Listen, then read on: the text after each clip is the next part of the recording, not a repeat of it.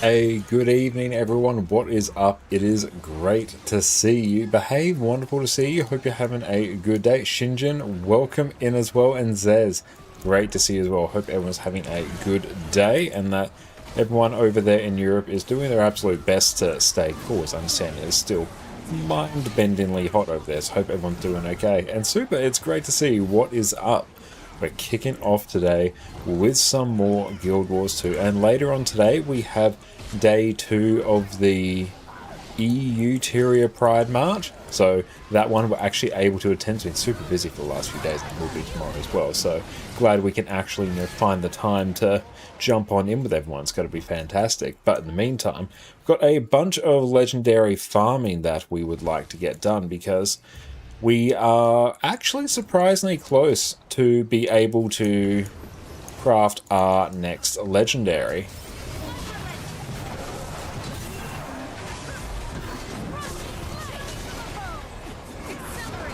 So yeah, we'll see where we're at after this. I think I need a few more spirit shards. Is the actual Pride March? Yep, 100% there is. Hang on, let me go see if I can find the link to it. You can check out the Tyria Pride Discord where they've got the event in there. So hang on, let's see what I can do. Oh, let's try this. No, not that one. Let's go copy link. We'll be doing the EU one. This is where we're at today. Yeah, that should do it. Oh, let's go down here. Whee! So yes, jump on in. It's going to be spectacular. We're fortunate enough to be able to do this last year as well, and it was a great time. Let's see if your skills match your talk.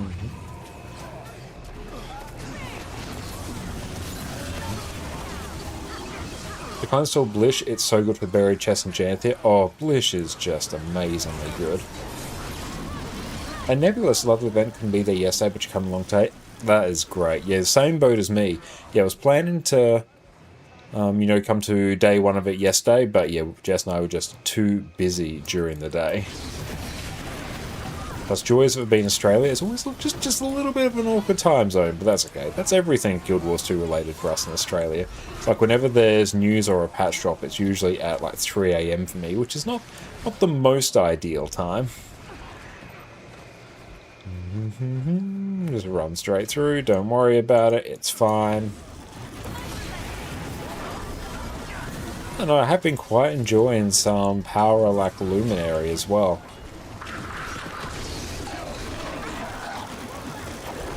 To be frank, it's literally every game for Aussies except maybe GGGP or we do in New Zealand. True, yeah, that's the one case where it might actually be alright.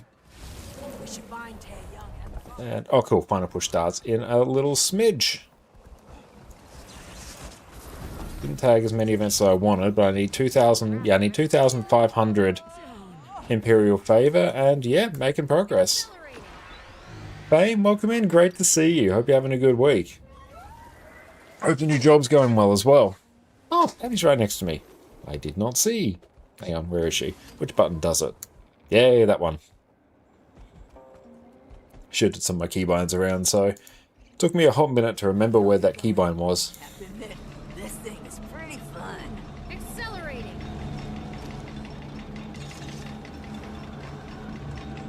Barracone, welcome in. It is great to see you. Hope you're having a good day.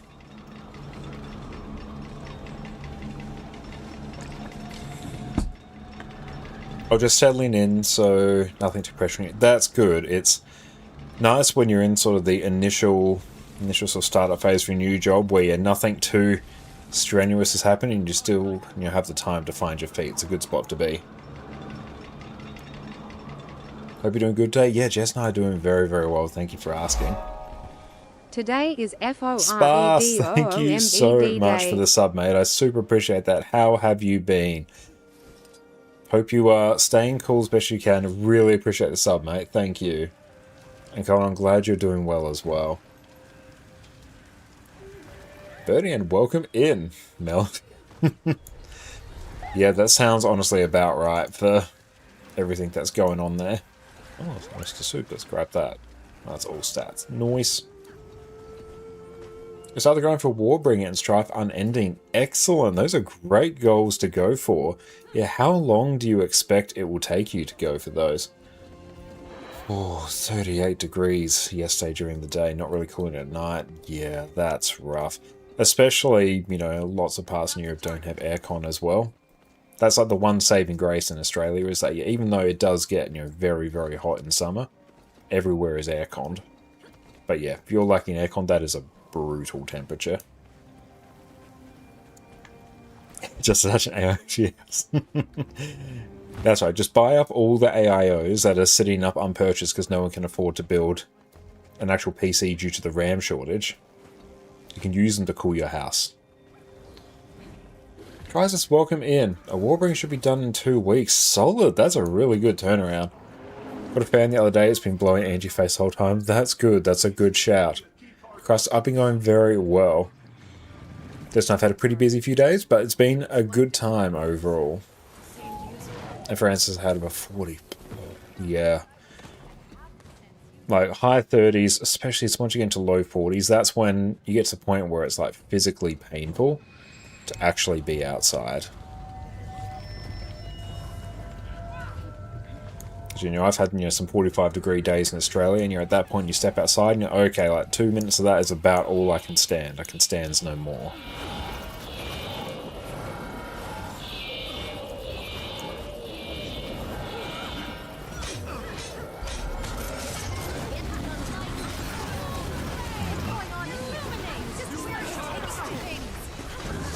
Ouch. See, pretty good burst overall.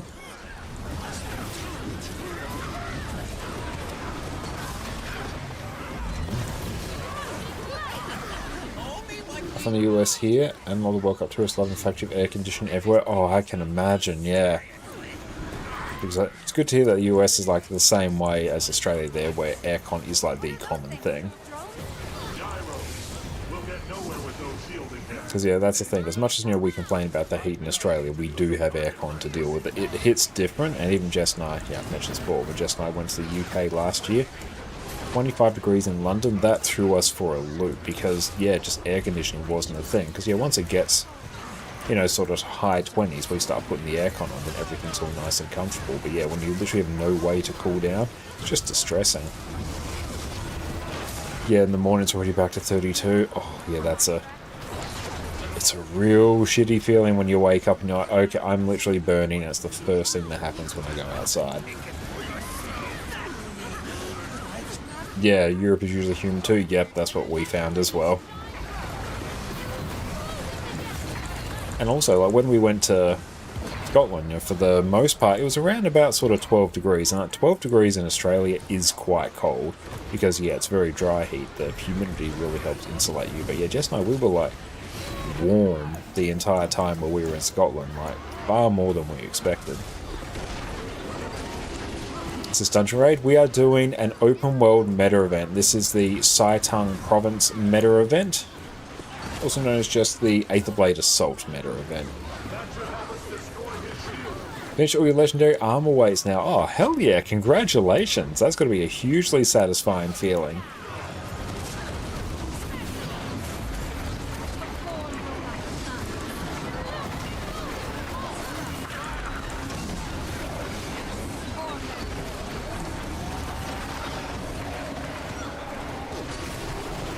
Is the EU making any effort making AC more normalised like the EU or US? Every year across the world just gets hotter, it feels like. I mean, it really is. That is climate change for you. I feel like if that is just going to be a requirement, obviously, air conditioning does not fix the issue of climate change, but yeah, for literal comfort, and honestly for elderly people, that is literally an issue of, you know, health and safety. That's going to, I imagine, have to be more of a thing. Well, more people seem to be getting mobile units.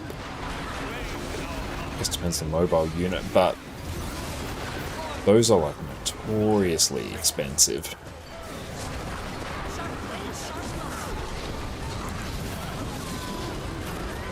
That's the same with like your bigger aircon units. Yeah, they take a bit to get running, but once your house gets the temperature, it doesn't take that much energy to maintain them, whereas a portable unit is like constantly fighting.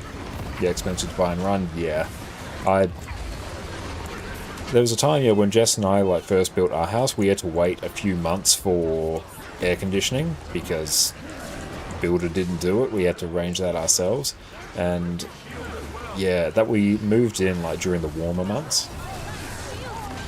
And yeah, it was rough. And yeah, we did contemplate buying, you know, one of those portable units, but we looked at how much it actually cost to run, and we're like, no. Once we actually got to winter, actually started mining Ethereum on some of our spare computers purely to heat the house, which it actually did work a little bit. Kept some of the rooms warm. We made something like $60 worth of Ethereum or something at the time. Didn't do anything with it, but hey, it literally warmed our house.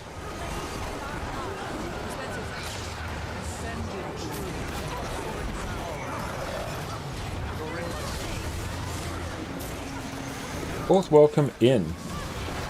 I was so hot yesterday in Denmark because I was cycling event yesterday and did 117 kilometers on mountain bike. You're so tired. Oh, in the heat as well. Yeah, you be careful. A heat stroke is real.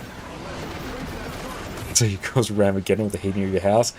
I had entirely reasonable specs. Now I was actually very much impacted by back when graphics cards were like monstrous. Because yeah, I've got a 6700 XT GPU, and like at the time I think it cost us like $1,200 for that, and it is not worth that much. Drank 8 liters of water and electrolytes. Ah, good.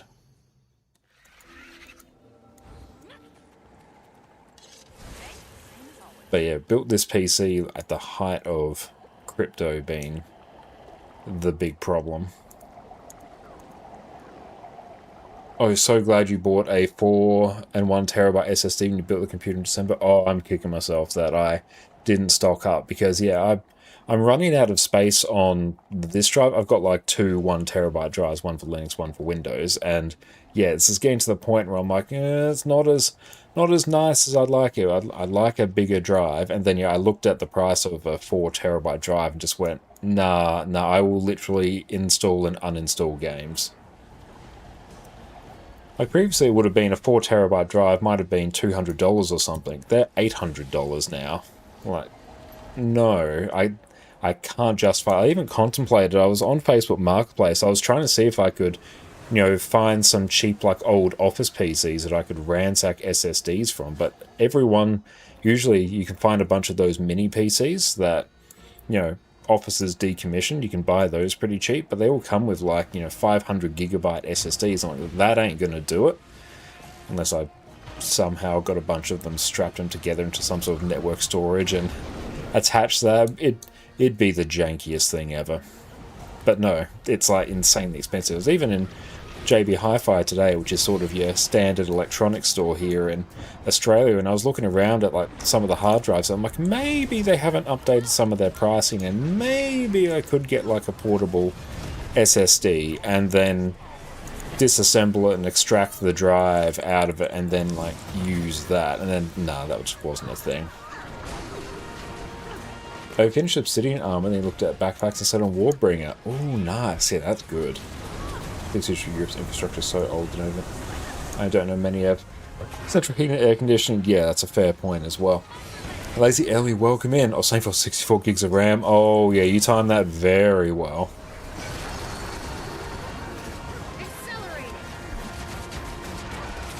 Your 4 terabyte was 340 euros already, around 500 ASC. That sounds about right, yeah. So I was at the point where they were starting to like really increase. It was a fortunate last year. I bought an external SSD before Jess and I went to the UK because I wanted to do a bunch of work and editing while we were over there. And yeah, I saw one, it's like a Samsung 2 terabyte external SSD, and we saw a price on Amazon. I think they marked it incorrectly. They priced it as though it was a 1 terabyte, and we saw it in, you know, JB Hi-Fi right there, saying like, oh, here it is, it's right here. So we showed them the price on Amazon and said, can you match it? And they sort of looked at us and went, okay. So we got that one for effectively half price. Got a new pair of headsets from the Gamesman. From 190, 85%, 85% off. Good lord. That is a save. 38. I think, do you literally buy a couple of them then? Just so you can be like, oh, when this one dies, I can just sub it out for the new one?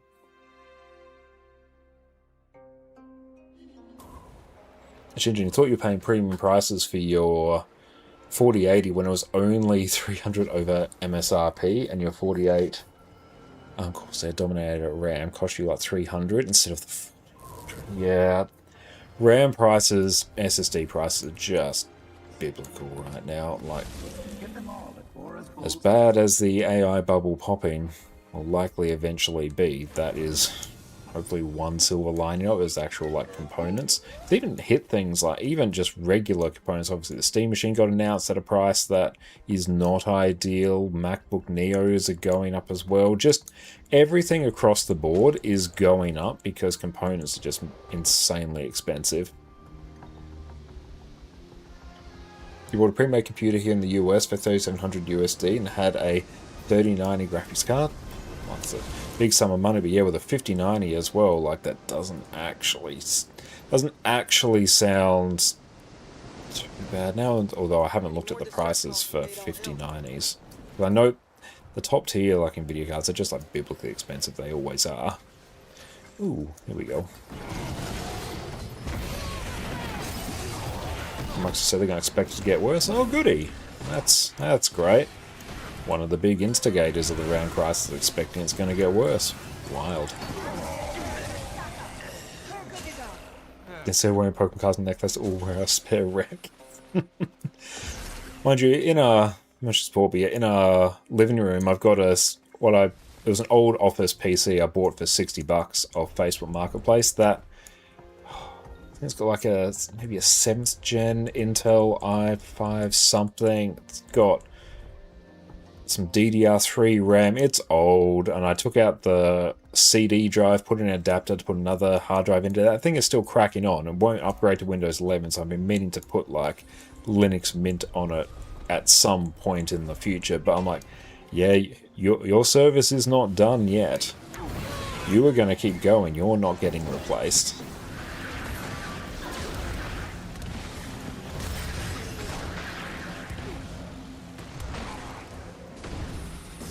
Although now you have a new PC, you decide to upgrade other Office stuff. Staying just arriving next week. Then probably new displays and audio stuff. Oh, good choice, yeah. Also chair, yep.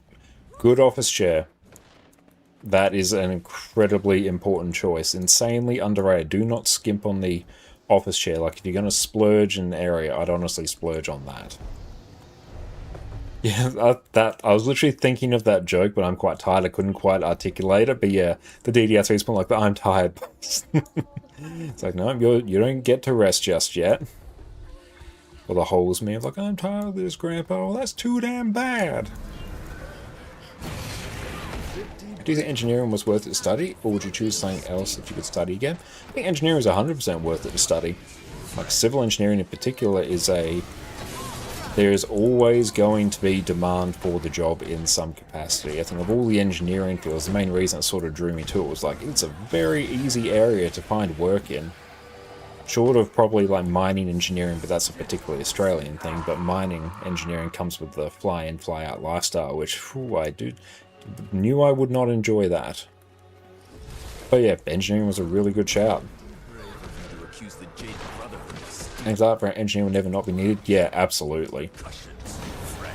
I think it's good as well to sort of, take a look at the place you are, or the city you're living in, or the places you're intending to work, and kind of, I don't know, take stock of kind of what jobs and what industries are big there, because then that can sort of inform, what field of engineering you're going to need. But, I did civil engineering and also did like a computer science degree as well.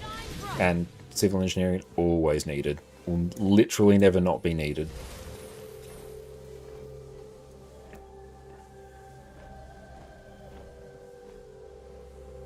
And Shiki was too. Yeah, I'll study engineering in Guild Wars 2.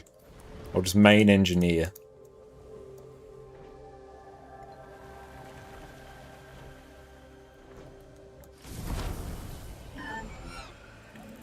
And Barrack, your old desktop was 8 years old. Well, that had a good life there.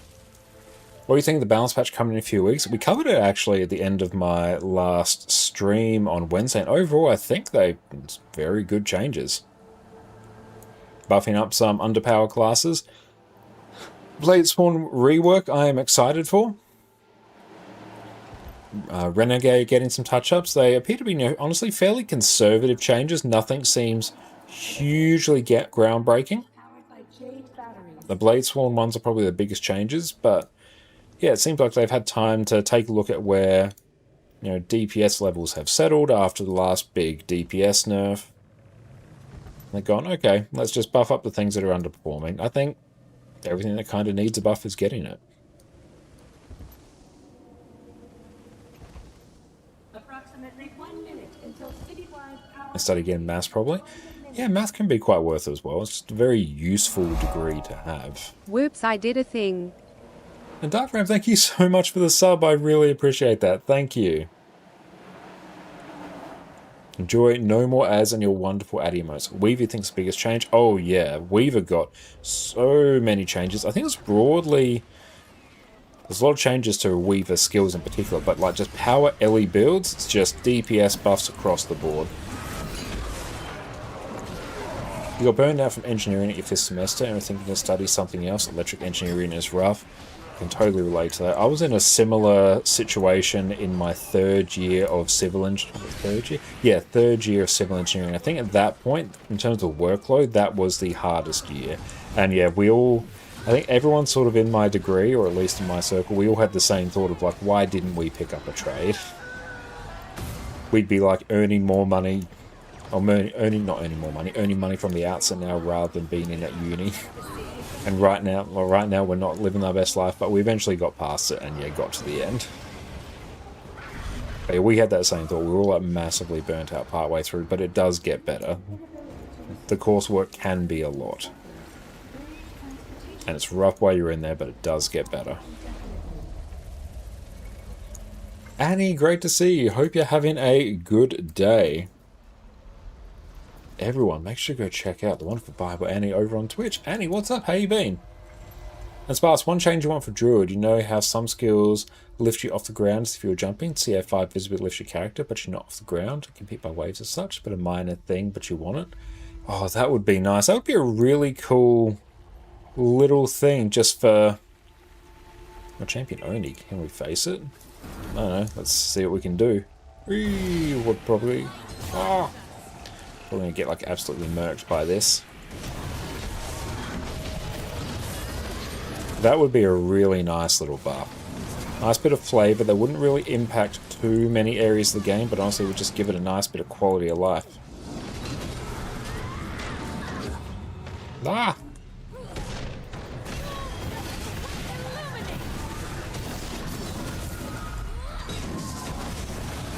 Someone help. Help! Slow-mo today. I'm still in super chillax, so I'm glad to hear that. And yeah, I might be easing into things a bit as well in terms of, I don't know, getting past my own slow mode. Jess and I had a good day today. She went to a friend's bake club today, but we were up very late last night prepping her cake. She made a Sleeping Beauty themed cake, which came out really, really well.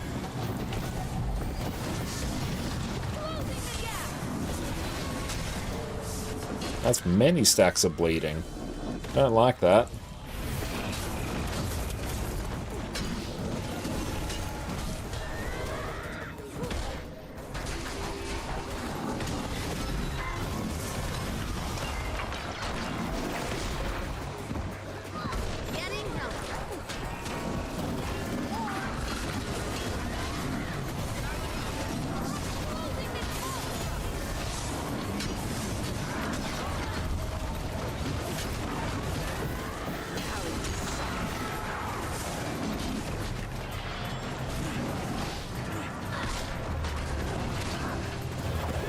Don't know if we get some achievement or something for doing this, but we're going to find out.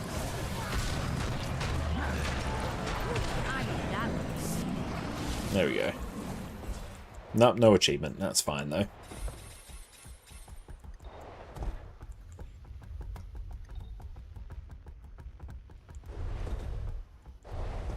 Rayquazo, welcome in, mate. Great to see you. How have you been?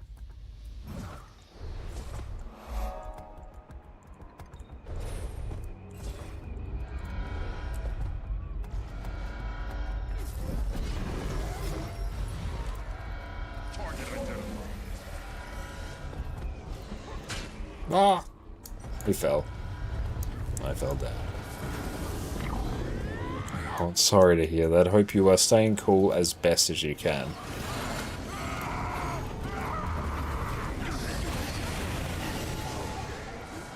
I'm going very well, thanks for asking. Unfortunately, it is a lot cooler here in Australia than it is in Europe. It's been, honestly, for us, a surprising cold winter. It probably corresponds with the very hot summer that you all are having over there.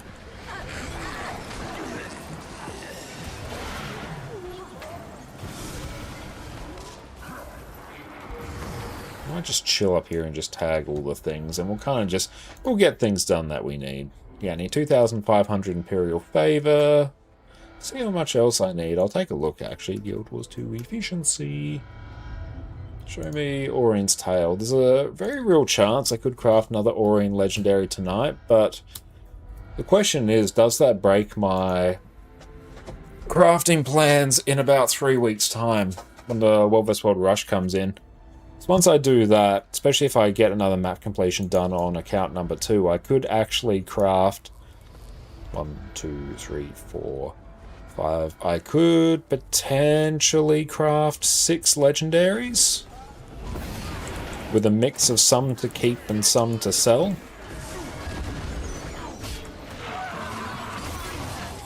And the selling will obviously be to fund the ones that I keep, but I may actually come out of that richer than I go in. But if I use up all my gold now, I won't really be able to take advantage of that. Well, I will, but it will take me far longer. That's sort of what I'm tossing up. Okay, use my own mats, please. There we go.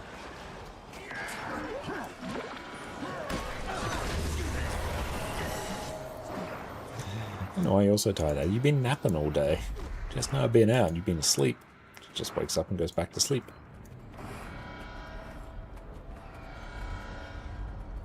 Yeah, I gotta kill the swords. Yeah, let's just... Oh, they killed all the swords? Yeah, they have. We'll just buy about here.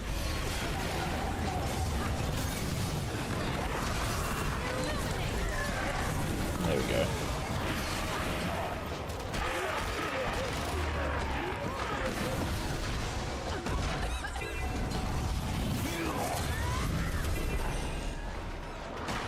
Let's keep an eye on those swords there.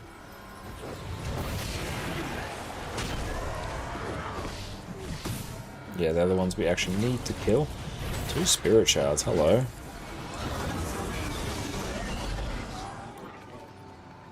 What a good day.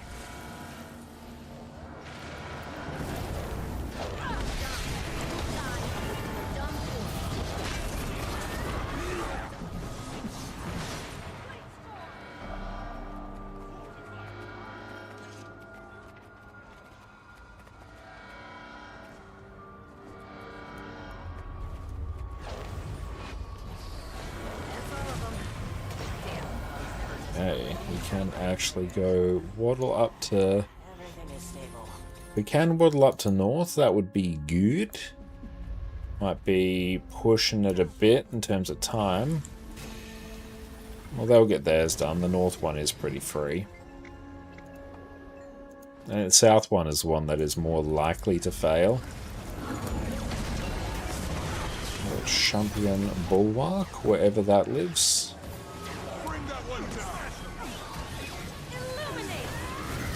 There we go.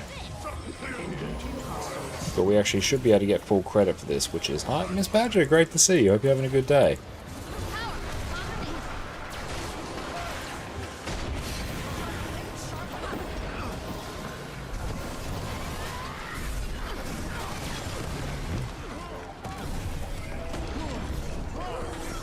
Big spinnies.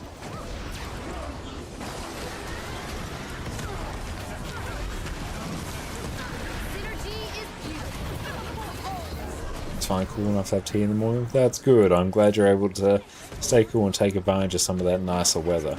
We didn't get full credit. We got partial credit. That's fine. Who is this? I don't have time for prank calls. Not a prank call.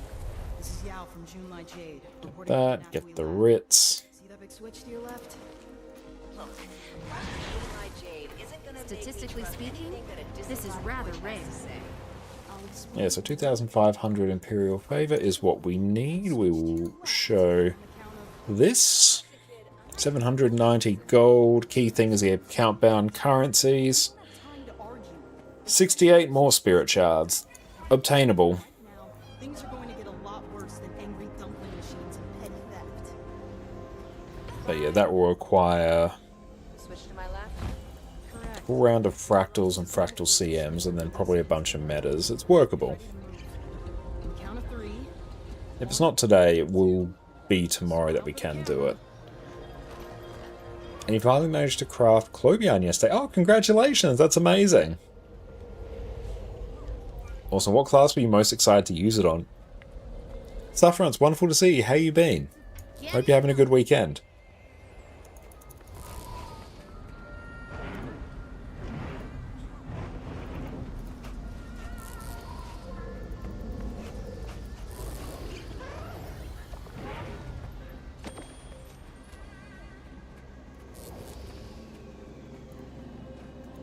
Oh, I know of a good use for this. And let's go here. I'll just tell this to update.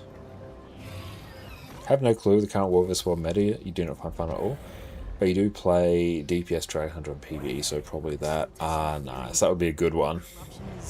Update every minute. Material's best path. That's a new feature.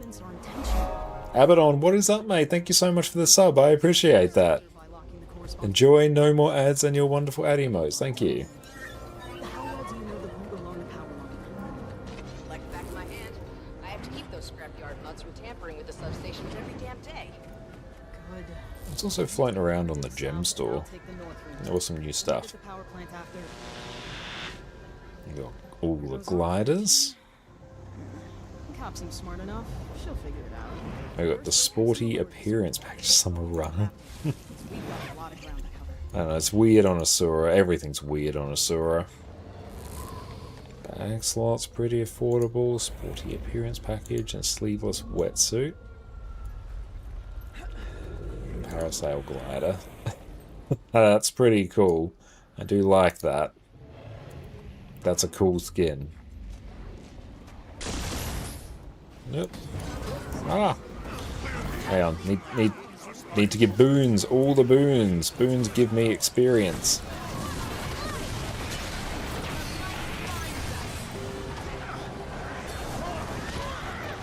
Turn off snap target.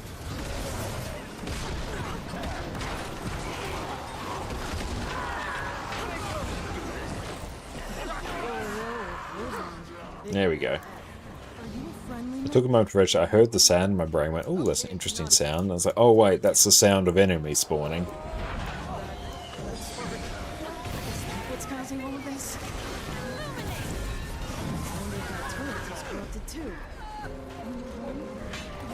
Let's see, do I have fun gathering tools? And I do. Very fun.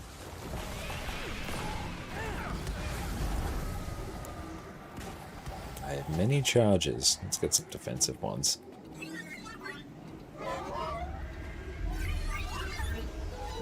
Deimos, Emo, Keller, and Greer. Oh, that's a good day, actually. Yeah, once we do some metas here, we could totally form up for some of those. Yeah, I want to get at least Echovile Wilds done as well. Everywhere. God, it's no wonder the entire city is so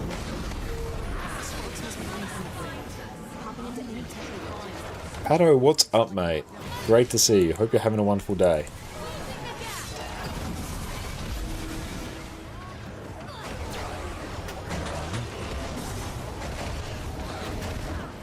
Ouch.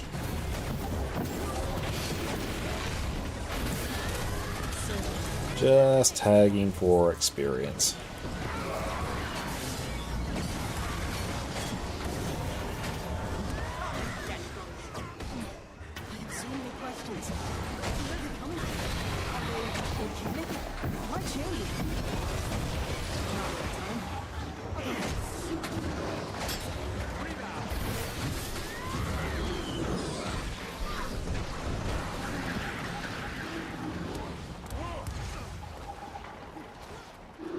Oh yeah, we should have enough Imperial favor after this event Locked and loaded. to get everything we need, which is good. I need someone to stay behind and watch the breaker. Keep those things from escaping. Or worse. The next breaker isn't too far from here. You still with me? Don't have time for a bio break. It's always weird hearing the character just unironically say bio break. I need an antidote. The way is lit. Bit hung over here. I'm sorry to hear that. On your mid-30s feels like Doomsday is falling on you. Yeah, the hangovers do hit a lot differently in your 30s than they do in your 20s. Jess and I are currently doing another watch through of How I Met Your Mother as one of our comfort shows, and yeah, there's a scene in that where, yeah, they show them being like hungover in their 20s, and they're still roughhousing, having a good time, not feeling sick at all, and then yeah, cuts to them in their 30s hungover, and they're like curled up on the couch and having the worst time, and yeah, that does feel true. I remember in my 20s when I watched it, I'd be like, that won't be me. I'm gonna have the vigor of youth forever, and then yeah, you get to your 30s and you're like, yep, I feel seen, but also don't like it. But yeah, stay hydrated, get some fruit, recommend watermelon. Watermelon's fantastic for it.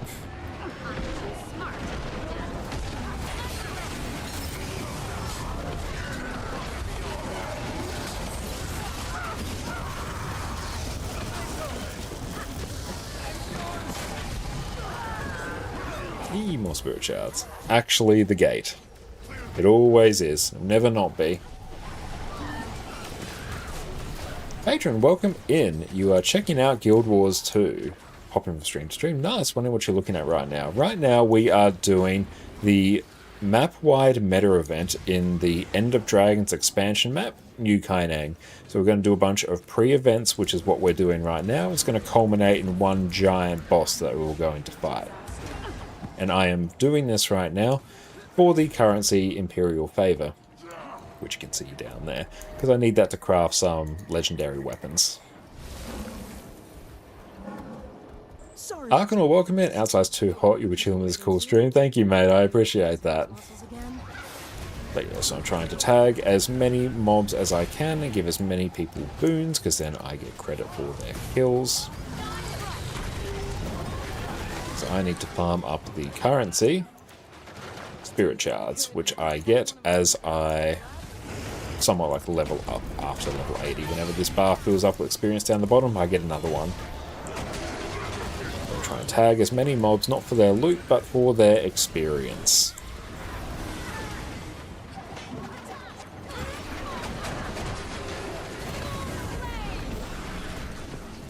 In the chest. But I'll have enough Imperial favor probably after this event. It's a big map-wide meta event. And then yeah, it just becomes spirit shard farming.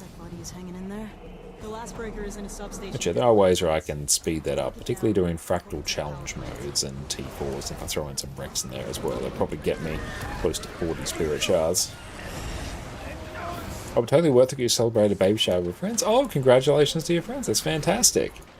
Usually those parties go with some wine or mocktails, at least as part of the world. Well, that's really cool. I'm glad you had a good time. I'm glad you got to celebrate that with them. That's awesome.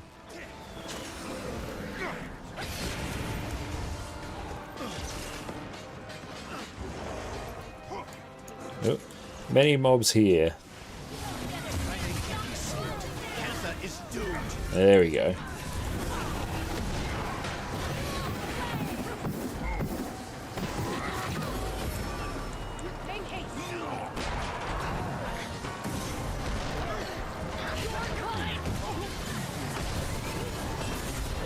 Also, me getting these jade slivers, the more of them I get, the more Imperial favor I can exchange them for. It's not a very lucrative exchange, but it is a way to speed up the acquisition of Imperial favor by just a little bit. I think we have this down.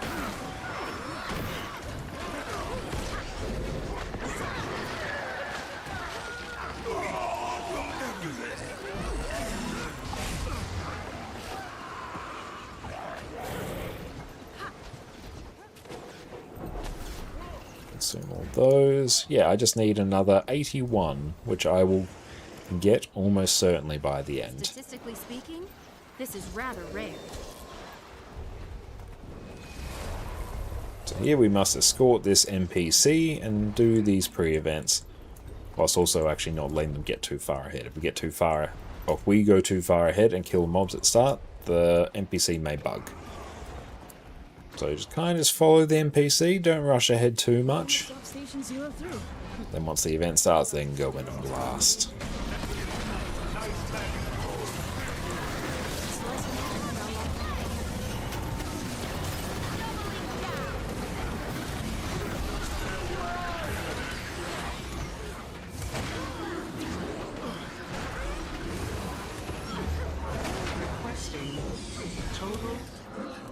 Let's go and move some out here.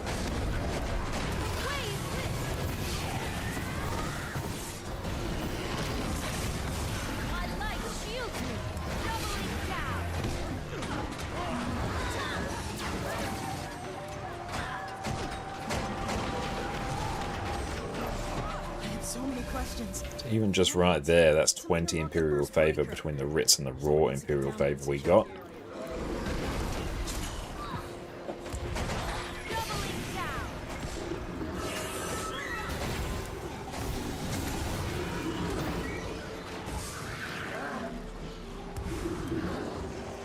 Breaker zone boxes under control. North is struggling. Might actually have to go assist.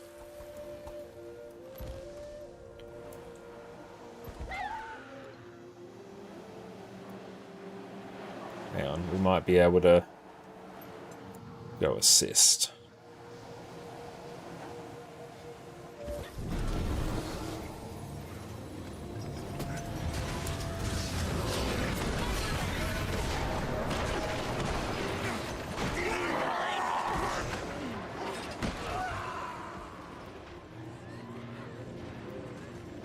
And so what do we have to do here?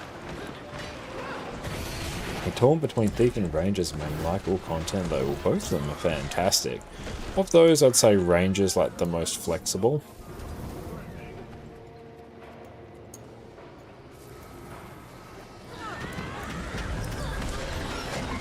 But both are great. I was a Thief main for a very long time. I always bounce around between different classes in Guild Wars too. In fact, the game encourages it.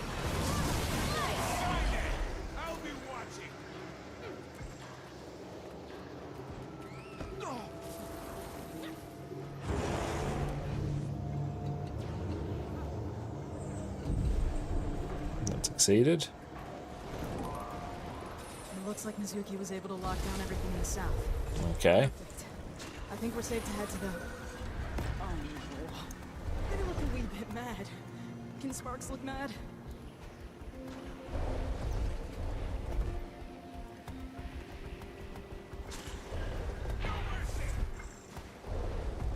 Super. You see how Harb is getting its Grandmaster traits reworked to be interesting instead of having them just be stat buffs. Actually, I'm more excited to try it, especially when we lose more HP and gain Blight faster. Yeah, I'm really excited for those changes as well. It's a good rework to Harbinger in general. So I think they've done a wonderful job with that. They just make it more interesting to play. Because yeah, basically every Harbinger trait, it kind of just works the same. As you go into Shroud and you pulse extra effects.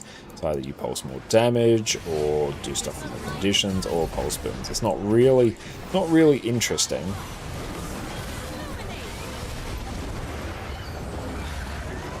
So yeah, that's going to be really good.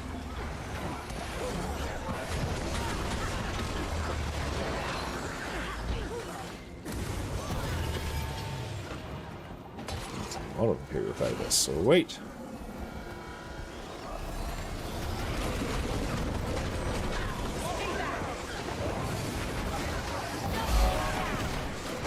Hey Froxdeer, thank you so much for the sub, mate. Appreciate it, thank you. Enjoy no more ads. Enjoy wonderful ad alerts.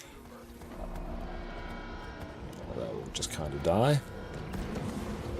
I wish they reworked more traits out of just stat bumps and make it more interesting. I agree. Parvox, thank you for the follow. Excited to see Condi Bladesworn being a thing.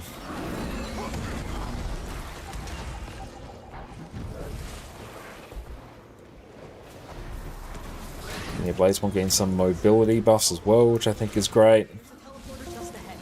It'll take us right to the power plant. So I was just playing a bit of Bladesworn the other week, and the main thing I was thinking was like, oh, I really wish I could move when I'm charging up my Dragon Slash. And I won't be moving that much. It's the slow Deadeye hobble rather than your full speed movement, but it's movement nonetheless. Just after your Bladesworn special, you're going to try it again? Yeah, I'll give Bladesworn another shot. Interested to give Condi Bladesworn a go. But yeah, I'm keen to see what the differences are. Like, overall, the inherent playstyle of the class I don't particularly gel with. I never have, so I presume it's going to be quite similar to what it is now, just probably a bit more user-friendly. But I'll see how much better it feels. I found it to be a very fun one when you're just running around by yourself in open world. That felt fun. But yeah, one thing I'd really like with Bladesworn is to have its reliance on precasting to get all your damage buffs and your flow reduced.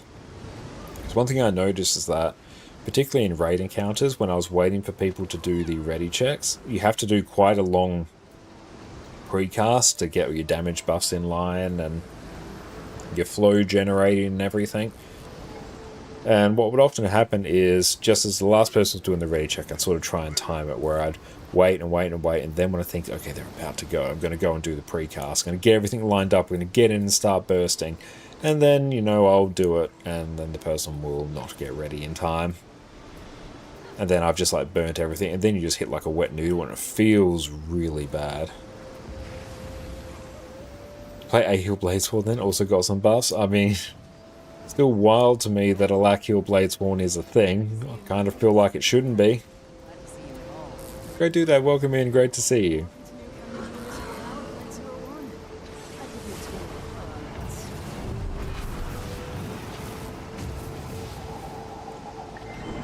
Do I even want to know what made that noise? Probably not. Let's see if I can override the security lockdown. One time game while we are late? Yeah, we might. Ready? Guess so. I mean, I think I've actually... Yeah, I will literally have enough. Yeah, we have enough Imperial favor. It is done. You want to tell me what that thing is? June sort of Very exciting.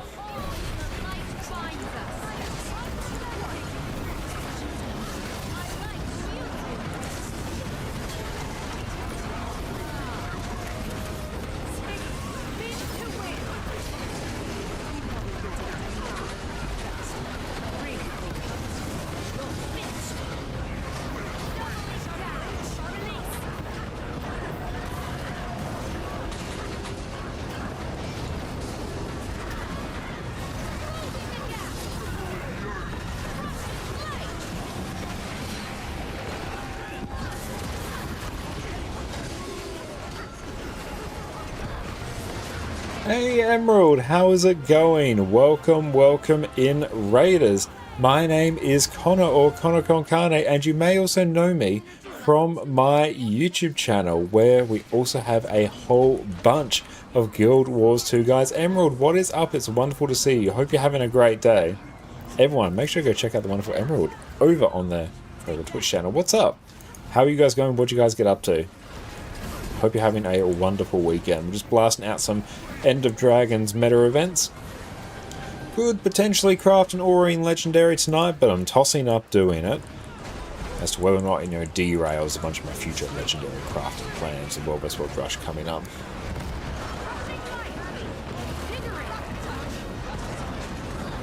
PK, great to see you. Hope you're having a good day. Yeah, what'd you guys get up to today?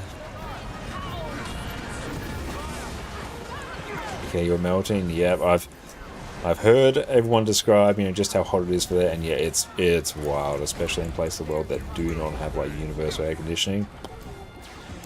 Like 40-45 degrees in Australia is bad, but at least we have aircon. Oh, that's cool. I'll take great doodad.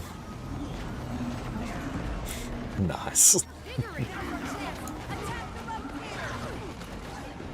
Right on. Take that. Pikatsu, welcome in. Great to see you. How you been? Kazuda, what's up? When is World West World Rush? That is in... It's July 21st. I went on Tyria Pride NA event today. Super fun. Oh, nice. That's awesome. Yeah, we'll be doing the EU one later on tonight. That was the one that, with everything else Jess and I have going on at the moment, we'll actually be able to make. But yeah, how was it? I'm super excited because we did it last year, had a great time. Keen to do it again this year. Not CC? Yeah, should do the thing. Let me actually target the boss and do useful things.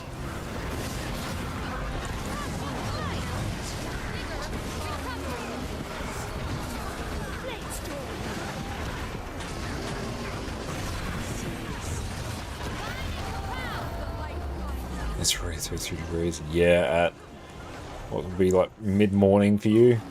That's a lot. So it was your first one, the amount of people joining the event's incredible. Oh, I know, it's insane the number of people that do it. Yeah, I was shocked as well. Last year in my first one, like, maps were filling up. They had overflow maps. Especially, it's really wild to see, you know, map full, you know, prompts pop up in core Tyria maps. Like, it's just wild. Blue Rambles, how do you see anything during the raid? It's a very good question. You sort of learn what to tune into. Like, say, for this boss, that jump. That's the one thing I need to watch. All these other AoEs I really don't need to look at. So I'm not actually looking at everything and taking it in. I'm sort of picking and choosing what I look at. For each boss, there'll be key things you need to keep an eye out for, and a lot of other things you can kind of disregard, aside from just don't stand in the bad. Other than that, I'm keeping an eye on my actual skills down here, so I know what to press and when. And there are ways you can sort of tone down the severity of effects, but really you're sort of paying attention for a few key things. If they ever come back. And you tune out the rest. When the time comes. Hey, thanks for the inventory cleaning. And you've got a lot of panicked citizens out there, officer. Call me Mizuki. Oh, Mizuki. what a pleasant surprise. I guess I jumped the gun on my last introduction. I'm Yao, your local, mostly friendly agent or engineer. Give me a ring if you need a hand catching bad guys. Okay, now let's salvage that.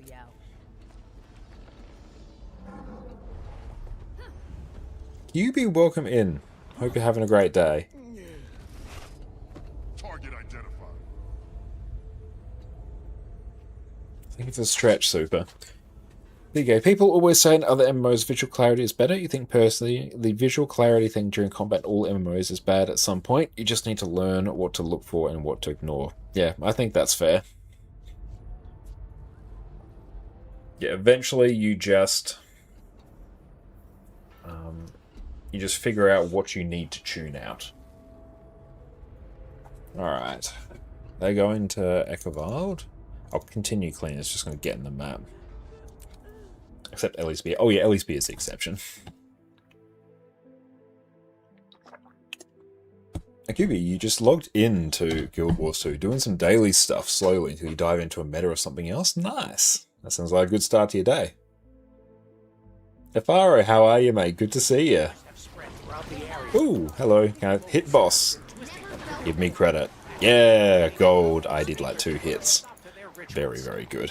The spirits are back at rest. Where are we going? That one's done. The whole area has a calm it didn't have even minutes ago.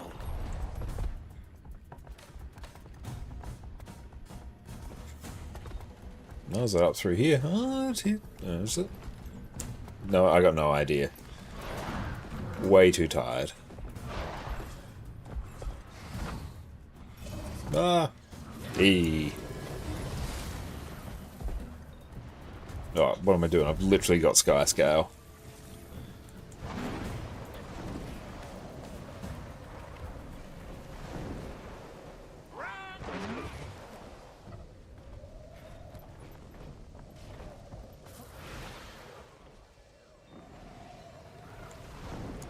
FF14 visuals, you watch Wirepath do some FF14 bosses and so much crap. He told me he only had his own effects enabled. Wow.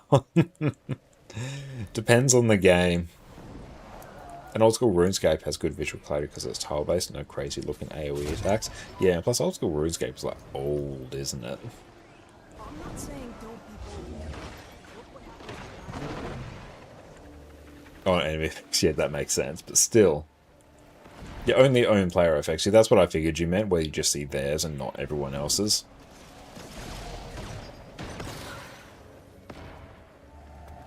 Excellent. I might just park my couch, go take a quick break and go and stretch my leg. Glad we got into this map now. But yeah, sit tight everyone. Be back in a smidge.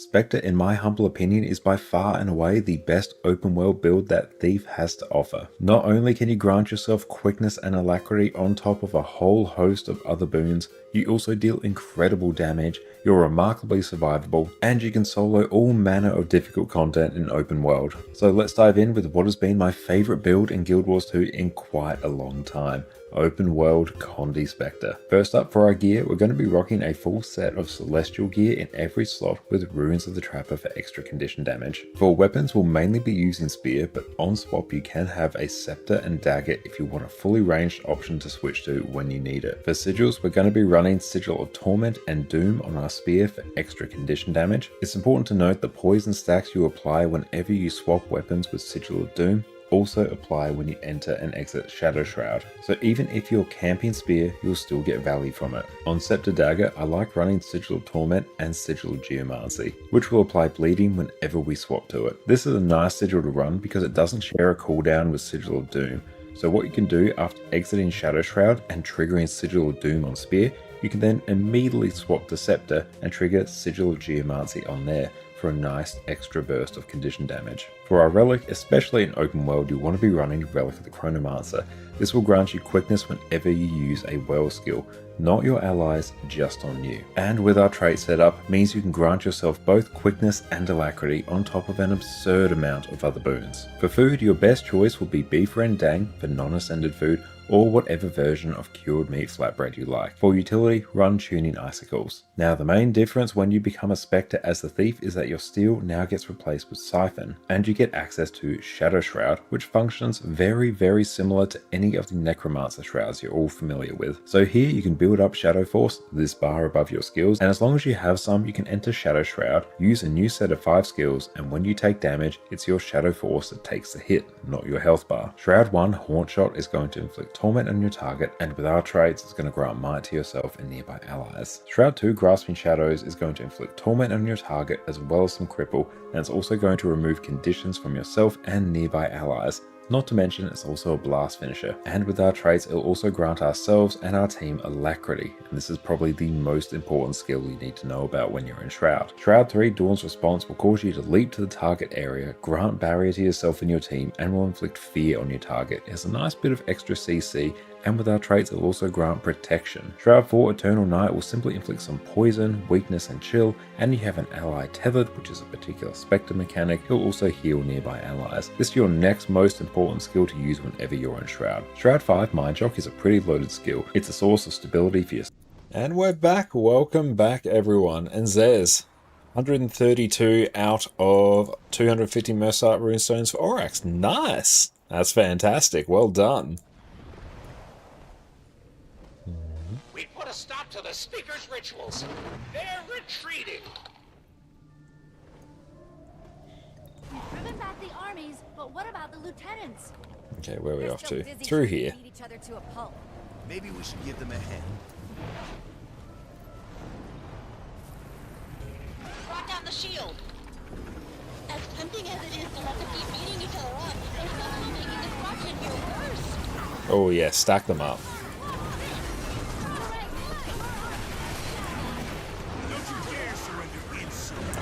Nice. That's what we want. Look at that. No splitting the group.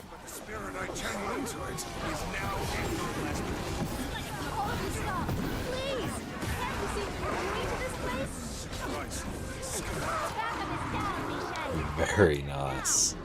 I think not. Oh, I know of a good use for this.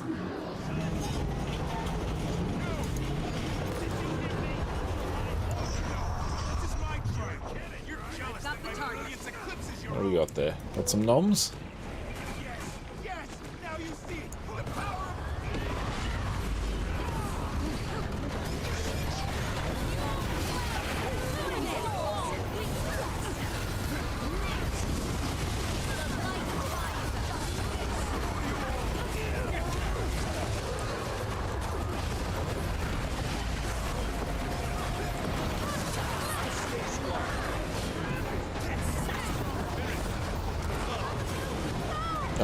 loot instantly.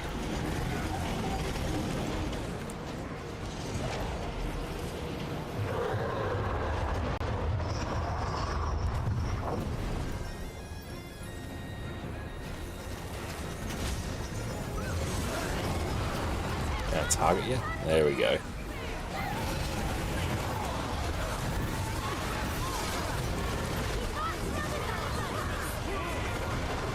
$60, cool.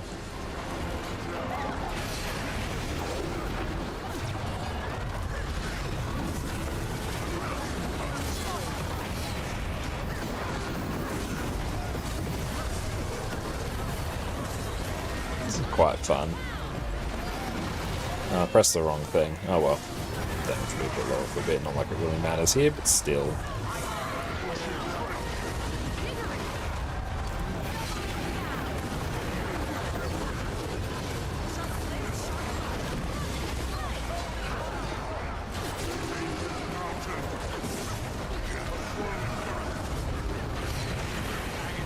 There we go. Actually did the right loop.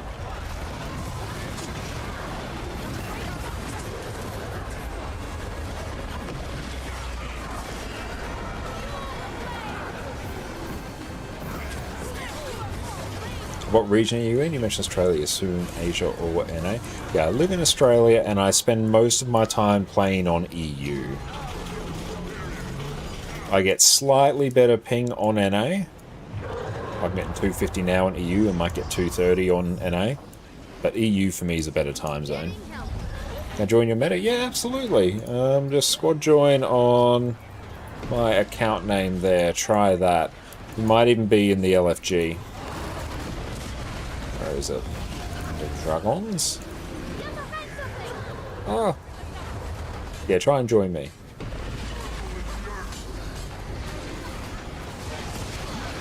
On the EU squad? Oh yeah, we got like an absolute unit of a squad on EU.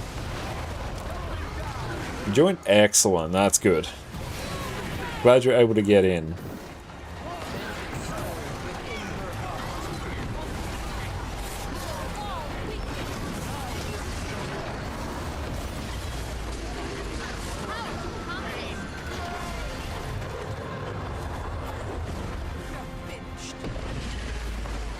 Rip.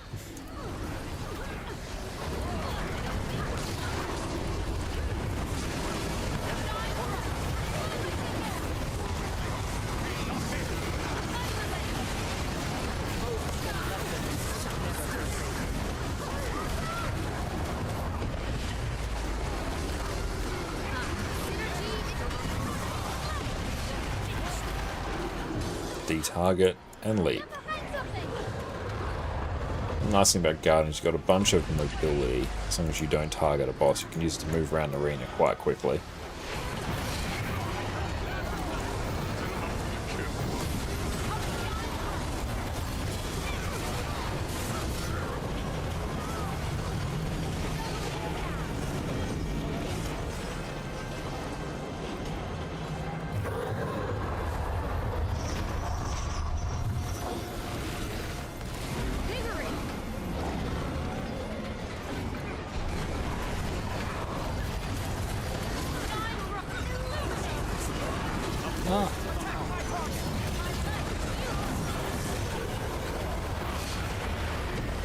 Can I actually target you? Hello? Let's find this one to be a little bit tricky to target.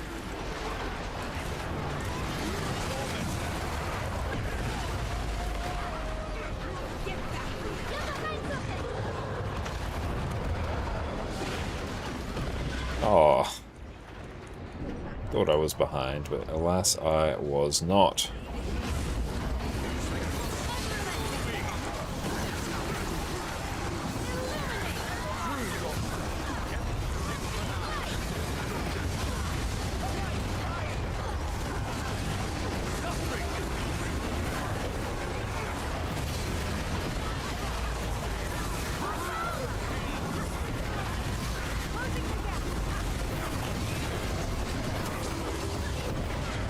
Perfect, there we go. Why can't you join instance? That's weird. Yeah, that is weird. I should be on EU. Did you forget the part part where it squashed Mi Shen like a bug. It wasn't operating under our orders. Ugh, Just- can you stop fighting and listen to me? We all need to work There you together. go. Going to There Dragon won't be Stand. anything I'll left just to check that fight I'm on for. EU. I'm pretty sure I am. I bounce between them depending on what day, and there's always a chance that I forgot to swap. It does happen on occasion. Map 4 could potentially be that. Okay, no, I'm actually on NA right now. That will be it. Yeah.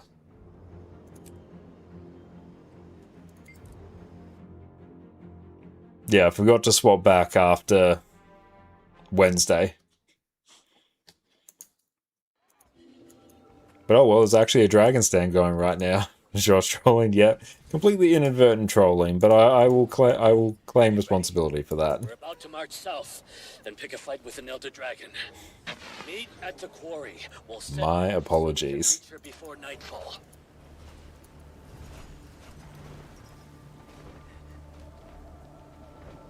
Kind of assumed you're on an ace as a Josh move to forget swapping back. Yep, that's very true. If there's ever a chance for me to forget something, just assume that I have forgotten it. It's always more likely.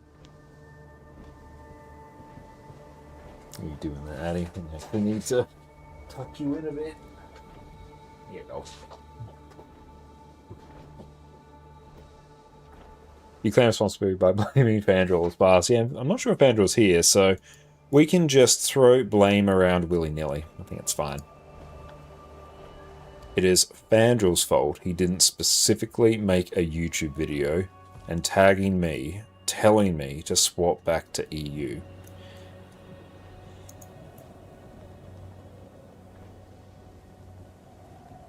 And as a Readnet partner, I can switch for free. But I also do have, well, I have more than 2 accounts, but I have an NA and EU account that are played regularly.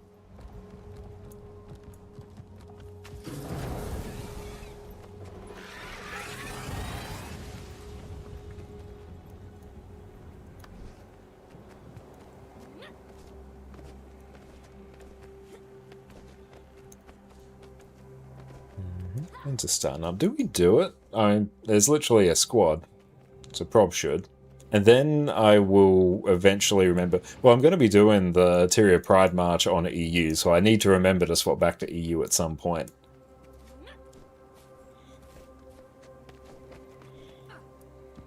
And sub 2? I'll go sub 2. There we go. Yeah, I'll do it.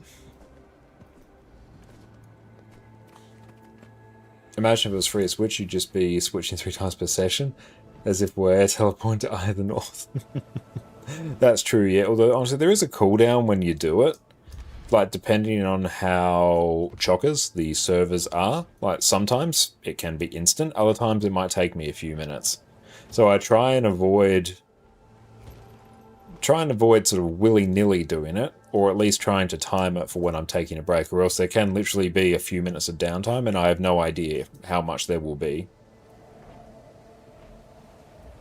An ArenaNet server infrastructure, honestly, like it would probably just, if everyone was swapping backs and forwards, it would just sort of hold everyone and be like, nah, you can wait your turn. We'll let you in when we're damn good and ready.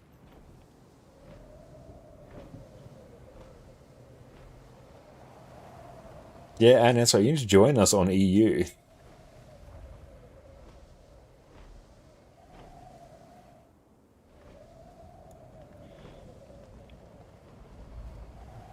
And obviously you've got like our friends who are all on NA, so that makes sense. But yeah, I think you will probably find that the time zone tends to work better, I think. Oh, Champion Oni, oh dang. Yeah, we have we do. We have excellent cookies.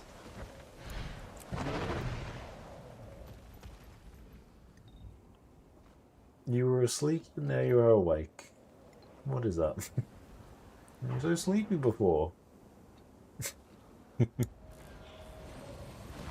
Actually, you fall victim stage just like I did. Yeah, see, what happened is the EU account started as a means to fund the NA account, and then the EU account became the main account.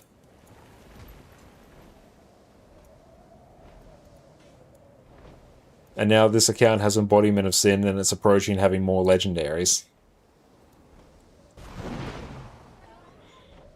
The only thing it doesn't have more of is core Tyria map completions, but I don't know if I want to do another 15 core Tyria map completions on this account to have more than I do on my NA account. I mean, I could. Don't know if I want to. No, I don't want to. That's a lot. That's a lot of core Tyria map comp.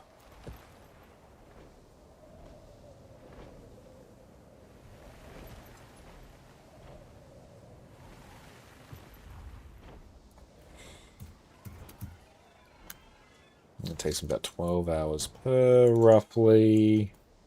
15. Okay, 180 hours.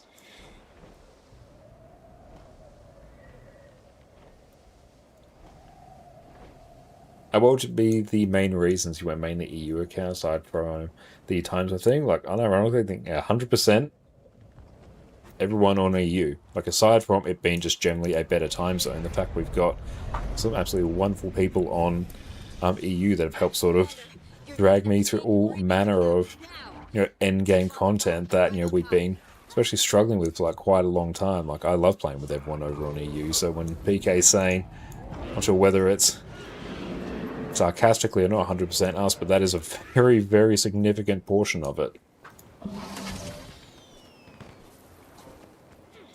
Actually, I love whenever I get a chance to play with everyone on EU. It's fantastic.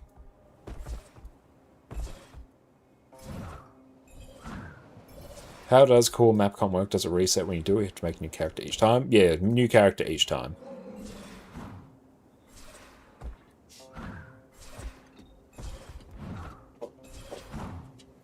like how you and raids and generally play with them. It's always fun raiding with you, Miss Badger. I like how I've just been completely absent-mindedly just running backwards and forwards. That has just been entirely on autopilot. Not a single thought went into how I moved. Explains why some people have so many ults. True, yeah, and the fact having ults is an incredibly high-value thing to do.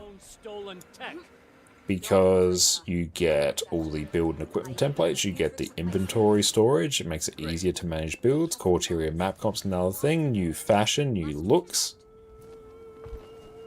Good. It seems we've come to an agreement. Wait, what?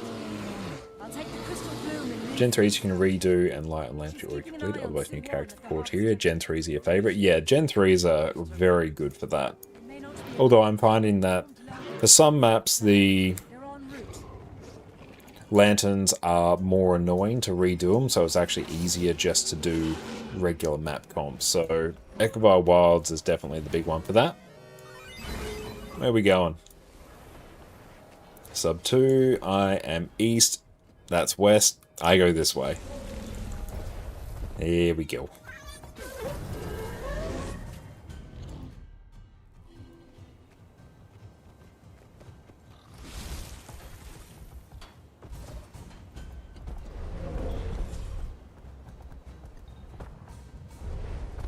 If I do seem a bit sluggish today, it's because Jess and I, as we were finishing baking her cake for Bake Club today, went to bed probably about 5 AM and we got up at 8. So body clock's a bit like, whoop. What you ask of us is an affront to everything we stand for. You forget your place. But her cake turned out amazing. It's a Sleeping Beauty themed cake. Continue. Thank you. It was my understanding that Cantha's well. And she actually was able to make it so that when you cut into the cake, it's got like a checkered pattern in there. I'll probably have some a bit later.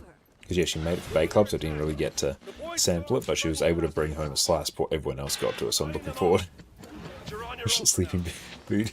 Oh, that sounds really bad. I will definitely need my booty sleep after this. Why, as detestable as the Brotherhood may be, this temporary truce with them is necessary. The time for talk has passed. Our day of judgment is at hand, speakers. Pickle Jonios. For the forest. Nuts.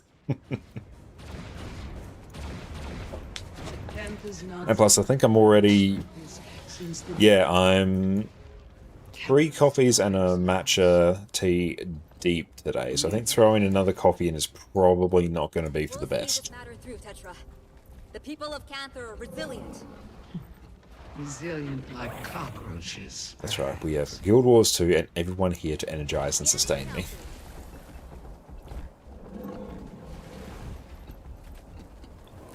Just makes me laugh.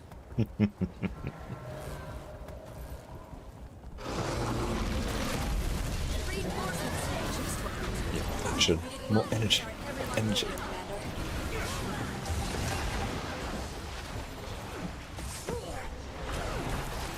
A matcha tea recommendation. You can only get so much sugar. You don't drink sugar, so it tastes really sweet to you.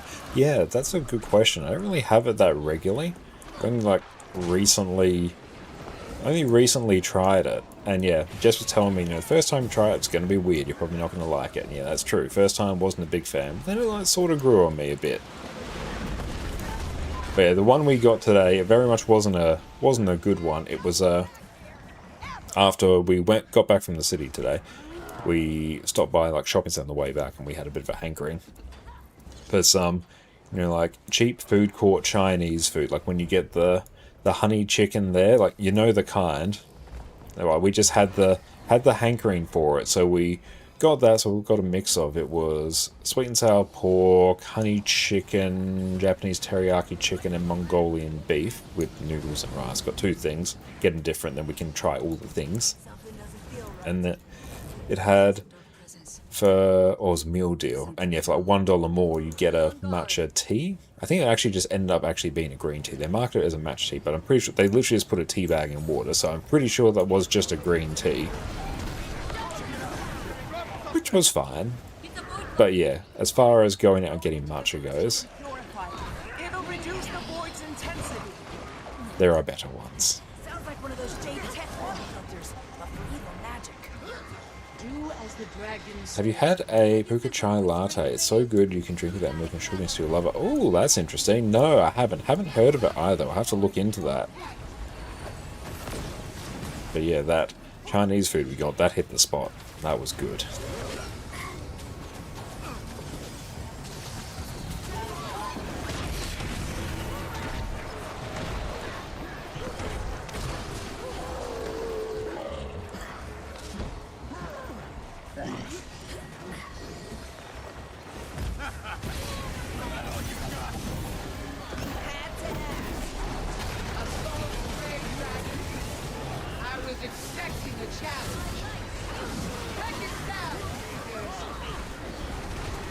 And also in preparation for Jess's Bake Club, she's making a Sleeping Beauty themed cake. We watched the original Disney Sleeping Beauty, and I've never seen it before. I just wasn't in my Disney rotation growing up, and it's weird going back and watching like your old Disney movies.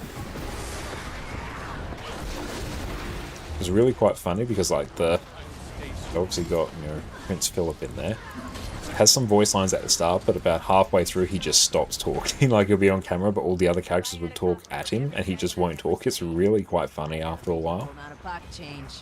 Then we watched the 2014 Maleficent movie, the live action one, and that was actually, I was surprisingly good. It was underrated. It was better than the original Sleeping Beauty. I was thinking about that salt spray dragon back there.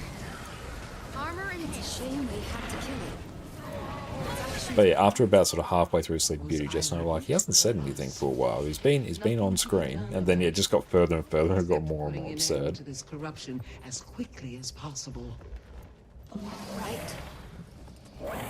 Let's hurry. Maybe you'd like a taste of my magic.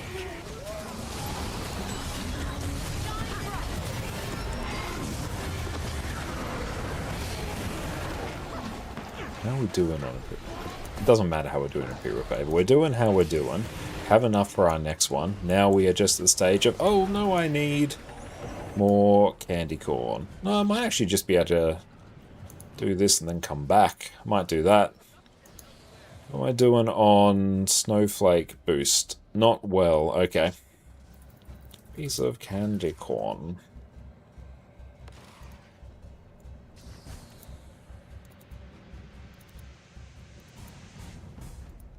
And Snowflake. Need to eventually get the permanent trading post merchant. Who knows, that could be one of our next goals. After many, many legendaries. So yeah, we got the permanent bank, which is obviously incredible, but yeah, definitely feeling like we need need a bit more quality of life.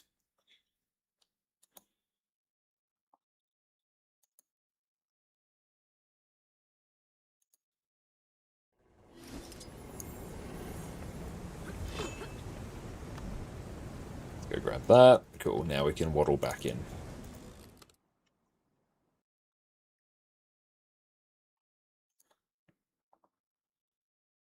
Just buy them in the gem storage, you need to unlock them in some way. The snowflake and the candy corn gobblers, they are both gem store items that come around in Halloween and Winter's Day.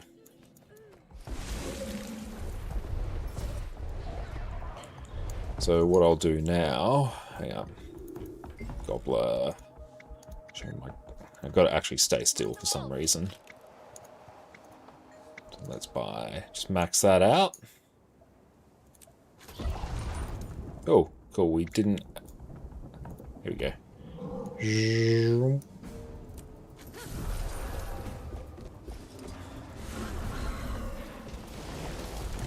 Or have a permanent bank. Or permanent bank, you either drop it from a black line chest, very, very, very low chance, or you buy it, which I did. It was like 5,000 gold for me to buy it.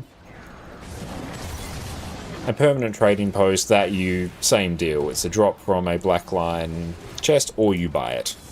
And I got the personal merchant express. On this account, I got it to drop from a black line chest. But yeah, permanent bank, I bought it. It was very expensive. Oh, that's freaking out. Apparently they fixed waterfalls from changing color. That was a bug on our last stream, but this is a new one apparently. Cool. There we go. We use that so we now have 12 hours of experience boosters, as well as the Festival Gobbler boost, which is 25% more experience from kills. There's also a few other things I can do to get more. We'll grab this, and then we'll also grab the annoying cat one. Cat one gives us no benefit, but 20% extra experience on kills. And Soul Pastry, monumentally cheap, gives you 15% more experience on kills.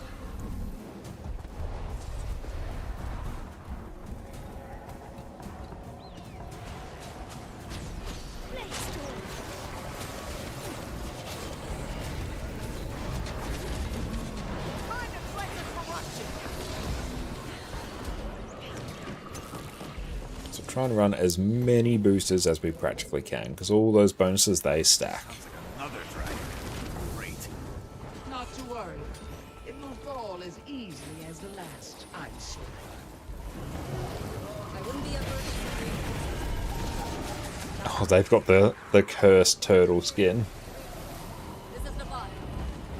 This is Oriel. Go ahead. We're just outside of staging ground Omega, and I've run into a complication. Yeah, we can kind of honestly just deposit all of our writs for now.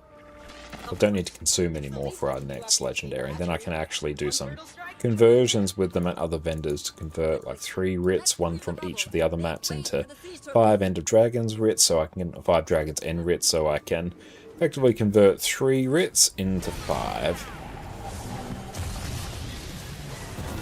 That's why it's good to not use up every single writ that you have. I'll quite often do it because it's sort of one of those do as I say, not as I do situations.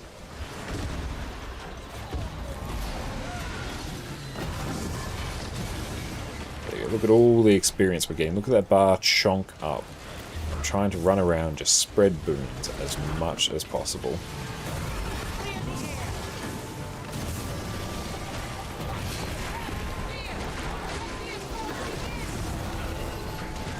It's turtle time. It's turtle time.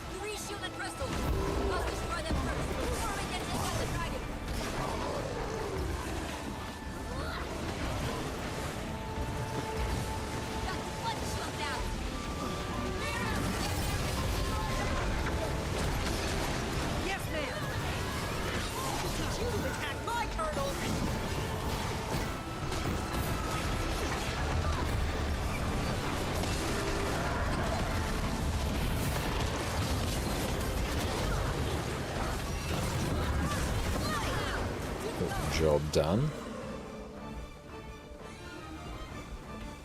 Oh, let's go tag more of these.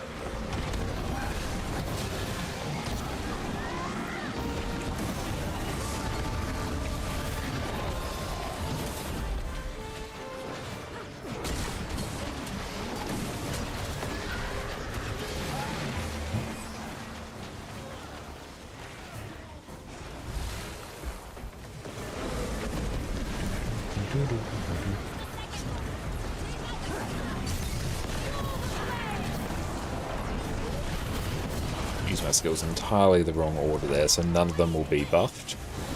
So gotta be a bit mindful of that.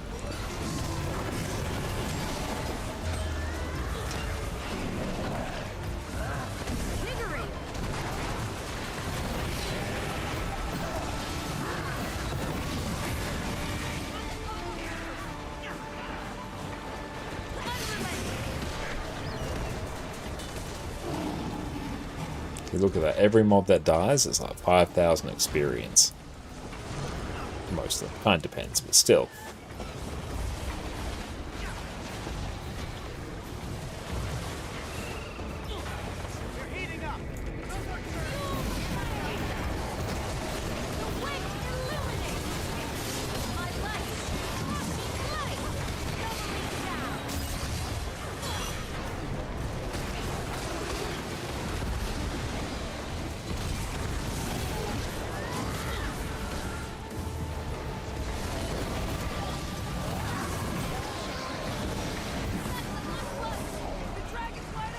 Cool, on to the champion.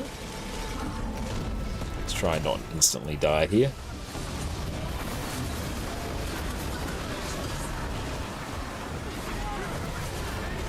Oh, I should really add some stability into my build, especially for open world.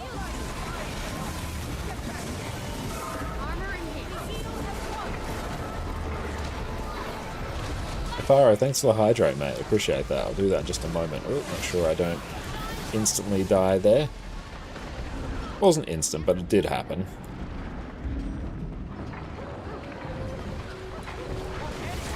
I keep forgetting that my elite is a big CC skill as well.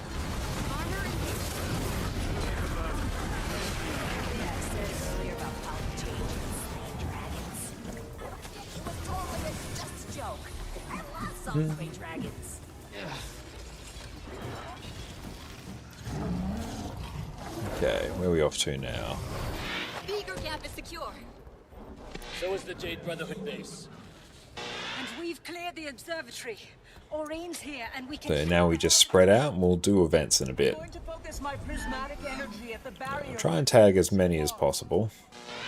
Hold up!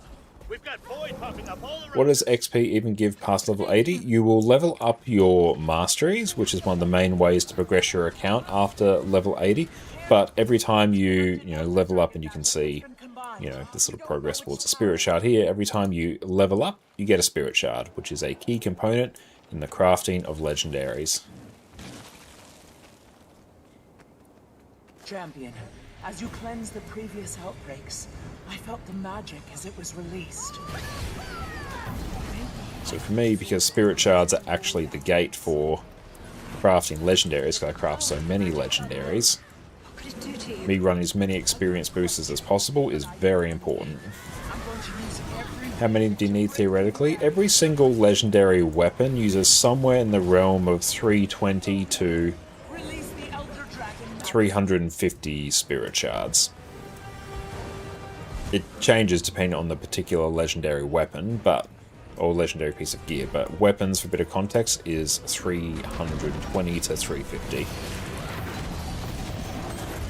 But yeah, when you're making legendaries every few weeks, it's quite easy to actually run out of them. There's been a lot of times after crafting legendaries where I've had literally zero. If you don't craft a lot of legendaries, you might even have a few thousand of them.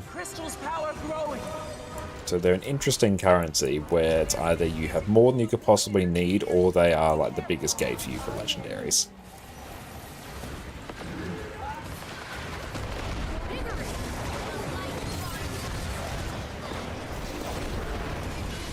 But you get more than one per level? No, it's one per, level up here.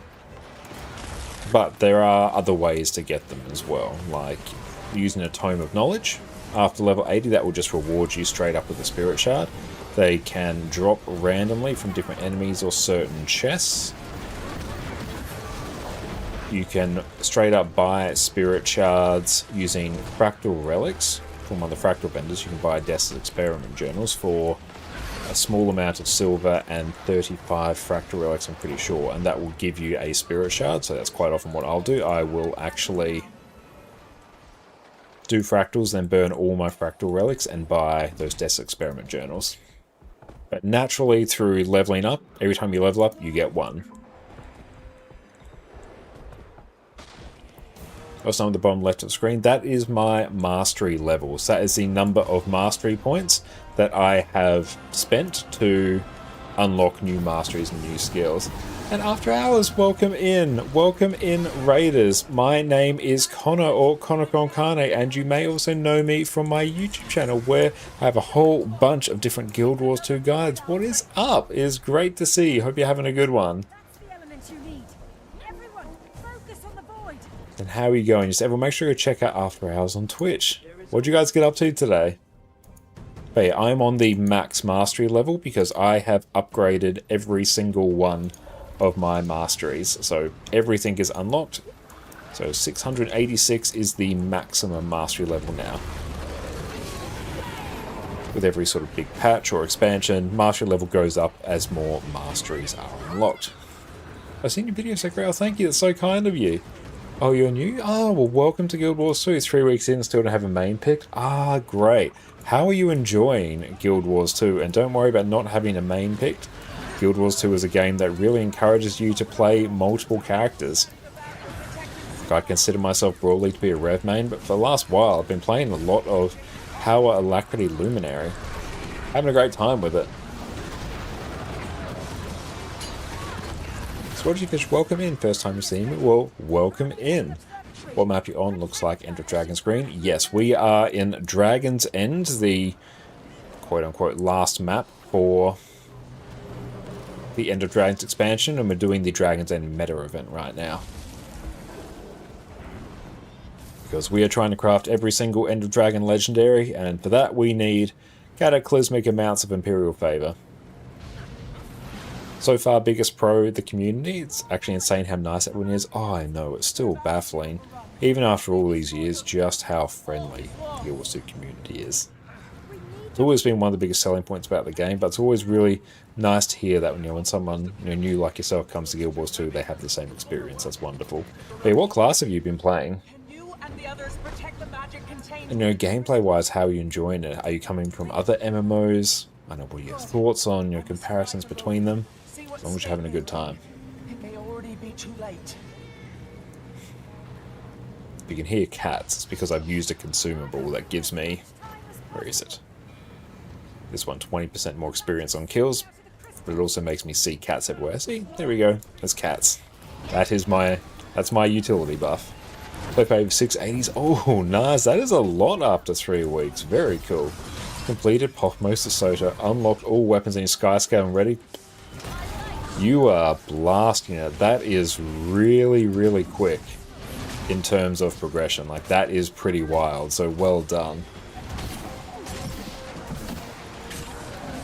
Oh, you have 37k hours and wow. Okay, nice. So massive MMO enjoyer. That's great to see. The Sky Scale achievement, you can bypass the time gate by spending gold. It is a big significant achievement, so honestly doing that as a new player after 3 weeks is really impressive. Like, that's a lot of effort. Cairo, thank you for the follow. And as someone who's done Sky Scale, the Living World Season 4 Sky Scale across 3 accounts, I know full well just how long it takes.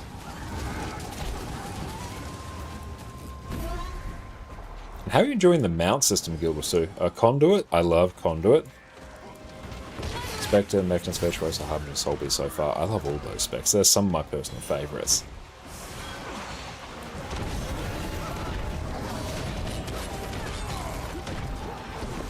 Of those, what have I been playing most lately? Of those, Conduit will be the one I've played the most lately.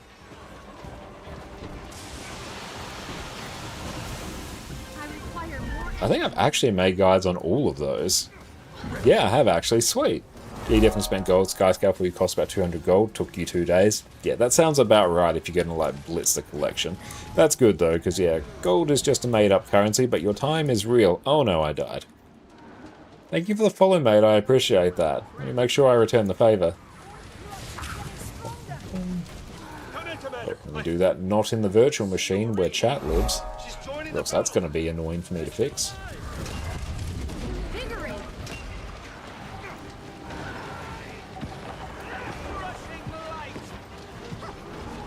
How do I actually do that in the interface?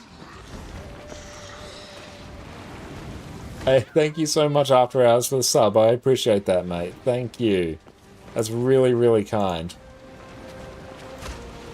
Okay, there we go. We can do it there. And where are we going? There we go. Done. Yeah.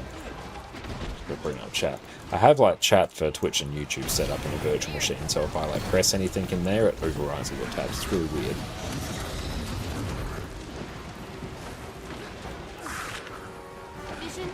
So, welcome in. Right now we are farming some End of Dragons meta events for all the sweet Imperial favor that it gives us, and later on tonight we have the Tyria Pride March as well.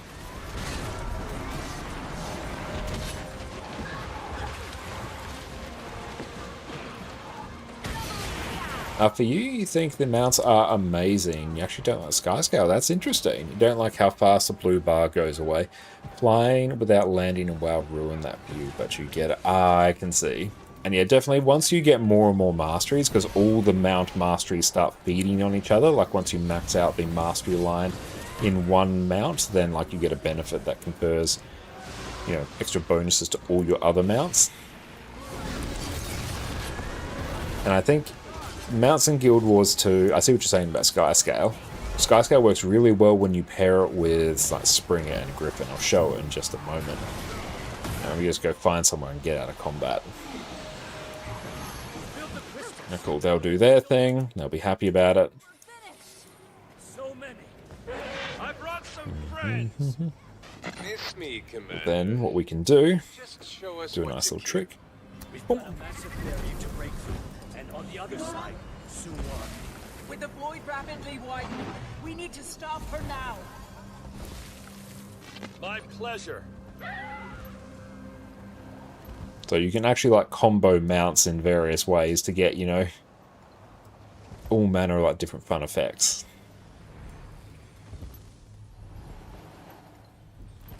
On my count. 3, 2, 1, fire! So all different masteries that start interacting with each other. And I've completely forgotten where I need to go.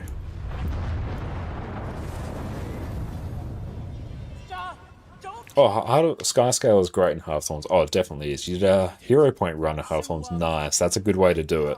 Yeah, those hero points in particular can be a bit nasty. You know, I'm completely turned around. I've forgotten where to go. I'll just wait until the waypoint pops up. Love the skimmer. Oh, once you get underwater skimmer, yeah, that's going to be fantastic. I'll be waiting for you with what's left of Suwan. Now, where is the thing? Oh, there it is. It's rotating. Sweet. Leyline skimmer is awesome. It is, yeah. And Garfield, you should show that off on every stream. I do try to. Whenever anyone talks about mounts in Guild Wars 2, it is amazing. Hang on. Oh, over that way. Here we go.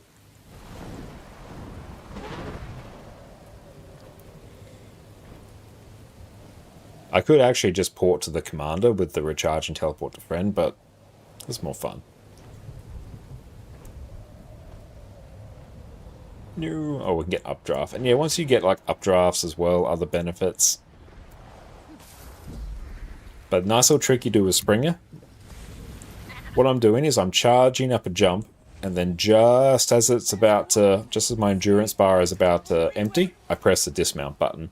So instead of, you know, doing this, and then, you know, maybe swapping to Skyscale or something, I can do that, and then gliding booster. Yeah. Oh, updrafts are amazing. Yeah, they really are. Especially once they start tying into mounts, is great. I get the way station.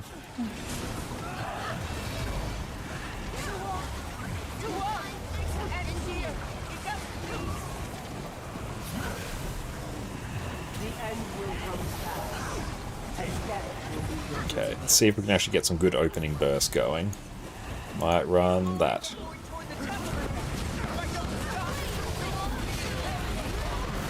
Alright, get some stability, try not and die. Yeah, didn't die. Sweet. Very happy about it.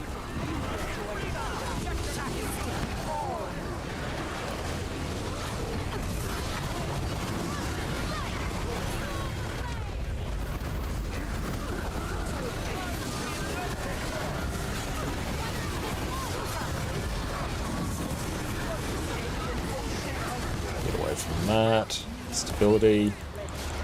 That's right, we can simply out-heal it.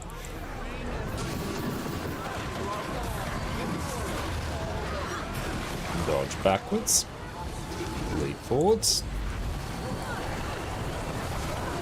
Oh nice, that just phased instantly. Sweet.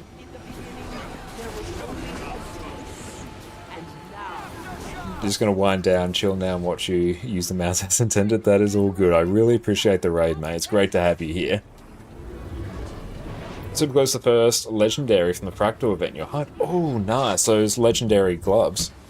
Grab some ascent accessories for the time being. Hell yeah, that's great. Yeah, the free legendary gloves from Fractals are insane value. I need like 100 more dust. Oh yeah, it's not too far away. Like, it's just like, I mean, not even a few more hours of Fractal Quick Play. But yeah, you're super close to that. That was a very nice achievement they added. I think they did a really good job implementing Fractal Quick Play.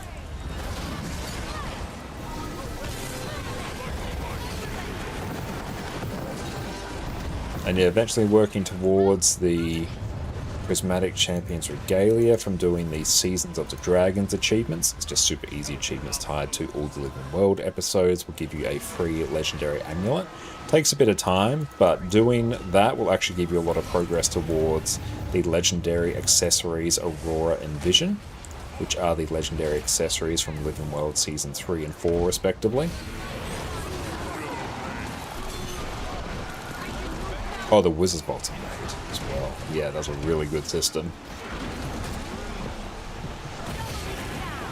And yeah, I've made a guide particularly about farming gold for new players. There is so much value to be had in the Wizard's Vault as new players. So if you're looking, like you've just reached level 80, you're wondering how to get some gold, you know, gear up your first character and really kick off your account, the Wizard's Vault is where you will get it. Oh. Yeah, Fractal Backpack is great. Ad Infinitum, love it. Yeah, the Fractal Legendary Gloves are super easy. They really are, and for the most part, it's straight up just do Fractal Quick Play. Ah! Was not paying attention.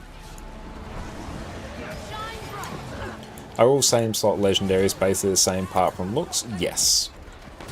They will have the exact same functionality, obviously assuming they're the same slot, like one legendary weapon is no different to another. One piece of legendary armor is functionally no different. It's just the appearance.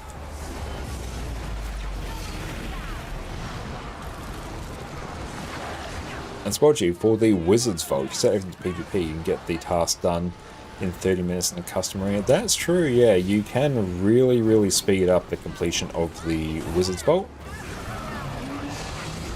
PvP is really quick. I always tend to prefer setting it to the game mode that you enjoy the most.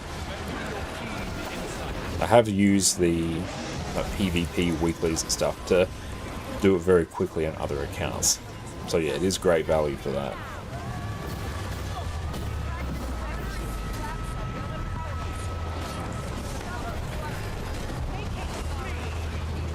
Yeah, so if you go Shift H, nope, now it's at Shift B. Keep getting my keybinds, it's different between accounts, haven't fixed it yet. But yeah, if you go Wizard's Vault, then yeah, you can click the little gear icon. Now, got target Sue on. Hello. Nah. But yeah, you can pick which game modes you want it to pull from. So I always like setting it to the game mode you enjoy the most. You can set it to a mix, like when I wanted to do a bunch of World vs. World, because you know I needed stuff for World vs. World legendaries and skirmish tickets, I set it to World vs. World. It sort of forced me to do the game mode. Where am I going? I'm just going to go this way. Yeah, it works. They're setting it to PvP, and you can go into custom arenas where people just like line up to, you know, kill each other in PvP. You can complete it really quick. That some ports around like crazy. Cozy Gamer, thank you for the follow, appreciate it. Oh, stop porting.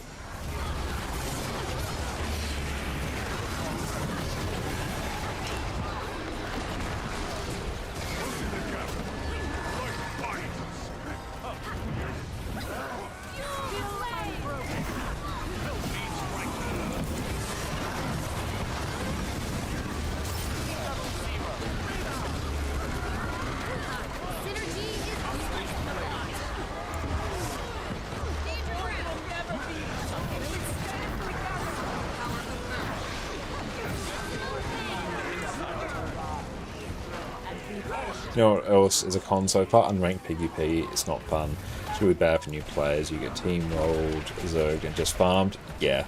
PvP in Guild Wars 2 is definitely the overall least populated area of the game, and yeah, the unranked area until you actually get enough, you know, rank points to be able to start doing, you know, proper ranked PvP. I was in the same boat on this account.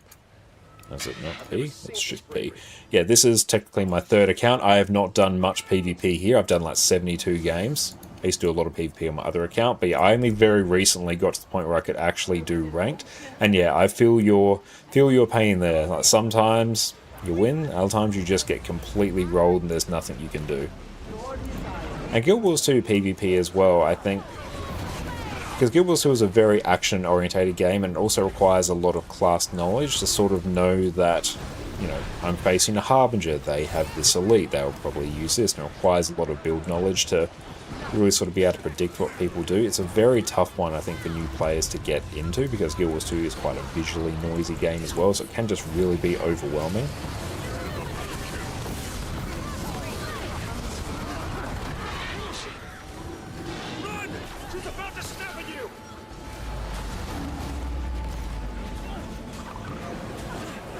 Could be the low pop the matchmaker picks from high tiers to fill. It will definitely do that for ranked in particular, but unranked should have its own separate queue.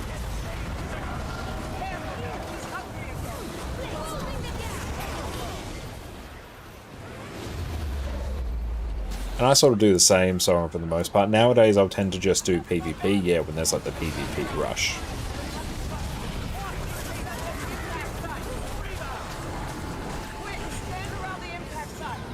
Let's go do this. Yeah. And I think in PvP there are definitely a few more oppressive classes. I imagine Willbender's probably like, well, what are we doing? Willbender in particular will be one that's quite nasty. It's been quite a while since I've done it. Luminary as well. That was bonkers the last time I played.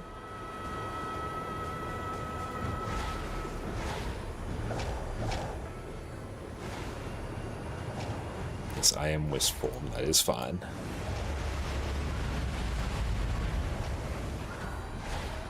I went to Welvis World one time, picked up an item, started running into a waypoint, and 30 faction enemies rolled you. Yeah, Welvis World is a very fun, very unique game mode. It's one of the things that I think is most unique about Guild Wars 2. But yeah, for that, your best experience is going to be, like, if you want the best experience in World vs. World, it's always good to, you know, find a particular World vs. World guild. That's when the game mode really, really excels, I think. But you're either going to be following a tag. So yeah, whenever a tag pops up, you might just like join them, join their squad, tag along, run around, capture objectives, have a good time with that. Or you're going to be sort of roaming and flipping camps, maybe towers if you're keen, there's a few people around you, sentry points, and generally just dueling people as well. It's generally sort of alternating between those two styles of play depending on what's available to you at any point.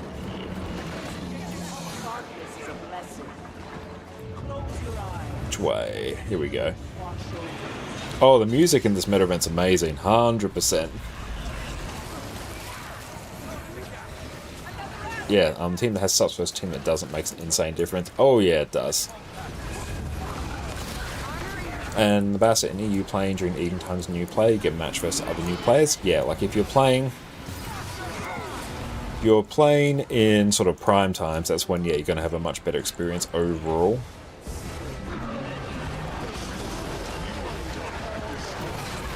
And yeah, you'll find as well, there are certain sections in World vs. World maps where it's sort of the unwritten rule that that's where people go in 1 versus 1. In particular, any of the Alpine Borderlands map, there's the camp in the south, and the area just north of that, where you've got sort of the ruins there, that's often the area where people will just 1v1, and people might, say in, say chat, if you go and like fight them, they'll be like, bruh, we're 1v1ing. And then, yeah, the polite thing is just to move on.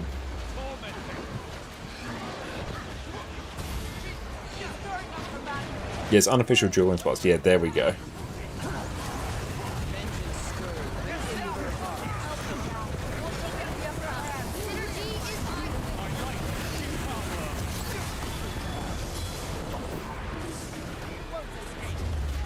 It depends on the area of the game that you're in as well. Like in PvE, particularly a lot of endgame encounters, range builds have a huge advantage because they can effectively be attacking from anywhere at any point. So the more mobile a boss is, the more benefit you have from a range class.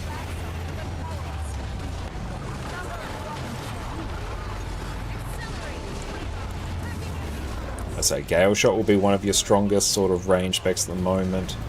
Rifle Deadeye will be pretty good. Scourge is basically always a range class just due to how it works.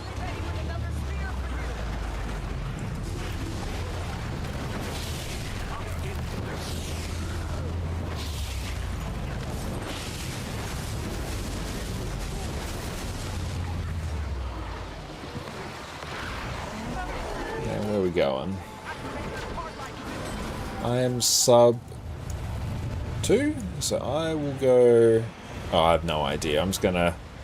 This way looks right. Just kind of seeing where people are splitting off to. Listen to me. Fight it. If Rifle Deadeye's losing stealth on dodge, it is, yeah. It's getting like stealth in other areas, so overall that build will be getting a nerf.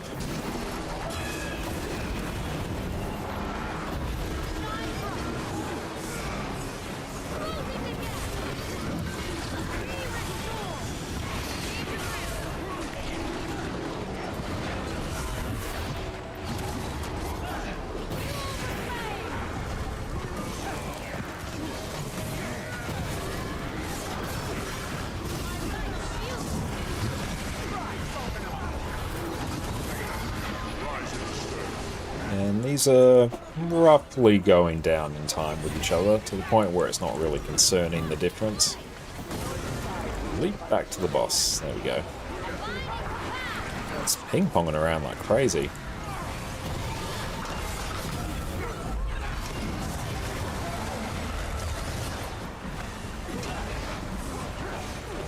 Okay, V, how do you get the legendary gloves from Fractals? There is a particular achievement you need to complete. Fractal... Is it incursion? Investigation? I'll just Google it. Recursive? Ah, incursive investigation. That is it. But yeah, you earn Fractaline Dust by completing Quick Play Fractals. So you basically have to do those 3 things. So if I go... Let's see, where is it? Yeah, Incursive Investigation, you need to do this one here, and that rewards you with the glove. So you complete these little sub-achievements. Ah! But yeah, that's what you do. Incursive Investigation. Achievements are super chill to do. It's mostly just do Quick Play Fractals, and there might be a few things you have to do out in open world, but you do those. Ah. You have so many characters. Guild Wars 2 is a great game for that. It really, really encourages you to play multiple characters. I myself have 26 characters on this account, and I've got 25 on another account. Can I target Sue1, please? Hello? D-target. Hang on, where is it? Oh. There we go. Oh, yes, definitely do it. Eagle T, welcome in, came from ESO. It's great to have you here.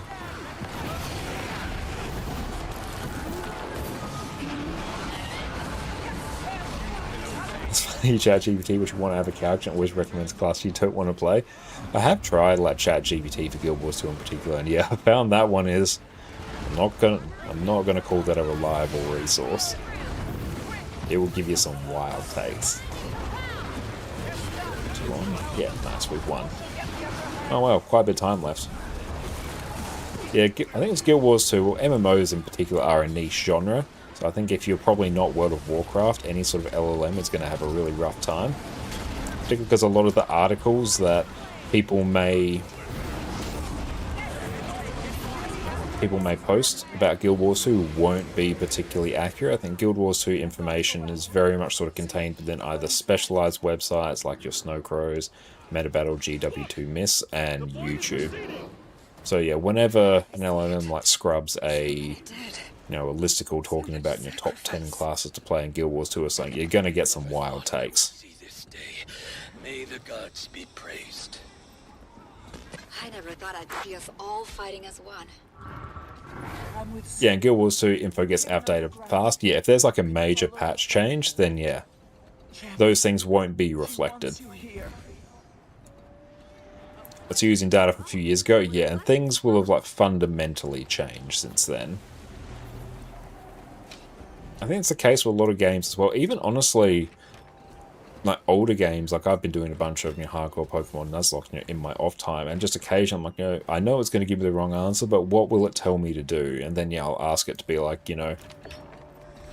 what moveset should I use for this Pokemon? And I just look at it and go, that's horrifying, no. Or where can I get this Pokemon? I know that's not where that one lives. Beaver Ranger base class. It's an iconic class. Carrion, Longbow, Brown Bear, Ranger. That is the Bearbow build.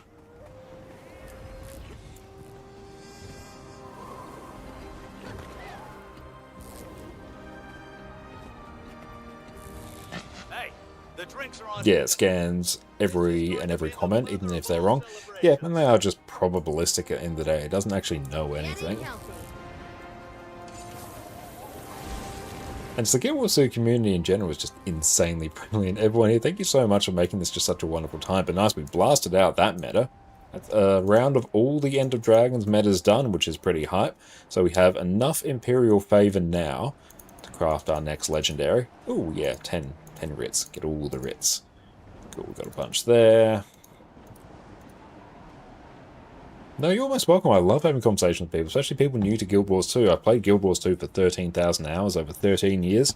If anyone else gets to, have some fun and enjoyment and joy from it, I'm more than happy to share it. I think Guild Wars 2 is an insanely underrated game. The lack of a sub fee is amazing. The way it just monetizes itself in general, I think is, top of the class.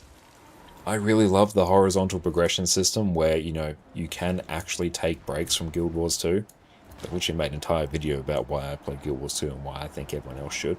But yeah, the fact, the Ascender gear I got back in 2012 is just as good now as it was back then. The mount system's great.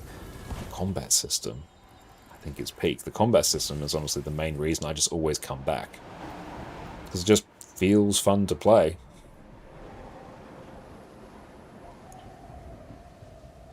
Any reason to have more than one of each class? You can just swap to any spec. Yeah, there's lots of classes. Sparse has sort of covered their storage characters, different builds they're having to buy, build and equipment templates, or having to swap legendary stats constantly, which believe me gets annoying fast. Yeah, quite regularly. I will have, hang on, I'll just for demonstrations. Here's one I prepared earlier. I got 26 characters on this account. They all sort of do different things. And, I can be like, oh, I want to be on Revenant.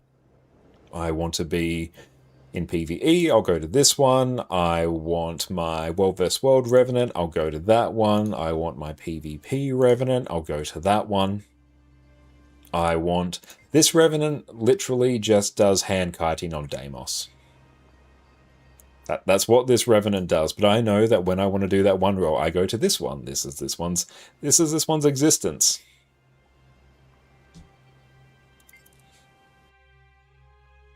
And yeah, different races gives you different fashion, gives you different story.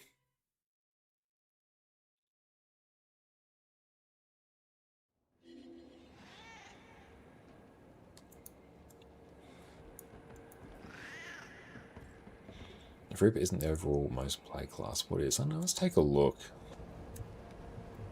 Maybe C, just based on Guild Wars 2 efficiency. See if I can find it. I found this the other day.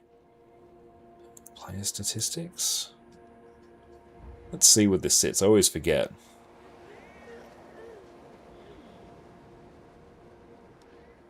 Okay, so very close between sort of Necromancer and Guardian. They kind of, I'd say playtime's probably the more reasonable metric. It'll kind of depend on what survey you're looking at. But yeah, I'd say playtime's probably the more applicable one, but these are all like, super close together and rather interchangeable. But then yeah, if you start going down to, I don't know if this one will do like sub-specialization, it might not. In Raids still chrono, yeah, it will sort of just depend on the area of the game you're in. Mech as well, yeah, mech's used all the time, like if you're talking about individual elite specs. There's some good entry classes, e.g. Reaper or Mechness. The issue is not the class themselves, but more so the fact that many players don't move past that since they're just barely doing well enough. Yeah, that's a fair point. Let's just consume everything here. Oh, pro tip, always mention this. Type CONS in the search bar in inventory. Will show you everything you can consume. Makes it very easy to manage your inventory. And I just open everything I want to. These will be sold. Yeah, if your Harbinger's great, I love Harbinger. If you want something less squishy, go Reaper or Ritualist. Scourge is my personal favourite, but that build really that build really only works with condition damage gear if you're going for a DPS spec. And if you said you're a bursty player, Scourge might not be up your alley, but Reaper or Ritualist you probably really like. After all that, and just process all of this.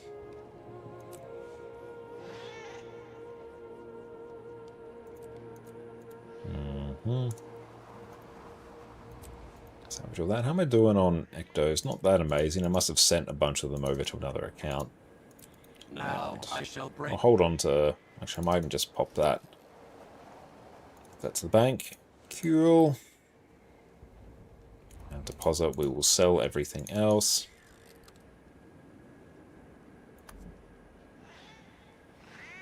Oh yeah, I'm really looking forward to the next patch. Small change for Scourge, but it's going to be very big for the overall gameplay of it. Favorite at the moment is Spectre with a scepter and a pistol. Nice, I love Spectre. Spectre at the moment is my favorite thief spec.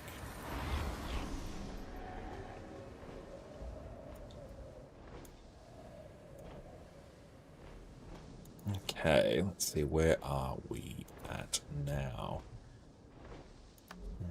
In terms of our next legendary, where does that live? Here we go. Okay. What's the date for the balance patch thing? Should be June 14th. Okay, so 790 gold. That has not changed. How are we sitting in terms of spirit shards? I need 58 more. Everything else is just gold, which we have. Like, I could do it, that's the thing. What happens if... Oh, my character might just fall and die. When I log in, it'll be poured to the ground. Don't know. Hungry for some Hall of Monuments use? Yeah, I'm looking forward to seeing that. And also the fact that Guild Wars 3 will be in beta tail end of next year, but ArenaNet have just committed to supporting not just Guild Wars 2, but Guild Wars 1 as well. They're going to have 3 games running at the same time, which I think is really, really smart. And also, has anyone else been playing Guild Wars 1 on mobile recently? Oh, damn. Samurai, welcome in. Great to see you. Hope you're having a good day. The heat dropped from you. Great, that's good. Especially since they added, full controller support. That's been honestly really, really fun. Hang on, I'll pull it up in a moment.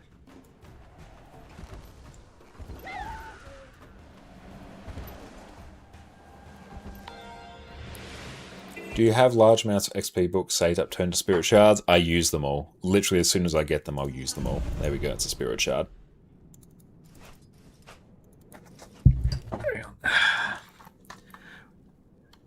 Been playing a bit of Guild Wars 1.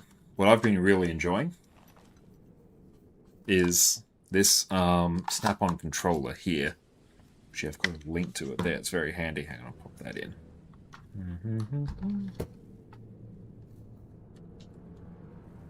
Because yeah, then it just becomes that. Let's pull out Guild Wars. Plays really well. I did have to turn it down to 30 FPS. The phone could handle 60, but it would just get too hot. Plus it would chew through the battery a bit. Put it down to 30 FPS, like just chilled things quite a bit. But yeah, this is a Samsung A35, an aggressively mid-range phone. And yeah, it works. And it'll be a bit hard for me to show. Load. Ah, there we go. Let's see. Once I get the actual controller to work. iPhone, Android. This is Android, but works on both. There we go. Okay. A bit hard to... Nope, that didn't do it. Nope, you just want to reboot. Okay. They're kind of nuts from a big PC in 2005 to a small phone 20 years later. Oh, I know. I mean, the overall level of performance gain you have in phones since, you know, the time when Guild Wars 1 was released is actually wild. Specs on phones would have just been god tier for PCs back in the day.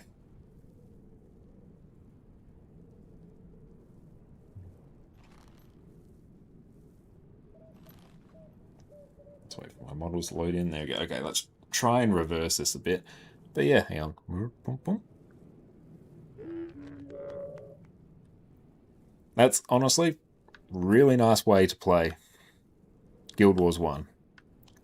I will not be doing much there, obviously, because I have to play like mirrored and through my OBS thing, but it's very, very good. And yeah, actually it works quite well with the controller because of the reduced amount of inputs. So I've been having a great time with that. And oddly enough, actually playing Guild Wars Reforged via a Windows virtual machine on my MacBook Air was, oddly enough, great. It worked really well. Also, I'm going to go take a quick break now and go stretch my legs, and then we're going to come back. We'll do some more Griffin Adventures, then we might do some raids. So sit tight, everyone. We'll be back very, very soon. Oh, what console is that? Oh, that is just an Android phone with a snap-on controller, similar to the one I've got in the link there. Wait, that's just an Android phone. And yeah, Guild Wars 1, Guild Wars Reforged runs very well on it. If you've got like a moderate... It's a Samsung A35 there and it runs just fine. It is aggressively budget. If you have anything more powerful than that, you'll have a pretty good time. But also, we'll be back in a smidge. Everyone. Today, we're covering the sheer majesty that is Condition Damage Scourge. This build is easy to learn, has outstanding damage in actual encounters, and gives you the ability to drag your team kicking and screaming to victory. For years, this has been one of my go-to DPS builds whenever I simply need some content cleared. And if you play this, your life in Guild Wars 2 is going to get a whole lot easier. When I sit down and write these build guides, some of the things that I think about are, how does this build make your life easier? In what ways does this build help you and your team clear your favorite endgame content? Is this a build that is going to help you achieve everything you want to do in Guild Wars 2? Condi Scourge, in my opinion, is one of the must-have DPS builds that you want to have so you can do all of these things. While this build doesn't have the highest benchmark out there, that fact alone is the only thing that's stopping this build from completely shaping the metagame. ArenaNet could even lop a few thousand off of Condi Scourge's DPS, and it would still be incredible. It has some outstanding utility that is just baked into the build for free. You have AoE Condi Cleanse on an insanely short cooldown. You provide consistent barrier to your team just by doing your DPS rotation. You have a ranged revive skill on a short cooldown to cover up your team's mistakes. You can sacrifice some of your DPS to become the ultimate resurrection machine to carry a team through even the toughest encounters. To top that all off, your damage is almost entirely at range, so you can always be attacking the boss, no matter what mechanics you need to deal with.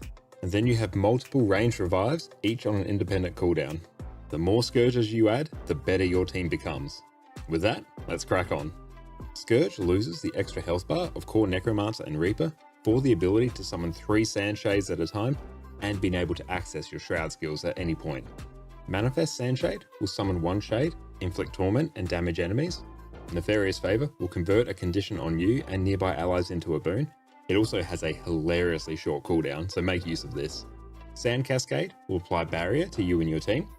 Garish Pillar will apply fear to enemies around each of your sand shades. You actually count as a shade as well, so that's fun. Desert Shroud will apply barrier to yourself and pulse torment and damage for 6 seconds. We'll be making use of each of these skills in the build, so take the time to get to know them. Our weapons for Condi Scourge are relatively simple. We have our 2 main weapons for damage, and we have an offhand swap for some extra CC. Scepter is our main Condi damage weapon for Necromancer, excluding Pistol and Harbinger. Every skill here is important for our damage. Our auto attack chain will apply bleeding on every hit, and apply poison on the 3rd attack in the chain. With this extra damage on the last attack, it's important that you try and complete your auto attack chains whenever you can. Scepter 2 is an AoE attack that applies bleeding and cripple on up to 5 enemies. Fairly simple. Scepter 3 is your highest priority weapon skill when it comes to damage. In its base form, Feast of Corruption deals some direct damage, grants you extra life force, and applies torment to a single enemy based on the number of conditions already on them, up to 5. It will also corrupt boons for good measure, just to top things off. When we take the trait Lingering Curse, which you basically always want to, Feast of Corruption gets transformed into Devouring Darkness. Now you can hit 5 targets instead of 1. You gain more life force, and you inflict longer lasting torment. This is a big money skill. Torch 4 will deal damage, apply burning and torment, as well as regenerate some life force for every enemy you hit. Torch 5 will knock down your target, grant you might based on the number of conditions they have, and apply some torment. Warhorn is basically just here for the 4th skill, which will apply fear to your target and deal some additional Defiance Bar damage to enemies that happen to have a break bar.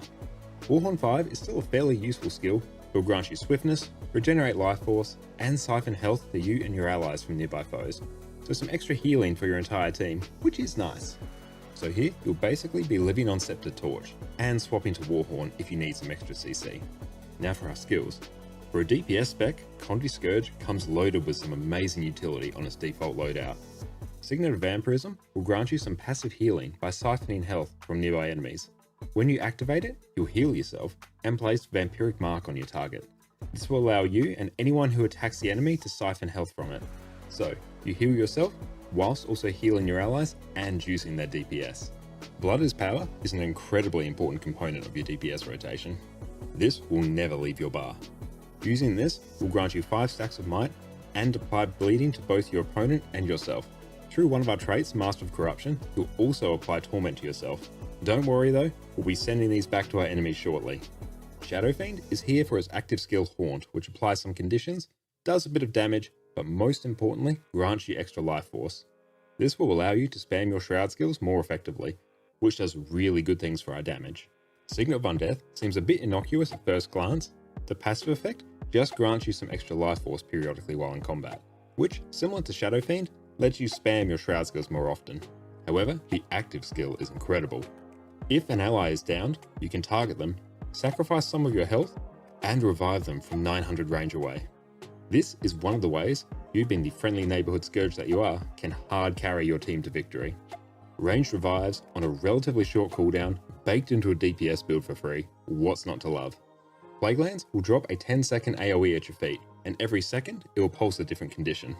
If you can get an enemy to stand in this for the full duration, it's a horrendous level of damage. Now for some alternative skills. If you need to swap out a skill, always replace Shadow Fiend first. You can swap out Signet of Undeath in a pinch if you don't need the extra life force generation and range revival. This is the last resort though. You need this additional life force generation less when there's more mobs around you that are dying. Every time an enemy dies around you, you regenerate more life force. There are quite a few useful skills that Scourge has access to. Spectral Grasp gives you great CC and can group 5 mobs together for your team to burst down. Super useful. Epidemic can spread conditions to multiple targets, very useful when there are many enemies around. Corrosive Poison Cloud can block projectiles. Trail of Anguish is your go-to stun break and can apply stability to yourself and your team. It also applies some cheeky conditions to your enemies, so that's nice. Sandswell can port you and your team over short distances, which is some very nice mobility. Well of Darkness is a very useful AoE blind to neutralize entire groups of enemies, a very good one for fractals. Summon Fleshworm can be used to block certain attacks, like in the Whisper of Jormag strike mission.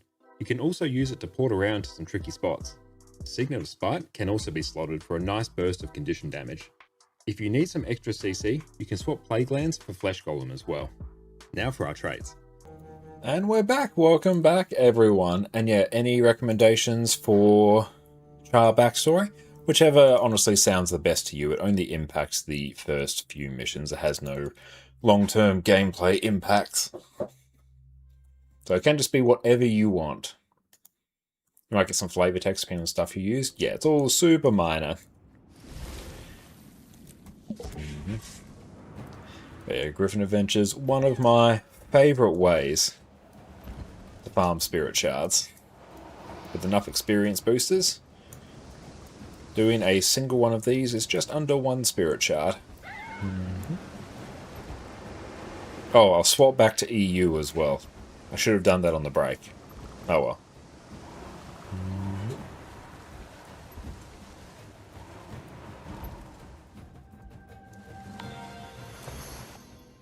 Let me reset, go back to the start. Another spirit shard. And everything adds a little bit of extra gear to our inventory. Yeah, we'll be doing the Tyria Pride March on EU. I won't be running it, but I will be partaking in it. Huge shout out to all the amazing coordinators for Tyria Pride, particularly Leline and Parazona. They've done an amazing job.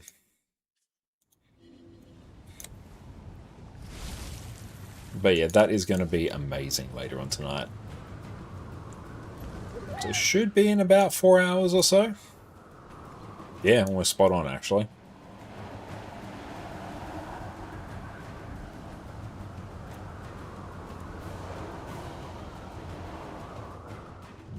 There we go. I'm glad I didn't clip the wall there. Nice. Whee!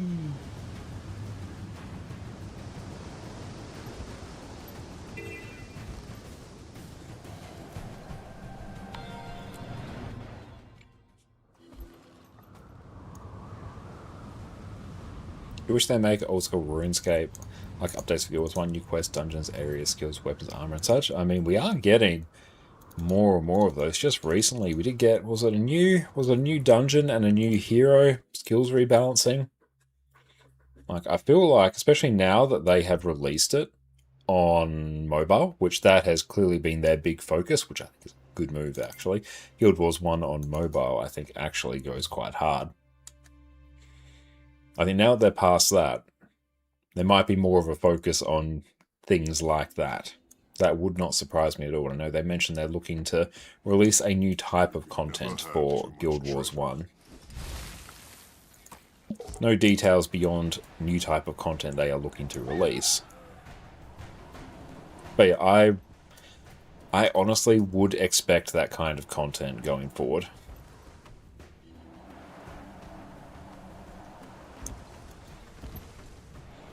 And yeah, I really, really appreciate ArenaNet as a company. Not just because I love Guild Wars 2, but yeah, because they... Obviously, Guild Wars 1 has just been in maintenance mode for many years, but for them to look back on it and go, you know what? We wish we hadn't done that. Let's go back and start supporting it now. And it's been out for, what, over 20 years now? The fact that it's when, hey, here's a super old game, let's actually go support it.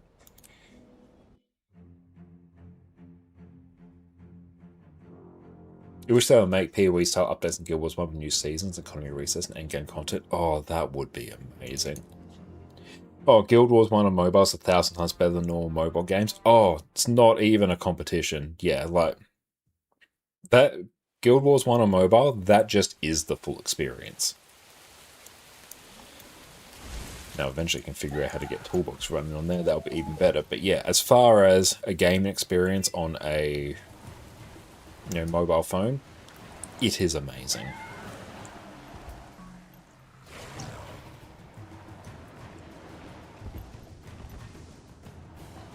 Especially given what we're just in early days of it as well. And it was just, I think it was on the day that it officially released sort of worldwide. Australia got it a bit early as part of testing. And yeah, it didn't have the full controller support up till that point. So I was like, oh, you know what, that's cool, but yeah, I'm not quite ready for it yet. But then, on the day that it launched, I booted it up and yeah, bam, control support right there. Worked perfectly. It's like, damn, okay. Thanks for the hydrate, Farah. The fact that Guild Wars 1 is honestly such a light game to run is awesome. As I was saying earlier, on the MacBook Air that I use for video editing, I just set up a Windows virtual machine on there because there was occasionally just a few things I wanted to do on there that just overtly required Windows.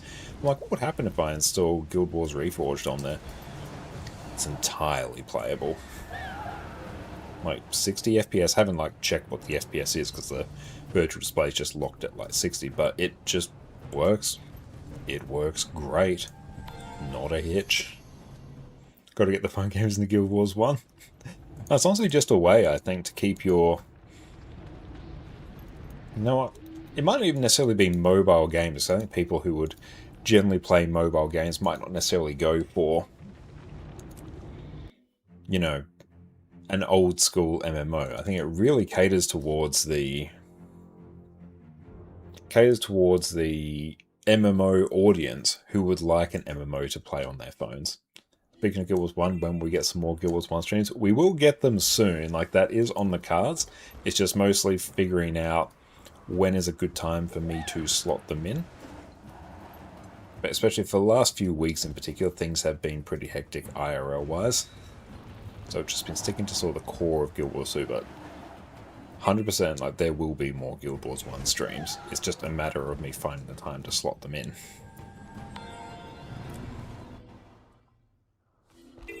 But I did go through and get Guild Wars 1 set up on this PC again, and did I do Toolbox in there? I did it on Linux and I did it on the MacBook VM. I can't remember if I did it here. Oh, I was like, Windows was being super fiddly with Toolbox just being identified as a virus. It was super aggressive about it. That took a lot of coaching to actually get it to not do it. Even Linux was being like, nope, nope, nope, nope. I'm like, it's fine, guys, it's fine. Can't remember what workaround I did. I think, oh yeah, no, when I was setting up GW2 Toolbox on Linux, because even Linux and any browser I downloaded it through was being like, nope, don't do it, don't do it, don't do it. I actually had to download it. I think it was on Safari on Mac. That one didn't have a freak out, and then I sent the executable via local send to the Linux desktop, and then I got it to work. And even on the virtual machine, which is Windows, I set up a exception, like a Windows Defender exception for it in basically every way I practically can, but still throws a bit of a hissy fit. I have to basically go and tell it to allow it. Don't know what's going on there.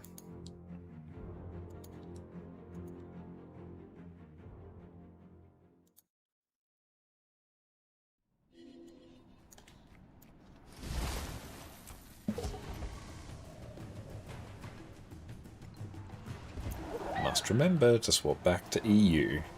Once I do Griffin Adventures, I will swap back to EU. It's mostly me telling me that.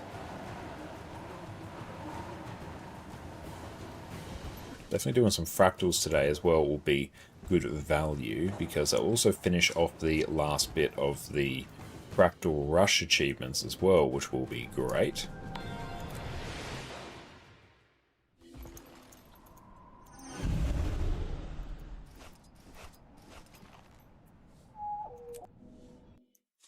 And Dark Rain, here's your reminder to switch back to EU. Thank you, I appreciate that.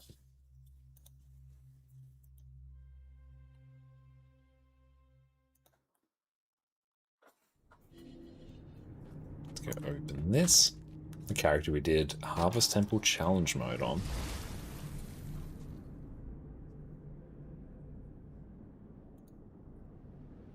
There's you sorry about your hack. Find your account this time.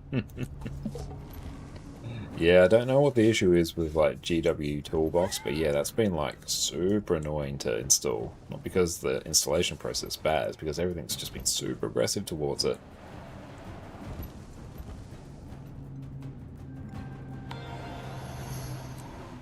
And Nasha, welcome in. Don't know if you'll know about this, but you'd like to purchase the last expansion. Click on your affiliate link, but the URL changes after you log into your account. If you add the expansions to the cart, does it keep your link? Do I need to do anything else? That's it. It should keep the link. It should basically just go through and, you know, do the affiliate link thing of just like setting a cookie in your browser to be like, oh, this is the last link you used, and then that should work just fine. So yeah, if the link changes, don't worry about it. That should be totally fine. I appreciate that. That's really, really kind of you.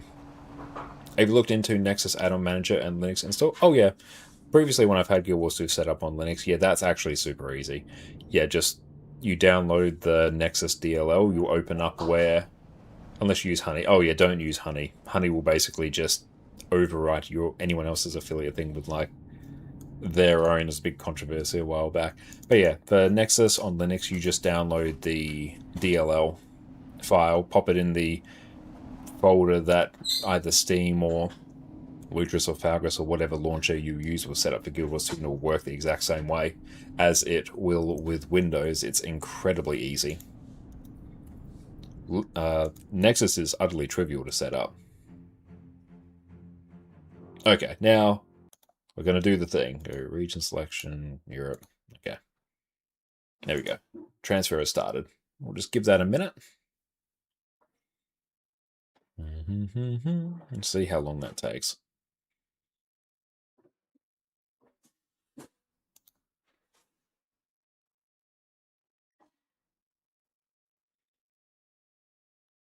Hope. Oh, there it goes. Cool. That was a very quick one.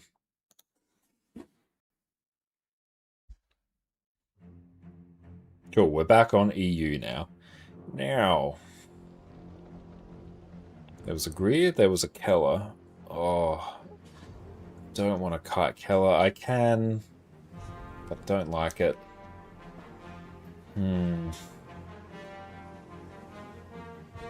No, if someone else can do it, that would be pretty sweet. In terms of what healer, has the server switch affect guilds and World vs. World groups? Guilds, it doesn't affect it at all, but basically just whenever I'd swap worlds in, or whenever I'd go into World vs. World, if I change my team on one server, so say for example, I do most of my World vs. World on EU, I have my World vs. World team set there, then if I go over to NA and I go into World vs. World, it'll give me the prompt to select a World vs. World team before I can physically enter. If I don't enter World vs. World, then if I jump back to EU whenever I'm sort of done on NA and I don't make any changes, my World vs. World stuff doesn't change at all. I don't need to like reselect a team. But basically every time you bounce between regions, you have to select a team. It's basically how it works. What class do you recommend for beginners? Started playing last week, just tried Engineer, but the amount of buttons to press is overwhelming. Thoughts? Great question.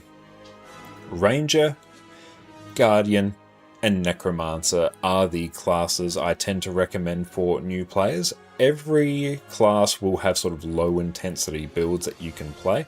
Like even what you could do on Engineer to make it simpler for you to play. David, welcome in. Let's see, I will have an Engineer floating around. Here we go. Ranger super easy. Yeah, Ranger with the AI pet super easy.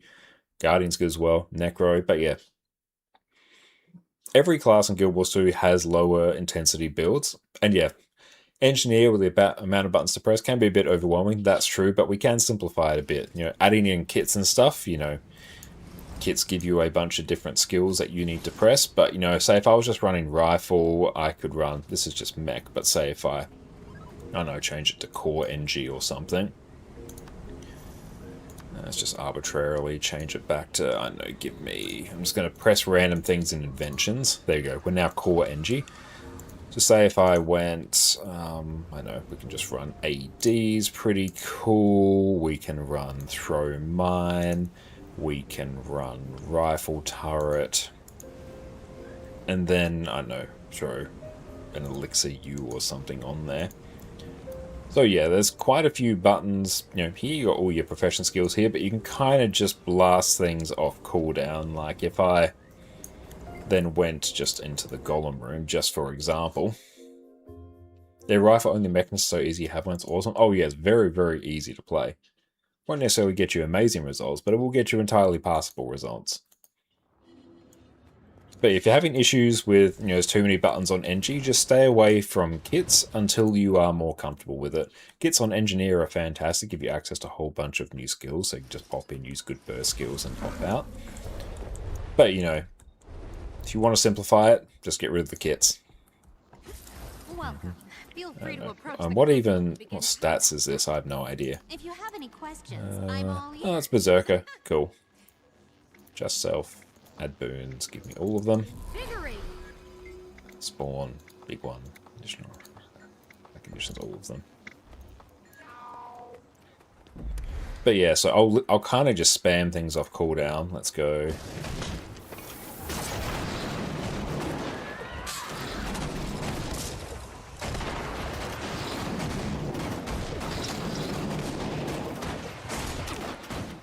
So really, like I know this is a heal skill, so I don't really need to spam it off cooldown, but like all my rifle skills, I'm just blasting off cooldown. Do I even have food utility? I actually do, yeah.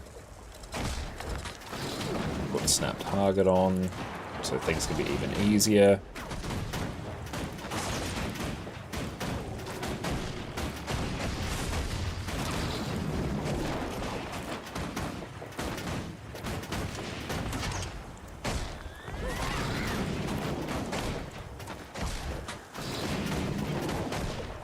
There we go, that's doing like 26k there without any real effort. It's also got completely random traits, so I don't know, let me find something that's not completely cursed.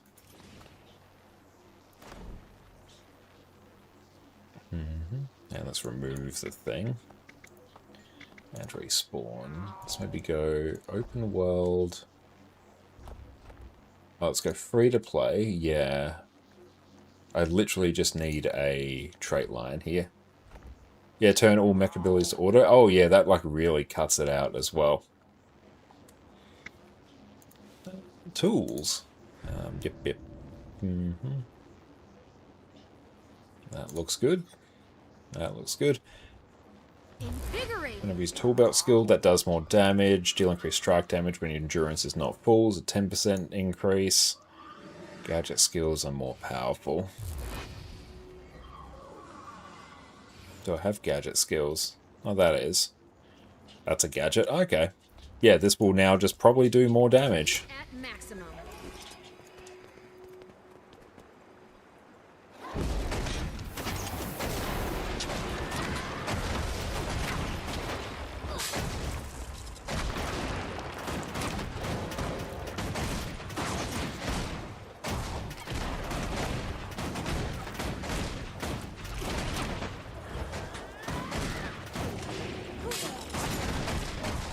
Will it actually do more, or will the actual optimized traits just like not make much of a difference? Oh yeah, I need to actually dodge.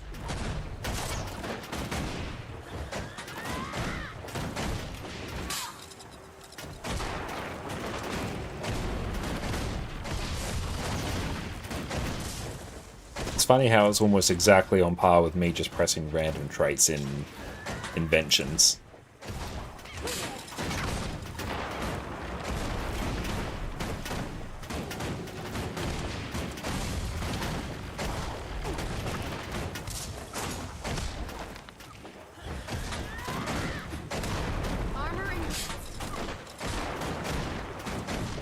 Oh, 27. It's a bit higher.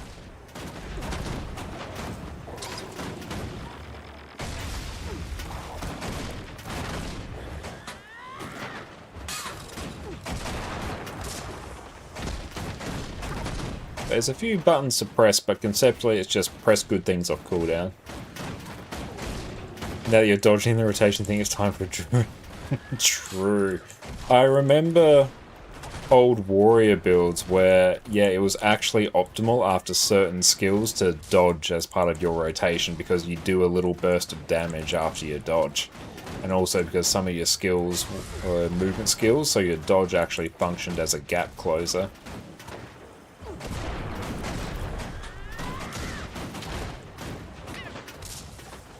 Does Warrior still have the trait? I think it does, but it's like so small that it doesn't really matter in terms of, you know, your overall damage rotation.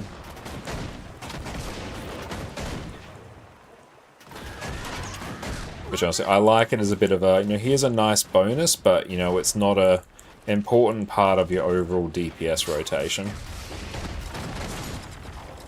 Oh, there we go, 27.5 for core build. That's fine.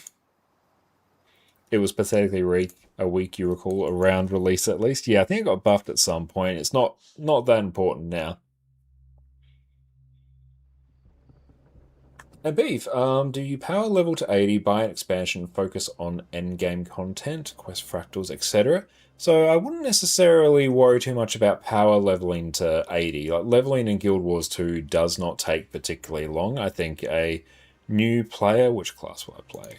I think a new player will probably reach max level in the realm of sort of 12 to 15 hours. The leveling experience is the think of it as just a tutorial for the game. Use that time to learn your skills, try out different things, try out different combinations of traits. Literally just try random shit out. Don't worry about gear until you get to level 80. Everything's going to be overwritten at that point anyway. But yeah, particularly if you use the level 80 booster, I don't have one here, but if you use it, you'll get plopped right into what's basically the start of the Heart of Thorns expansion, the first expansion for Guild Wars 2, which is a huge difficulty spike. So I'd be very mindful of that. Just know that if you do use it, one, you're going to get flooded with all your skills at every point, and you're going to be pumped into some of the hardest open world content in the game. So you will probably get rolled a bit. So I'd recommend not be your first character doing it, but you know, to level really quickly in Guild Wars 2, open the hero panel, go to achievements, check out the character adventure guide. Just do super easy achievements tied to things in here. Just come in here, look for things to do. Like, it's literally just playing the game, using waypoints, use heal skills. They get like a little bit, it's not even harder, they just get a little bit more involved and do more things the further up you go, but these flood you with experience. So leveling does not take long at all in Guild Wars 2. But yeah, I do not recommend boosting your first character, because yeah, you're going to get a massive difficulty spike and an information dump. And that's one thing Guild Wars 2, and not just Guild Wars 2, I think a lot of MMOs in general struggle with, but Guild Wars 2 doesn't do a great job at telling you as a new player what you should be doing, what are good stats. You know, for example, if I pull out my legendary gear, there are so many different stat combinations here. 90% of them are not used. There are only sort of a handful that are generally relevant. Like, say, you almost will never use Zealot's gear, you will use Harrier's gear, which is your other sort of slightly DPS-y healing set of gear and stuff like that. Let's see what else is here. Rabid mostly, like Sentinels, all this stuff won't be used, only a handful. Guild Wars 2 doesn't do a great job at sort of telling you, hey, here's what you should pick, and also giving you all components of your build, like say, you have your gear, but then you also need runes, you have your weapons, but you also need sigils, you have all of your trinkets, you have your relic there, all of that forms part of your build, let alone all the traits. So it can be quite an information dense game, and it's very easy to sort of get led astray or to make a build that doesn't really function properly. But I digress. So once you get to level 80 through whatever means you decide, I'd recommend kind of just leveling up normally. It doesn't take particularly long, you'll learn more. Then I'd just follow on with the story. So you mentioned buying an expansion.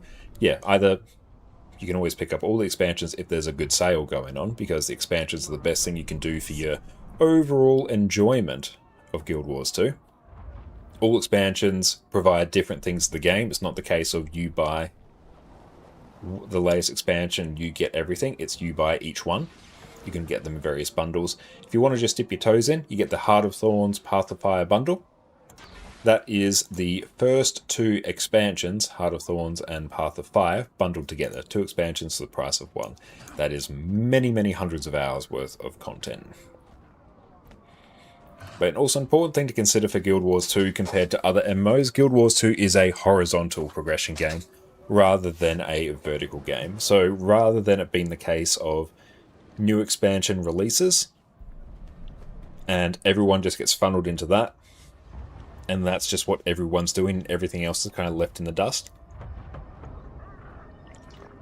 Guild Wars 2 basically keeps all of its old content relevant. Like, all the content in Heart of Thorns is still done. Path of Fire is still done. End of Dragons, I was doing that earlier today. In off-peak times on NA, there was a giant squad just running through and doing meta events in those maps.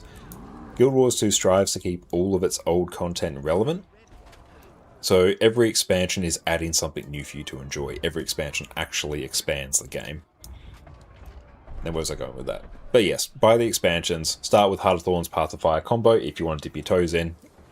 If you're unsure and you're able to grab everything, like literally just grab everything, grab every expansion, all the living world, it's all good. All gives different things to the game. And as a new player, while you're starting out, I would focus on just continuing on with your story. The story is going to open up different areas of the world for you. It's going to be obviously required to get access to a lot of maps, so that is always good. It's going to introduce you to the game in a much more slower, methodical way. And also, it's going to give you a boatload of mastery points. Mastery points are the main sort of progression system after level 80. And then, yeah, you just get more mastery points and you can spend them to unlock various account-wide benefits. You know, say Pack Commander here, Advanced Logistics. This gives you auto loot. So if you're a new player, you should be making a beeline for this. Like before you do anything in Legendary Crafting and Fractal Attunement, you are making a beeline down to auto loot here. That will be very important for you to do. So just doing the story will give you a lot of mastery points. Yeah, super important. It's going to introduce you to things slowly, and then you can sort of go, okay, now what do I want to do? Do I want to go into world versus world and do large-scale open world PvP? Do I want to go into fractals and then, you know, grind out, you know, my fractal level to get to fractal level 100? You can start really farming. Do you want to go into raids and going into raid quick play and stuff like that? But yeah, so I'd recommend new player, continue on with the story, then I'd probably focus on getting into, if you enjoy PvE as much as I do, I'd probably go into fractals, so you can start doing fractal quick play, which you can access by going to the LFG. Then you go to Fractals the Mist, and you go find fractal quick play group beta. Let's just go in, we'll just do one, why not? Give that a minute. There we go. Got someone there. Once that fills, we'll go in. You can do the same with raid quick play. And then yeah, so I'll just go from there. They really need to have Living World 1 and 2 including the base game by now. Yeah, I'd like that actually. Living World 1 is included. I would like if Living World 2 was included as well. How do you gear up when you reach level 80? I've got an entire guide on gearing your character.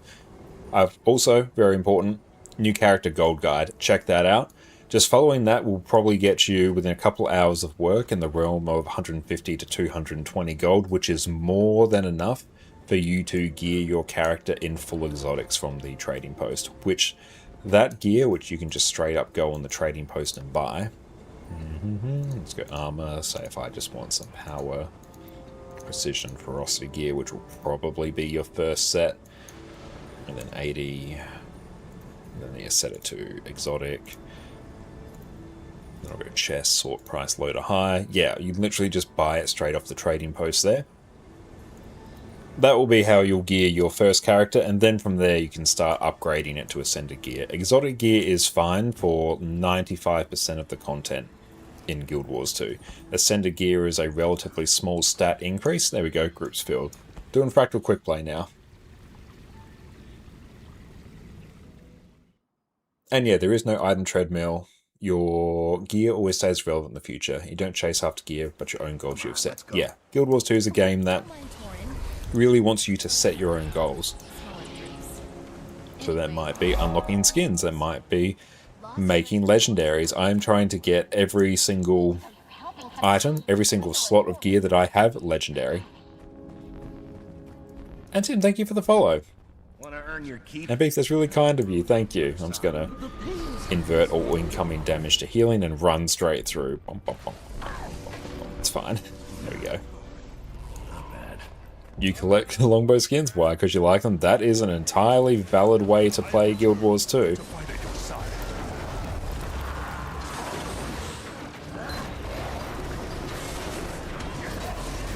That. But you could be making, selling legendaries, or keeping legendaries, doing map completion. Achievement hunting's like a big one as well. Have you realised a very good thing about Guild Wars 3? I mean, there's a lot of things about Guild Wars 3 that I like, but what particularly are you referring to? There's no call me. I am actually doing the Nightfall story at the moment, and yeah, I am experiencing call me. Gods, spiders everywhere. Wait, I can feel the crystal's energy coming from across that bridge. If I stand on this, right, step on those other runes. That should deactivate the traps. I'm reading energy from that crystal. It's like the spiders are protecting it. Or maybe it's protecting them. But they will be doing it. I'm excited. I'm so excited for Guild Wars 1. I love all the lore surrounding the human gods. But yeah, I definitely recommend don't boost your first character. Boost like your second or third, or maybe, you know, level up for a while. If you get to maybe sort of the, I don't know, 60s or something, if you get a bit bored, just boost them. Would you start Fire before Thorns? I generally recommend doing things in chronological order, because I think that gives you the best experience. Like, honestly, the experience of going through Heart of Thorns without mounts and actually embracing the almost Metroidvania design of the maps, where, you know, you unlock more and more areas of the maps, the more masteries you get, I think really enhances the Heart of Thorns experience. But, you know, if you want peak quality of life, you could go into Path of Fire and get the first 4 mounts, Raptor, Skimmer, Springer, and Jackal, which you can get relatively quickly, and then go back to Heart of Thorns. But then, like, bits of story will be done out of order. Depends on how much you care about that. If you don't care about the story being out of order, yeah, by all means jump forward to Path of Fire. But I do recommend doing them in order, because I think it gives you the best experience.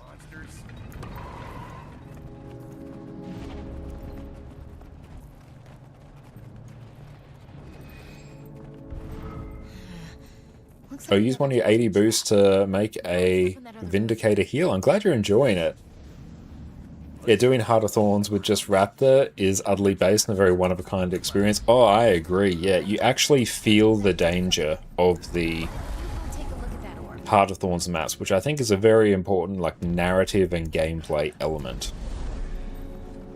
Like, it's actually an instance where the difficulty of the map serves to enhance the overall story and experience, I think. So, you can definitely have an easier time if you get mounts. If you want to do that, that's all good. Just do it in whatever way you enjoy.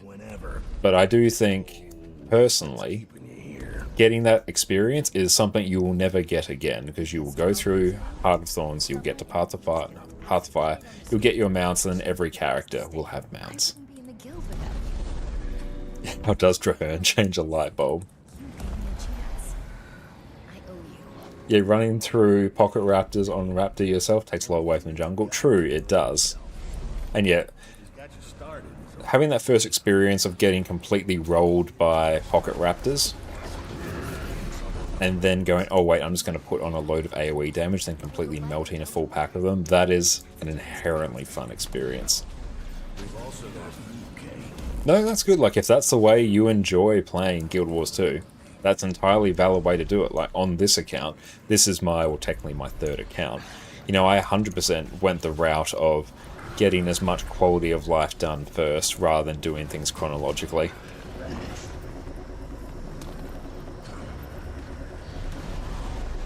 Commander Elwood.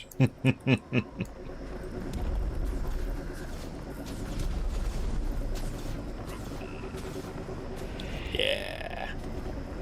Maybe 100% of the game. Oh no, not even close. Like, to 100% Guild Wars 2, you are talking tens of thousands of hours. Why'd you hire the muscle? I don't know if there's anyone who has the maximum number of achievement points. I think the streamer Hellmasker may have the highest, but I don't even think they have 100% of the game. Yeah, I don't think anyone has. More of those shadow things. What's the most achievement points now anyway? That is a very good question. I might check Guild Wars 2 efficiency. I mean, the wiki might say Guild Wars 2 achievement points. Yeah, there might be a bit of trivia the wiki has.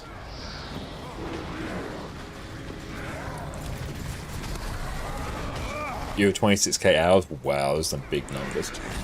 Yeah, Hellmasker doesn't have the last World vs. World achievements, although those don't give AP. Yeah, so then you still wouldn't be able to say he's 100% of the game. See you drawing closer. It knows Let's we're see. coming. Yeah, for the treasure vault. Categories maybe. Well, let's say. If anyone knows what the maximum number is, feel free to chime in with it, because I'm sort of just scrolling very quickly through the wiki on my other screen, but I am almost certainly missing a huge amount. Oh, 26k hours and you've never done map completion. See, and that's whatever brings you the most joy playing Guild Wars 2. But yeah, that goes to show you can play like so much of Guild Wars 2 and still not have, the common experience of map completion and get good. 57,344 according to Guild Wars 2 efficiency. Ah, nice. Yeah, order of magnitude, that sounds right. But yeah, like, to do that, I mean, 100% in MMO is just inherently a monumental task. It doesn't matter what MMO it is. But like, I've played Guild Wars 2 for 13,000 hours. I'm nowhere close to done. I think one Realm Avenger achievement is 250k and you have to do 10 of them. That's 250k kills in World vs. World. That is insane. Yeah, you were 37k hours and WoW, not even close. Oh, I believe that, yeah. And that's just sort of MMOs in a nutshell. Oh, that was a fun port. Good on you, Sword 5.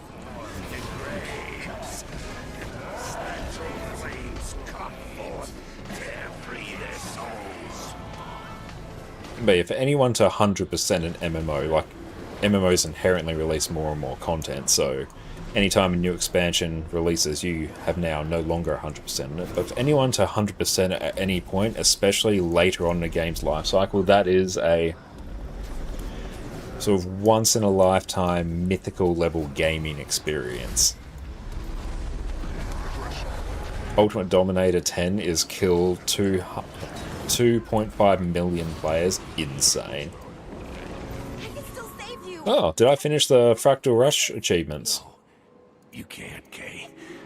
There's only Did one I? way to save me. I'll check.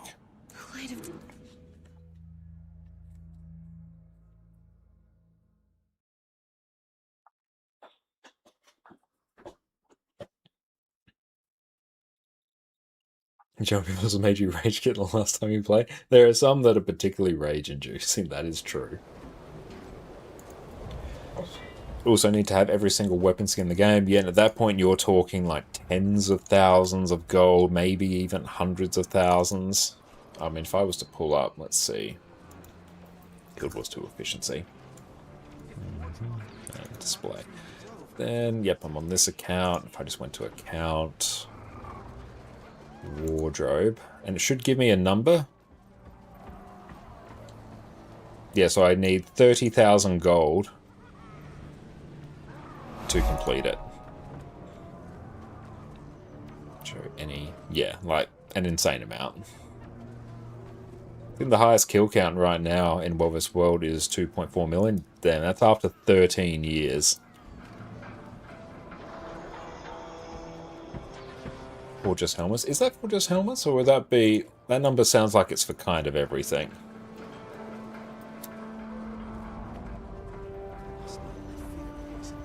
And Snapwins, thank you for the follow. Oh, it's Hellmaster's literally #1. That's awesome. And Rox, thank you. Yes, super excited to be involved once again this year for Tyria Pride. And yeah, we have the Pride March later on tonight.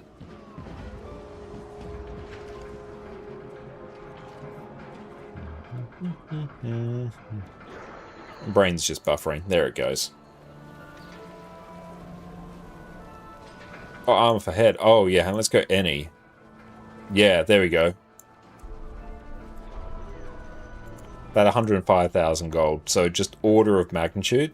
And yeah, there's a bunch of like gem store skins in here as well. So it's like converting gold to gems for stuff like that. Yeah. Oh, guilds will farm each other for ranks. True, yeah. Yeah, there we go. I was going to say, that doesn't seem like that much. And that's just armor, and then you throw in weapon skins as well. weapon, and yeah, any... So you're talking 105 plus, yeah, like...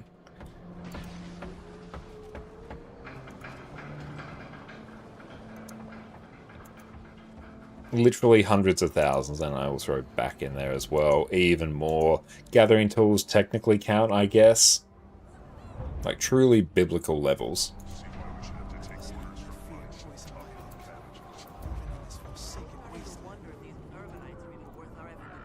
So if you're looking for something to do, like kind of a never-ending task, you can always achievement point hunt in Guild Wars 2 or try and 100% it.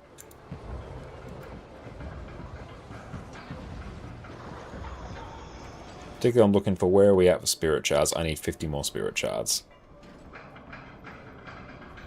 Getting full purple isn't that hard though. It took you like 2.5 years. Yeah, it's not too hard if you like really tunnel vision. I think for most players, like for a regular player, like I literally stream Guild Wars 2 multiple times a week and I play it for 13,000 hours. And one of my goals has been to get this third account to full legendary, which we're just at the point of needing to do weapons now. Literally everything else is legendary. And yeah, this account is 2.2 thousand hours old, so it'll probably be by the time we're at about 2,500 to 3,000 hours, this account will be full legendary in every slot. Kind of depending on how quickly I can farm gold, but that's also with a lot of efficiencies because I've played Guild Wars 2 a long time, so I know a lot of the quick ways to make gold and how to, you know, combine goals and tee things up very efficiently. If you want something to have to do over the next few years, just getting God of War vs. World and Ultimate Dominator, yep. So you click trash for that one achievement. Oh, there's so many achievements, it's insane. So easy to make gold. Yeah, and I'm finding gold for me isn't the problem, especially because I'll just generally make legendaries and sell them, then use the gold from that to fund others. It's literally spirit shards for me. Like that's the gate. I need 50 more spirit shards to make our next legendary.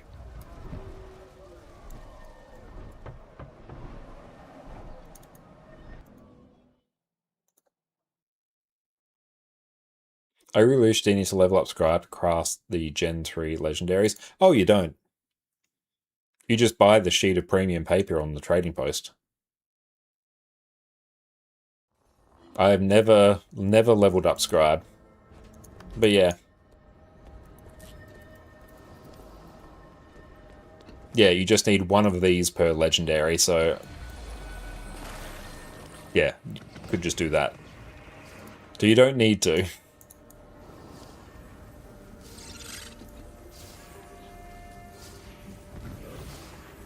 I was thrown a bit by that at first. I had the same thought when I was crafting legendaries. I was like, oh no, I need to level up Scribe. Now I like checked. I'm like, oh wait, I can buy it.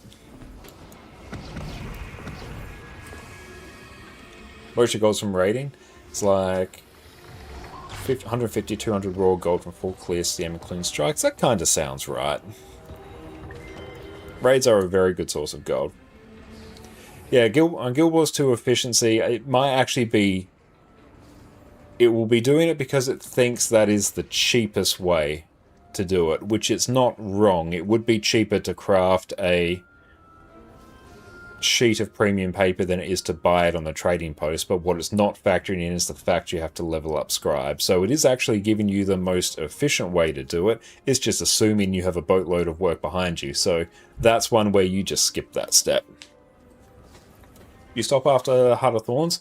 Thing coming back seems overwhelming. That's a very common experience, I think. Like, so much, it's not just Guild Wars 2, but coming back to MMO in particular is an overwhelming experience because there's so much content. But if you're looking for a good way to ease yourself back into it, maybe just pick up the story where you left off. Once you spend a few days in Guild Wars 2, then yeah, it will start to click, start to make more sense. You'll get more context around, you know, where are my characters at? What's their gear like? Where's the story? What kind of goals might I have? I think, yeah, story just serves as a really good sort of railroad or monorail just to go down. To get yourself comfortable with it.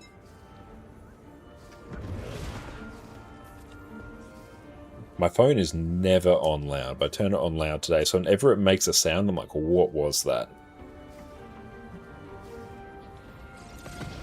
It's a sound I've never heard before. I think my phone has been on silent for 5 years. Yeah, let's do this. I'm literally going to buy tomes of knowledge, and I'm going to instantly consume them for the spirit shards. Hang on. Got to get it positioned right in the perfect spot. There we go. There.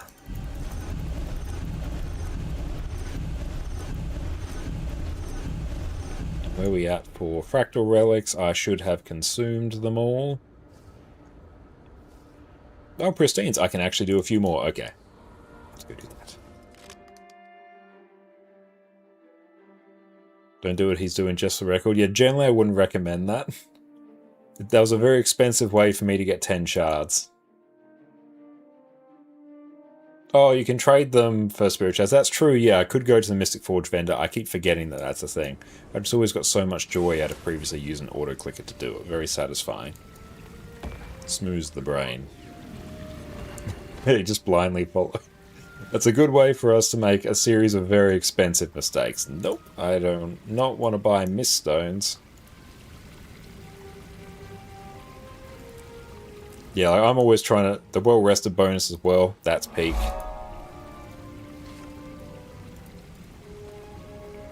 Snapwins, thank you so much for the sub, mate. I appreciate that.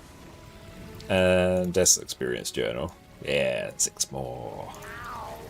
Yeah.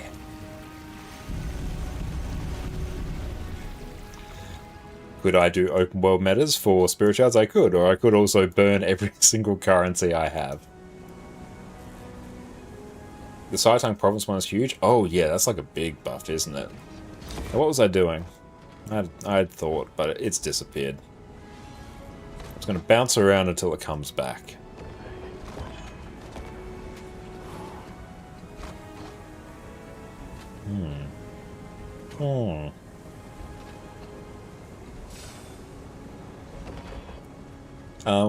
Let's see, where are we at in terms of finishing the Fractal Rush one? That wasn't it, but I'll pick up raids, we'll take a break in a smidge, and then we'll come back and actually do some raids.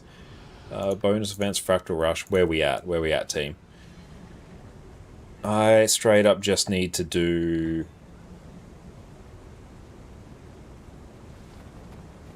Yeah, probably just like a little bit more, and then I'll get that, and I can get that and sell that, and that'll be cool. Alright, let's just jump on in.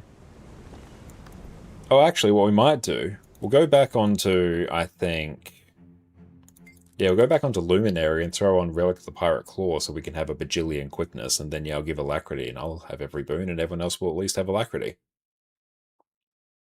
Yeah, doing Fractal CMs with the Perma XP boost helps with Spirit Shards. Oh, Fractals are insane for Spirit Shards, let alone for the sheer amount of experience they give you, but also the fact you can convert Fractal Relics to Spirit Shards. Yeah. I played Master Ranger's probably better as a main for new players. Ranger's a great one for new players. But yeah, you also can kind of play whatever class you want because every class can fill every role. How popular is Pliny, the Australian prog band in Australia? Like here in Europe, they absolutely dominate the niche. I'm wondering how well they do in their home. I am not particularly up with music culture, so I have never heard of Pliny. But, you know, me not hearing about them is not necessarily a good indication of how popular they may or may not be.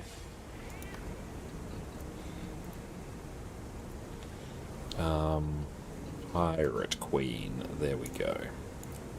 Yeah, I'll just blast through Fractal Quick Play just for a moment, and we'll do a few more, and then that will instantly be done.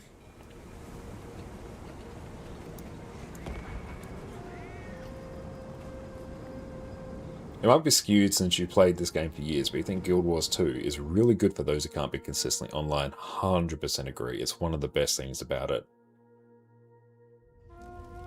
Lack of sub fee is amazing. Horizontal progression really, you know, fits well with that.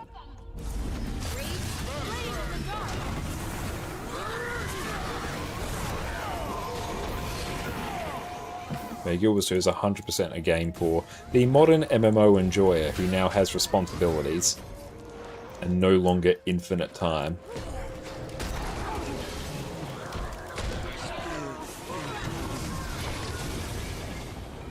Oh, the mob is rough.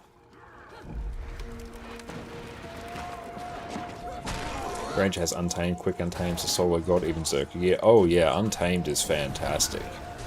Phenomenal solo build.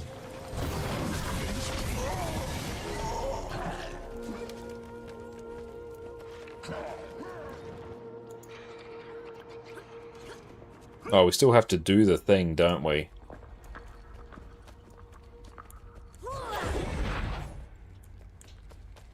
Yeah, I think we still do.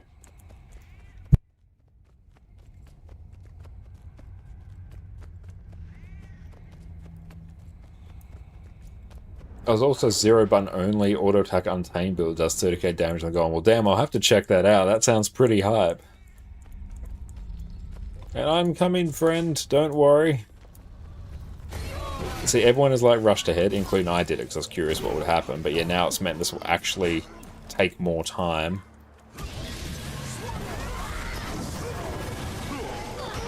There we go. Now we can do it.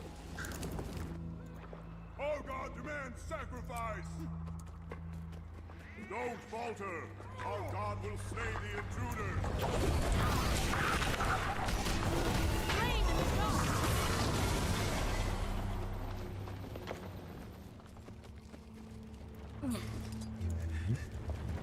Oh. Stand your ground. Sound.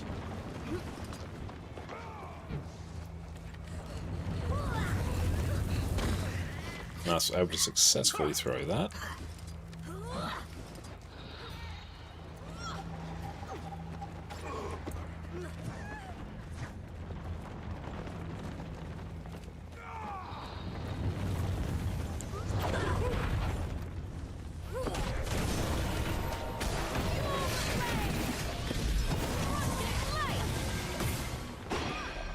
One more.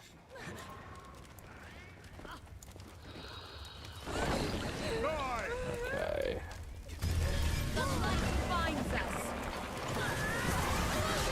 That knockback was rude. Should have stability first.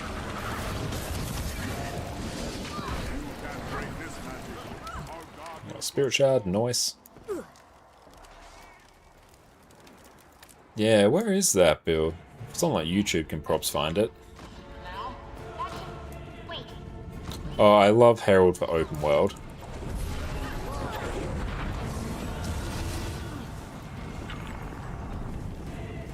But did we just straight up do it? Yeah, I think we did. Nice.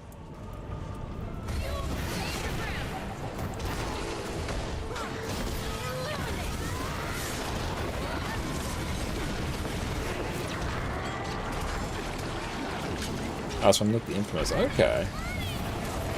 What is considered great DPS for higher end content? Just asking once again, new play here. Now, it's a very good question. Seems a lot of builds are just ridiculous in regards to rotations of weapon swapping, like Super Turbo high skill gap to be good. That's very true. That's one of the things about Guild Wars 2. There is a very big difference between an experienced player and a new player, because a lot of it revolves around you actually pressing your skills insanely quickly. That's how you get like good damage. You can know the actual rotation, but then the next step is actually pressing buttons fast enough to actually do that damage. Other builds that are builds to play that don't require a PhD or heart attack. I'm not blinking. Oh, absolutely, and I've actually made, once again, an entire guide on getting good at Guild Wars 2, which will answer a lot of the questions, but the peak DPS for DPS builds in Guild Wars 2 right now is about 45k, in the realm of 40 to 45k depending on the build. So that is sort of the peak. I generally say if you are hitting 80% of that, you're doing quite good. Technically it's only pressing the right buttons and slowly getting faster at pressing the right buttons. Yeah, that's it. And then, yeah, there's that website there, Welcome in Scorp, to see what people hit on actual encounters compared to the DPS golem, because now when we talk about DPS numbers, we're usually talking about a static DPS golem. But, you know, whatever 80% of 40 is, which I think is, what, 30k? So if you're hitting 30k on the golem, all buffs, all conduits on the golem, food, utility, that's pretty solid. Yeah, the golem is a very high, and it's not accurate for real encounters, but when we talk about maximum level of DPS, that's the benchmark we use to compare. Different builds perform better on different encounters, that is true. But, you know, if you're sort of hitting Anything above 30k on the golem on a DPS build, yeah, you're doing like really, really good. I generally consider if I'm hitting 90% of the benchmark, that is the point at which I can say, you know, I know the build. And after that point, then it's entirely just pressing buttons faster. The goal was realistic to get 90% of the SC benchmark with a relatively small time investment. Yeah, I'll usually find, regularly for whenever I make a build guide, I'll try and go on the golem until I can get to about 90%. That will usually take me somewhere in the realm of 1 to 2 hours of practice. Natural energy. I can't determine its origin, but it feels warm. Well, it should be enough. I'm picking up a massive Elder Dragon energy signature. But you'll find for most DPS builds, the vast majority, simply pressing your good damaging skills off cooldown will get you like 80% of a benchmark. After that point, it becomes pressing buttons quicker in the fully right order with like any particular tricks the rotation needs to really eke out more damage. But yeah, just straight up pressing good buttons off cooldown will get you to like 80% of a benchmark, usually quite comfortably. And that isn't particularly difficult. And then, you know, you have a huge, skill ceiling you can eventually progress towards. How do you practice though? Do you use logs and stuff? A mix of everything. Again, I cover it in sort of my guide to get good at Guild Wars 2 there. But yeah, I'll go into the way I tend to do it, long story short. Whenever I first pick up a class, no matter what it is, particularly if it's a DPS build and a boon DPS build, then I will go on the golem and practice its ideal rotation just for probably about half an hour or so, just so I have a rough idea of what I'm meant to be doing at any point, and then just so whenever I am playing that class and any other content, then I've got that idea in the back of my head of, okay, what does good on this class actually look like? And then I can identify when I've made mistakes. Then after that first sort of half an hour or so, then I will go and just play. I will take it in raids, I'll take it in fractals, open world, and after a few hours, few days, a week or two of doing that, then I might go back on the golem again, see how much I've improved, and yeah, iron out a few kinks that might pop up in my muscle memory, and then I'll just sort of repeat that cycle. And yeah, having Arc DPS installed, which I've got a guide on how to... Do I have a Nexus guide? Oh, there we go. Nexus and Arc DPS. Yeah, I've got guides on how to install them there. 100% recommend installing the Nexus add-on manager and Arc DPS. Arc DPS has given me overall group DPS and my contribution, so I can sort of tell how I'm going compared to everyone else. Invaluable resource, even just for your own self-improvement.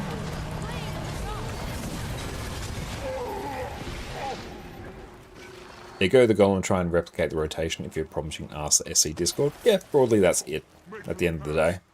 You go on the golem, you hit it, learn the rotation, learn the order the skills are meant to be pressed in, get comfortable doing it, get it into muscle memory. If the rotation is in muscle memory, it's far easier for you to do it in actual content when there's more things going on. Then yeah, just practice it in content. Occasionally go back in the golem, check, see how your DPS has improved. And then see if there's any changes you need to make, any encounter-specific tweaks you might need to get full value. Blishard View, I do have that as well. That's the button. And there's even a tip if you're using Linux as well. Blishard used to be notoriously fickle and annoying to get to work on Linux, now very easy.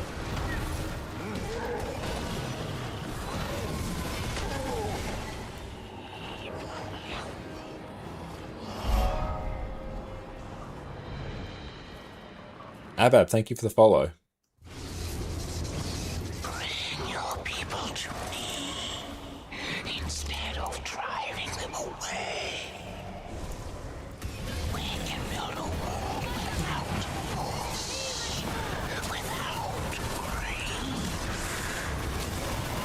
Oh no, that peace is all self-care wanted. Ouch.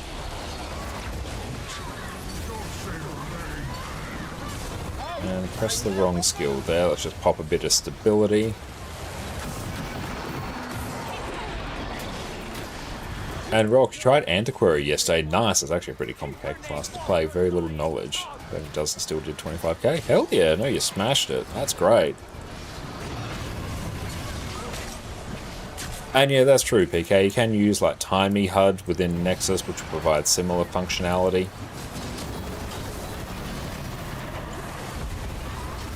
Yeah, usually spend like an hour on the golem, go pug some raids. After that, you go back to the golem again. Yeah, that's great. Very similar to what I do. You got 98% on Condivert and you did almost 0 golem grind. Just Cerus, CM, LCM, EOS progs. Excellent. But even if you don't spend a huge amount of time on the golem, I think there's massive value in it. Because yeah, then you have just a very controlled space where you can understand, hey, what order should I theoretically be pressing my buttons if I want to maximize my damage? And then from there you can, you know, refine things later. Yeah, playing pistol, antiquary is a good way to learn different script skills. Yeah, that would be. Fractal Rush Champion completed. Nice, we got that. You feel no warmth. And we can, I don't know, make a little bit of gold back on that, I guess. Yeah, true. Endgame is shaping the rotation of the encounters. Very true. There's the optimal golem rotation, which I think you need to know to sort of know the target you should be hitting, but then you need to adapt it. Then yeah, there's a huge amount of skill and practice and adapting to specific encounters, and then figuring out, you know, when are key burst phases on bosses, you know, timing some of your skills so they occur after a break bar is broken for the extra exposed damage modifier and stuff like that. So yeah, let's go extract the upgrade from that. Mastery items, infusion, extraction, and vice. Do that.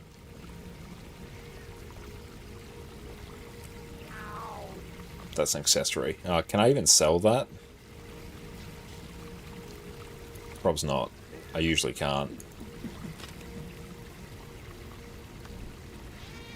Nah, so I'll just shift click, Control 8X, drag here, Control V, backspace, home, delete. Doodles. I just want this. There we go. Yeah, it's just about 10 gold there. That will come back to us eventually. Good job, but thank you for the follow. When experimenting for Condi builds, what's the max or cap target for Condi damage, expertise, and duration? You'll generally want to hit 100% condition damage on your key conditions. If, say, your build does a bunch of different conditions, you'll want just kind of high condition duration across everything. And that will usually just be done by throwing Viper's gear onto everything. And Zarek, welcome in. I definitely recommend checking out Snowcrow's for, you know, key sort of gear recommendations. Quite often for Condi builds, it will just be full Vipers and everything. And depending on the build, like say if you're on Burn Guardian or Condition Firebrand or something like that, burning is like most of your damage, so you're actually going to invest a lot of resources into maxing out that burning duration, which will be through things like your Viper's Gear, Sigil of Smouldering, stuff like that. Similar thing with Condi Virtuoso. That build actually wants to only maximize, it wants to maximize its bleeding duration, but also maximize its crit chance so it can do more bleeding, so that one kind of works a bit differently. But broadly for condition damage builds, it's going to be Vipers 90% of the time. But for specific builds, check out Snowcrows. They will just tell you the gear you should be running, which they will have calced and, you know, done all the very helpful maths for you. But in terms of how much condition damage do you need, as much as humanly possible. And DJ, welcome in. You really want the Dreamer Legendary Shortbow. Any recommendations on a build that uses a shortbow on every...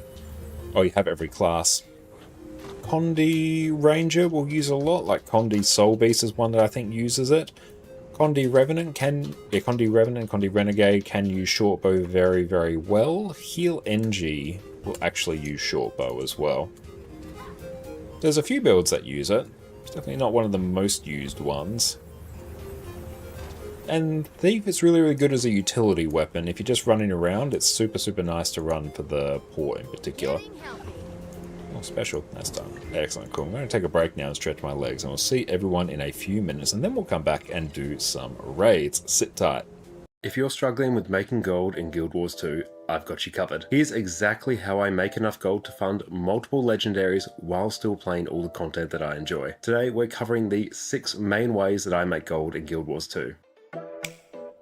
At the end of the day, gold is everything in Guild Wars 2. It's how you upgrade your gear, buy materials for crafting, and it's how I purchase anything I need from the gem store. Once you learn how to make gold, everything in Guild Wars 2 opens up to you. Right now, I'm in the process of crafting a set of legendary armor and 4 legendary trinkets for my second account. So farming gold has been front of mind for me recently. So today I'm going to be walking you through what I do to make gold, how I get value from all the different currencies I farm, all while still playing the content that I enjoy. Let's dive in. Truly one of the easiest ways to make gold, accessible to all players, especially those with limited playtime, Astral Acclaim and the Wizard's Vault. Now the Wizard's Vault replaced the old daily login system we used to have before Secrets of the Obscure, but it's even more profitable than what came before. By doing simple daily, weekly and special achievements, you'll load yourself up with Astral Acclaim, which you can then exchange for all sorts of rewards. I've made a separate video about how to best spend your Astral Acclaim, which is linked in the description, but here are some of the best items to buy. We've got Mystic Coins, the bags of gold for 6 Astral Acclaim, Laurels, heavy crafting bags, the bags of coin for 35 Astral Acclaim. You can also buy the Legendary Starter Kit, which is insane value. Here you could either craft a certain legendary to keep or sell on the trading post. I always recommend getting this as crafting legendaries is another huge source of my gold. Mystic Clovers are also great, as chances are as a Guild Wars 2 player you're going to need them eventually. The chests of Ascended gear are also worth quite a bit, especially for new players.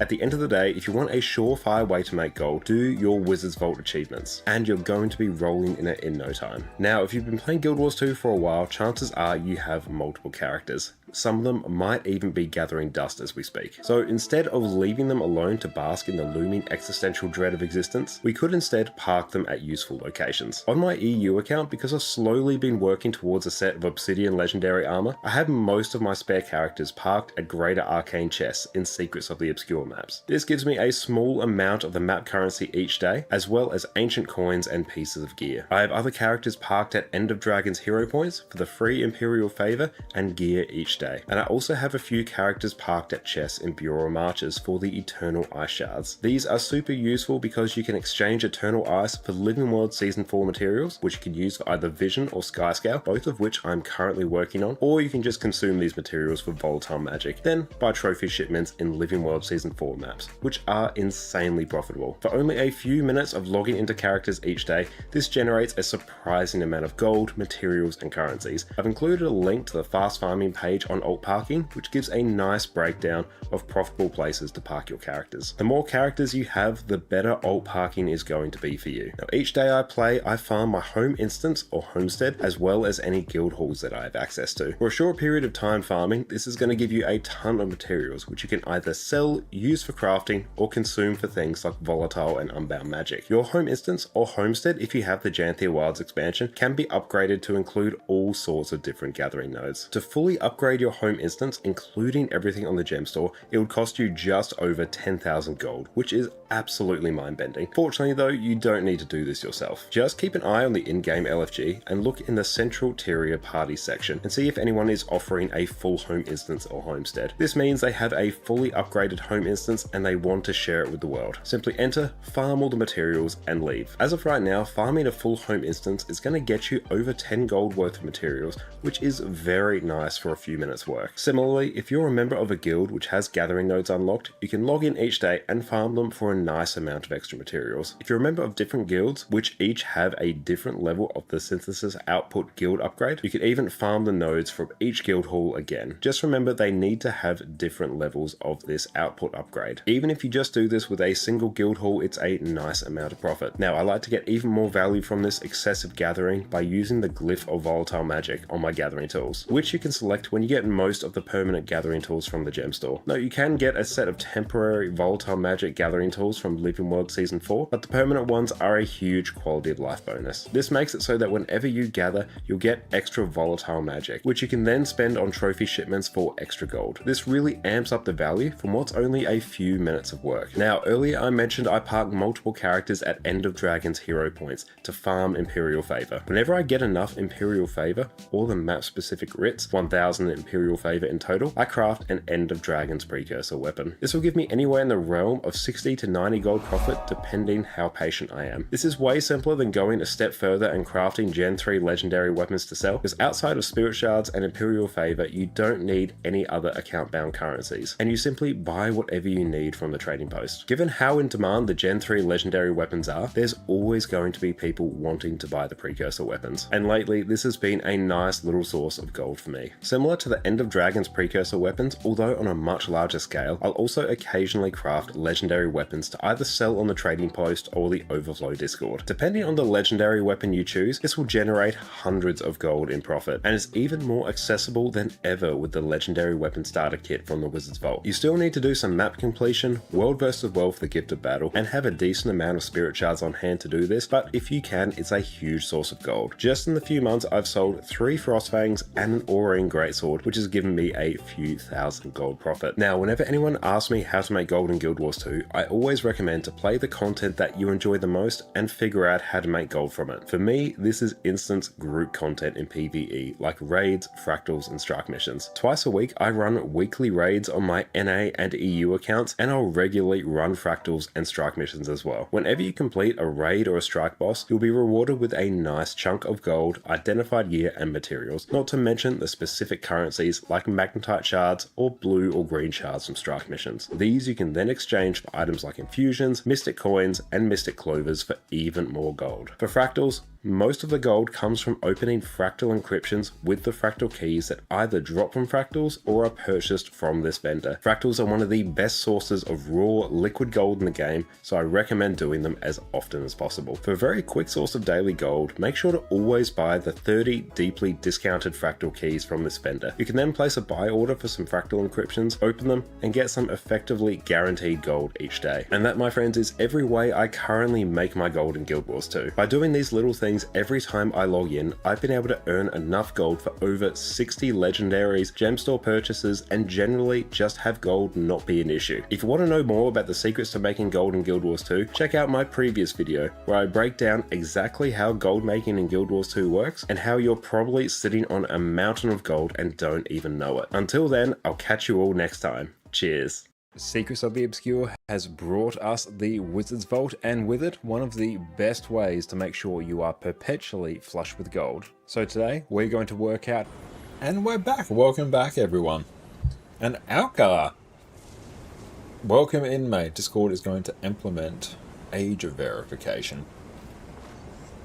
It's biometric data. Use on-device AI without permanent server-side logging. Oh, age verification. Age verification is always just an absolute nightmare. A given encodes controversial history of platforms like TikTok, where the vendor was heavily criticized for long retention periods and storing biometric data. Users can expect strict privacy, are highly skeptical of handing over their biometrics. Yeah, honestly, the level of data that is just honestly harvested is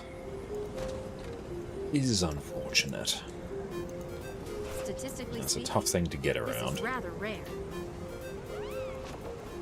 But yeah, I heard a lot about Discord's age verification a few months back, and it seems to have gone quiet. But yeah, has that resurfaced again now, has it? Okay, let's go sell junk. Cool, bit of gold there. Love it. Okay.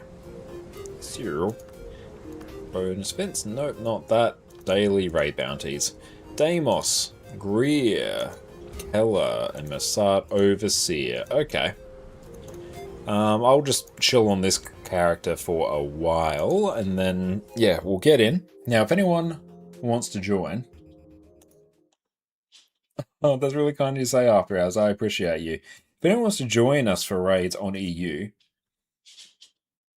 you are more than welcome. I'm a tag up here, so yeah, feel free just to squad join on my account name, and let me know what role you would like to play. So bonus points if someone can. If someone can, oh, thanks, Safaro. Yes, I love it. If someone can kite for Keller, that'd be great. I mean, I can do it. I just don't particularly feel like it. Can go get in, yes. Welcome in.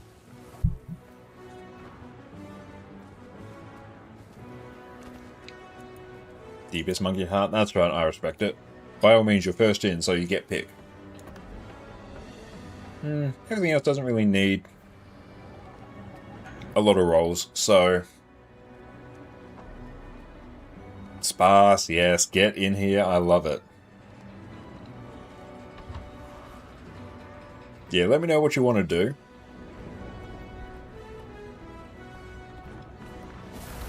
The Chaos, come on in. Yes, just always let me know what role.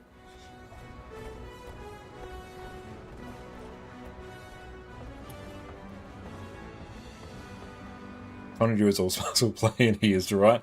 That's fine.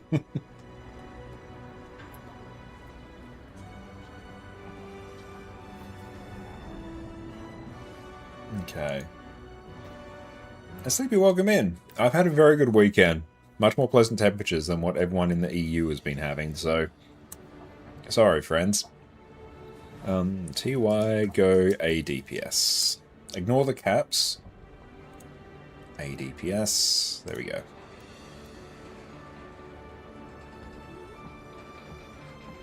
Yeah, just me kind of do it? That's cool. Okay. I will... How many healers, Sparse, how many healers do you think we need for Keller? Like, if I heal Kite, do we also need 2 healers? Yeah, see, I'm just like always an engineer, so no matter what I'm playing, I am also engineer.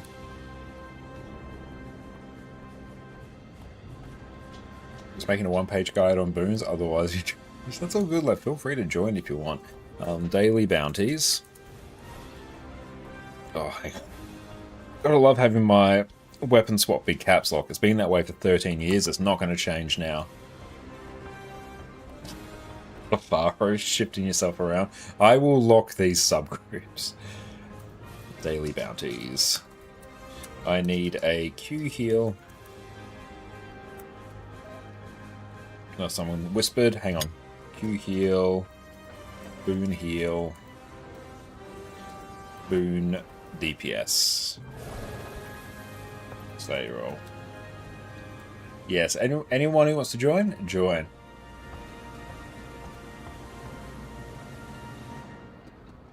Two Keller boon heals are perfectly serviceable, you'd say. We'll see how it goes. Okay, all good. I will kite. And Nick, I'm glad you approve. Thank you. Here, come carry us, PK. Yas.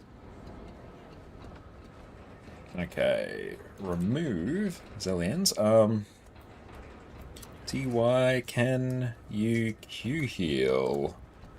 Zellens, thank you. You will be Q heal. That is that sub taken care of. Just an affirmative no.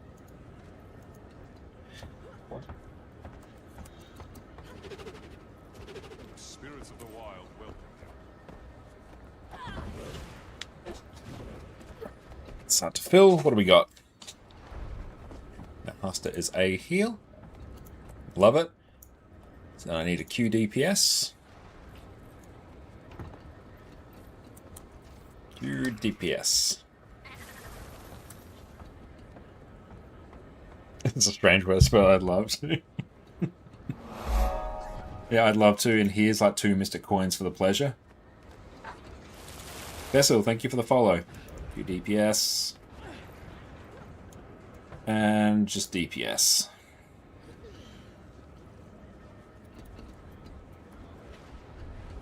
Alright. Let's crack out the I'm a kite everything Spectre.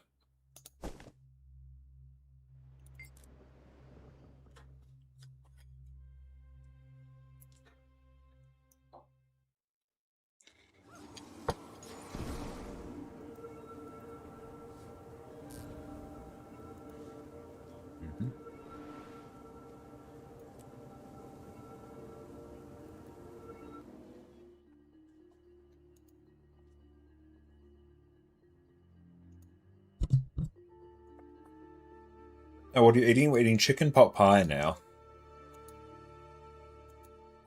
Just made an amazing batch for a while back, and we're working our ways with some of our freezer stash. TY, all in sub 1 DPS. Get Keller done. We can all iron out any kinks before we go to Greer. Anyone who has joined from Twitch or YouTube chat, are you new, or do you need any explanations?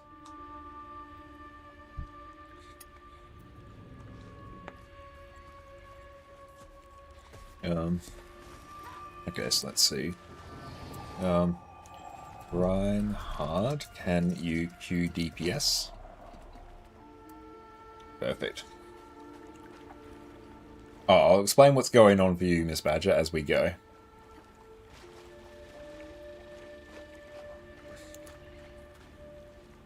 All good. I'll explain in stream chat. Can you be a Norn Necromane? Of course you can. Quick DPS.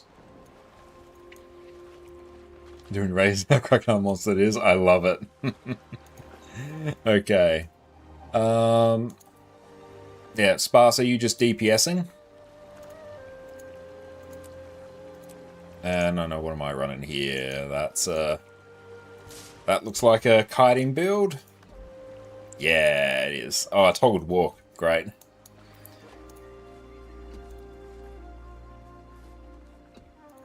That's an amalgam, I see. That is not Condi Druid, true. You're bonk at the moment? Cool. That's good. Bonk on whatever you deem appropriate.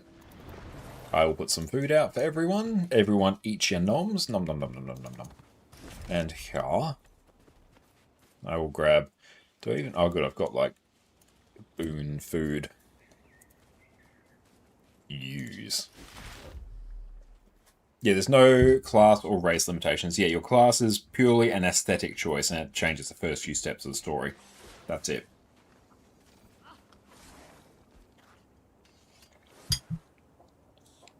Class racial skills, or just racial skills, are irrelevant to endgame. If they ever get too strong, far out.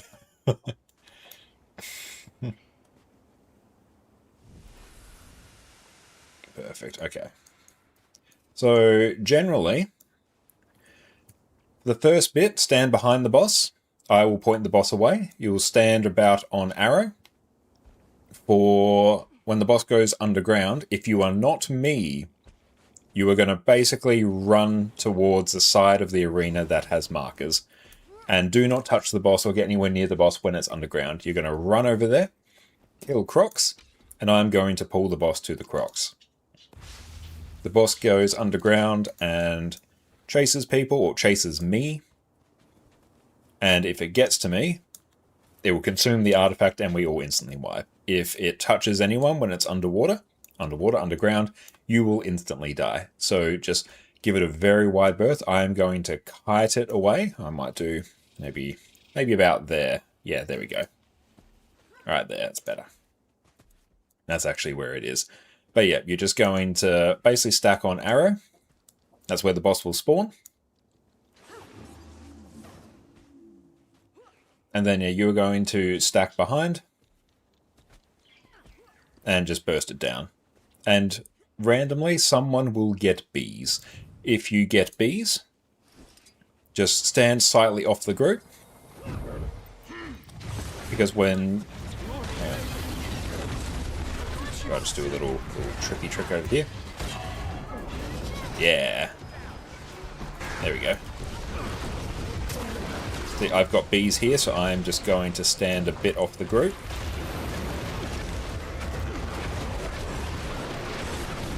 Then once the damage gets a bit too high, I'm going to go port onto someone here and spread it.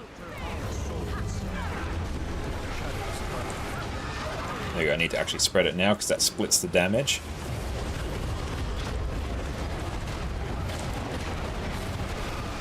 And now we all just stack up and heal through it. Boss will be going underground soon. So just... Now it's going underground, so everyone run towards the markers. Run towards the markers. Run fast. Run fast. Do not be anywhere near it. I just make a beeline over there and burst down the Crocs. I need everyone moving as one big unit. So there we go. I'm going to pull the boss to this. So I need everyone running as a big unit. Big unit. And then kill these crabs. So I'm just going... Yeah, don't ever jump across the boss like that. You're very lucky you didn't die. Cool. So now I'm going to pull the boss over this way.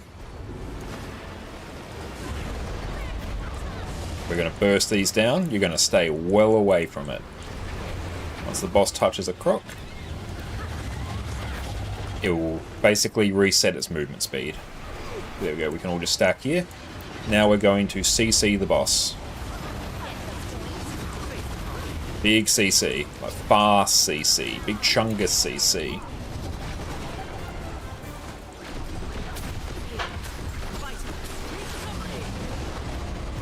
If you get that, just stay off the group. See?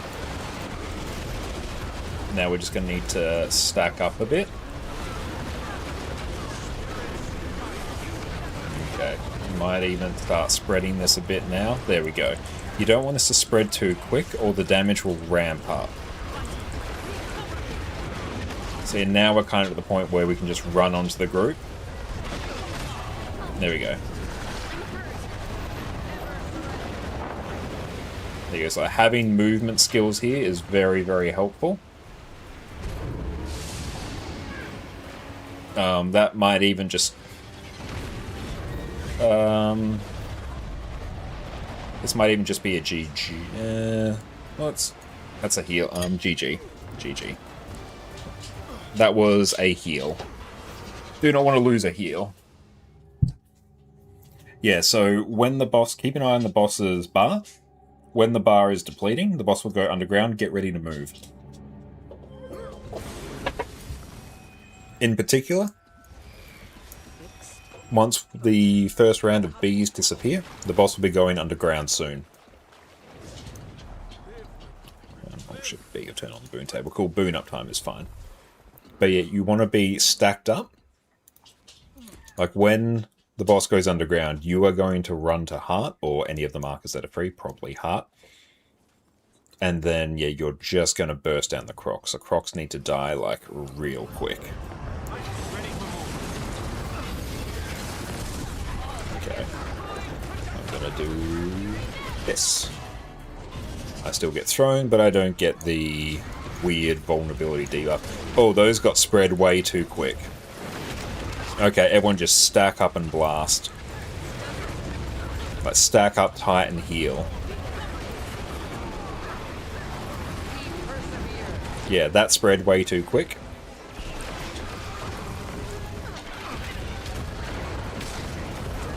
GG. Careful. Yeah, that was early bees.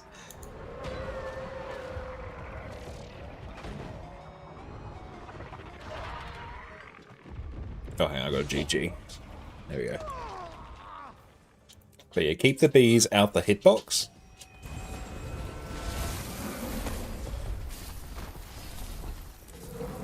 And after a while, then you can run onto someone to spread it once the damage gets a bit too much for you to survive. Oh, hang on. Need to get an A heal in.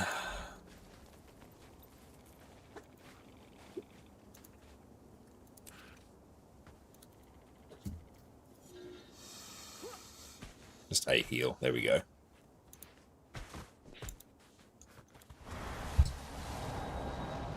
That's right, someone will just join.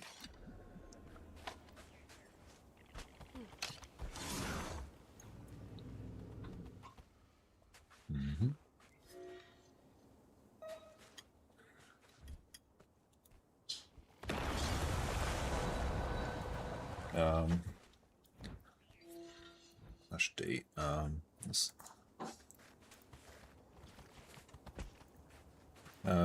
Can you A heal? Oh, wait. Wait. There we go. Yeah, we're on EU right now. Let's see what... Slash D, T, Y, cool. And... A heal. Done.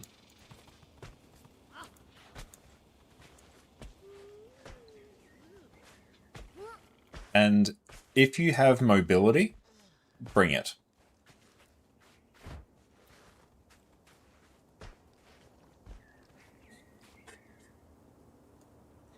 Like, bringing some teleports to this fight is insanely useful. Stun breaks are great, in case you get bopped by the in case you get bought by the wave. But yeah, basically you're going to make a beeline for heart. But yeah, mobility skills are great. You want to move around this arena quite quickly.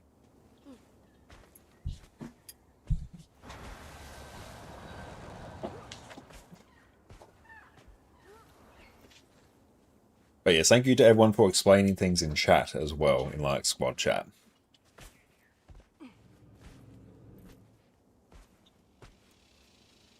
But yeah, when the boss is underground, give it a very wide berth. Like, you don't want to be anywhere near it. So yeah, bees are...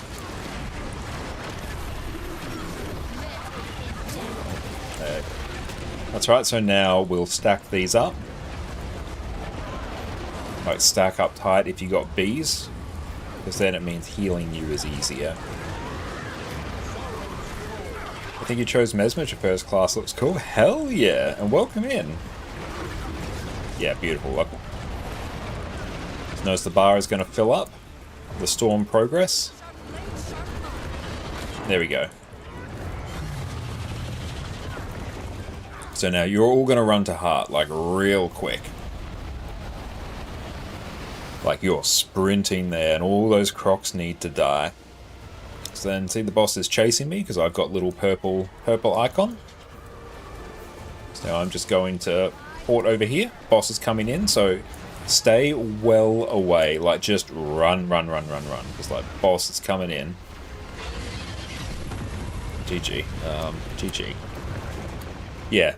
So what our friend did there, they were in the boss's hitbox, and the boss will just jump up and kill you. You can't dodge it. Like, if the boss targets you when it does that, you will just die. So you need to just be well away from it. I think you're learning Condi Antiquary? Condi Antiquary is great. Yeah, so just stay out of the hitbox. As soon as the crocs there are dead, yeah, don't try to copy greeting on boss during storm if you don't know how to. Yeah, like, just stay well away from it. It's much better if everyone just stays alive rather than, you know, trying to be tricky and trying to eke a few extra 100 DPS.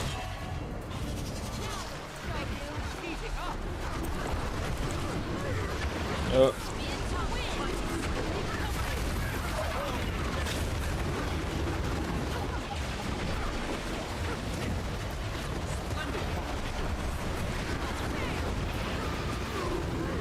See, now we're just going to stack up and burst these crocs, and I'll come and take this.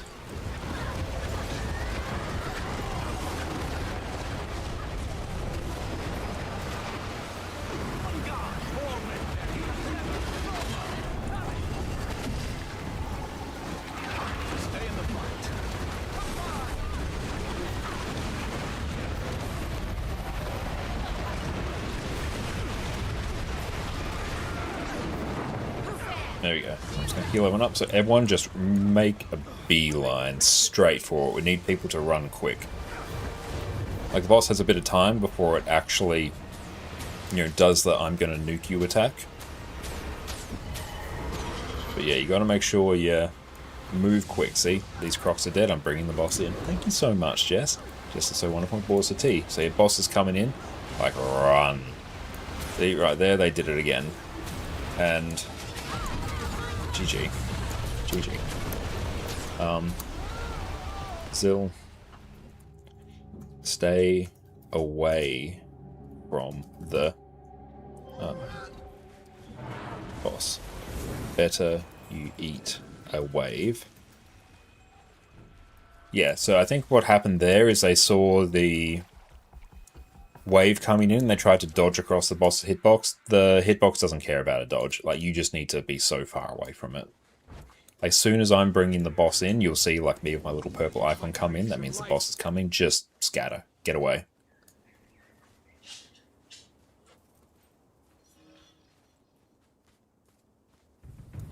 That's good. They seem to be learning from it, though, which is what we want.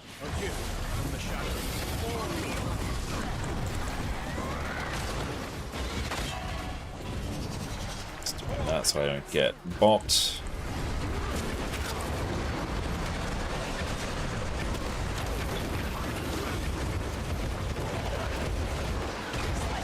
As a healer, this is actually pretty easy for me. I'm just going to spread this to someone. Nice. So yeah, if you have the bees, don't run into the group. Just stack off the group a bit. We're okay here for now because we waited for a bit to spread the bees. But yeah, now once you have them, you want to stack the bees because then it means you can be healed. There you go, bees are finished.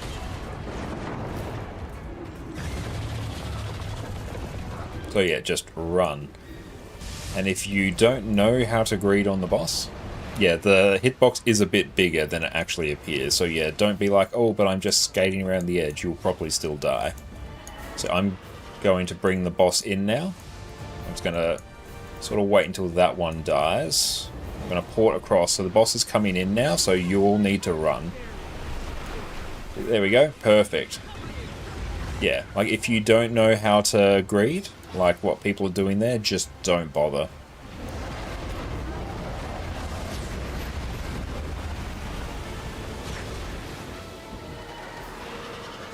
That's too much for me to see. There we go. Cool. So now I'm going to bring this in. Perfect. So just be like well away from the boss. Don't try and greed. Play it safe. This is a fight that is cleared by you playing it safe. And big CC. It's gonna hurt. Boop. So even if you go down there, that's okay. We can res you.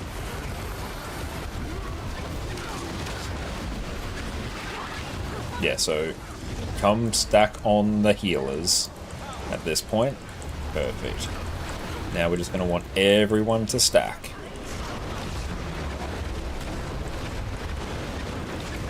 Just going to throw like mad healing on people now.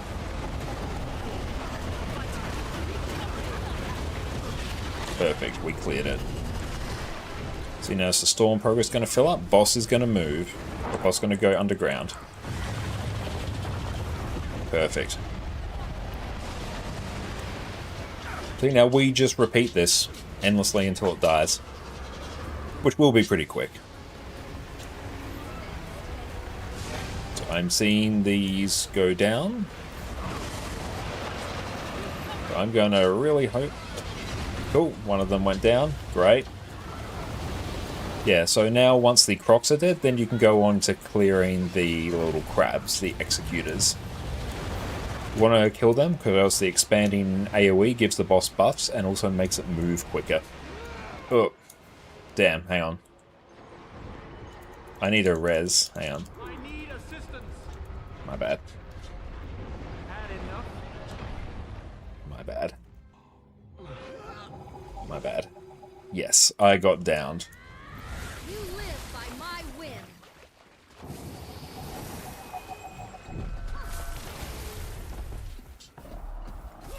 That's right, we will get this, like... The rules are still the same.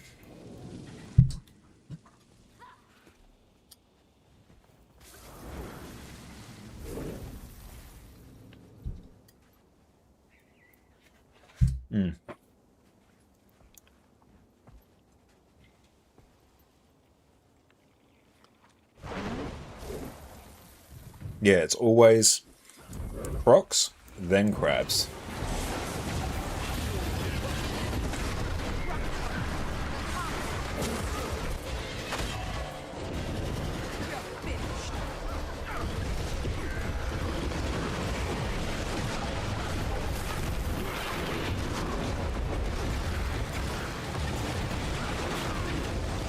And so yeah, you can just stack these up now.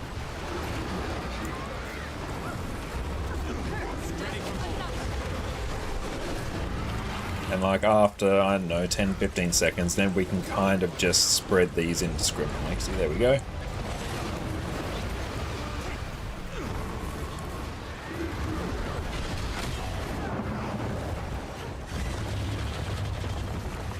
So yeah, you ignore the crabs until the crocs are dead. Until you've got no more crocs to kill, that is when you will then kill crabs. You want everyone moving together there, because if you go down, then everyone can instantly res you and everyone is happy. See, Crocs, as soon as Crocs start going down, I will pull the boss. See, boss is chasing me, it's getting faster and faster, he's got 8 stacks of relentless speed. Cool, so now you can kill the crabs. Crabs are dead. So you want to burst things down really quickly here. So I'm going to kite the boss a bit over this way.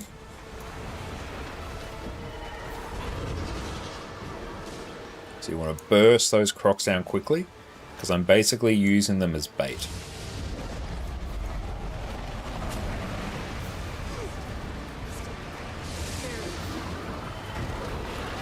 There we go, that was rough. CC first. Big CC, and then res.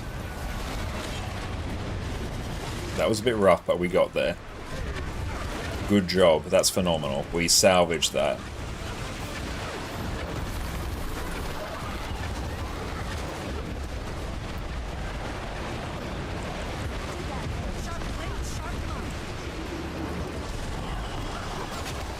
Start stacking these up now.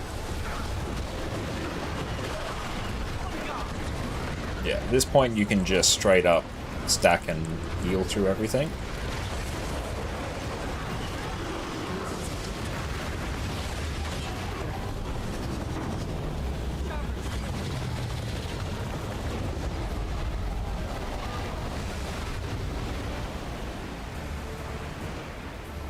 Don't even know. Oh, boss health 57%. How's it doing? It's going okay-ish. So I'm bringing the boss in. It's a wave, generation random, or just placement. It will go in an area where the boss isn't. Like if the boss is now in center, it will go for either side. And it will go for either side, I believe, at random.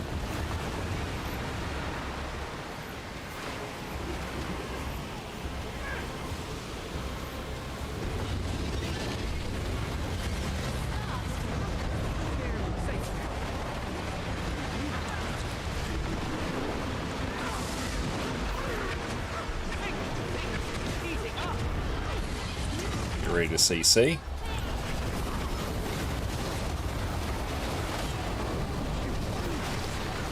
So you just get the res, just don't panic and get the res. Dodge.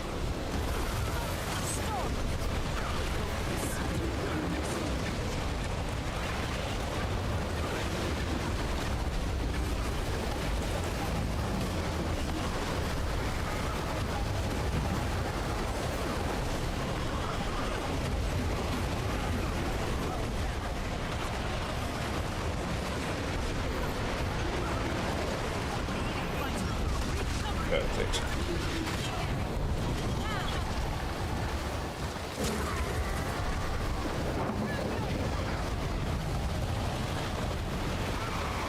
Oh, damn it. That was really rough. I had no blink. Someone help me!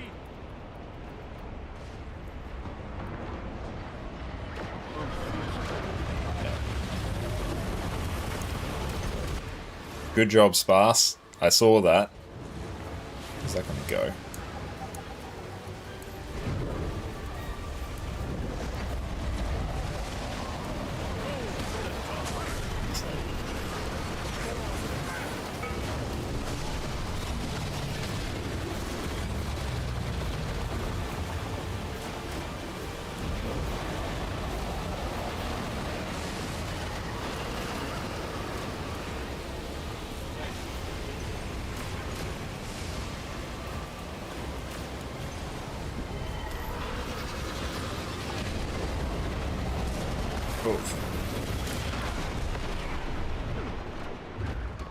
Yeah, that was rough.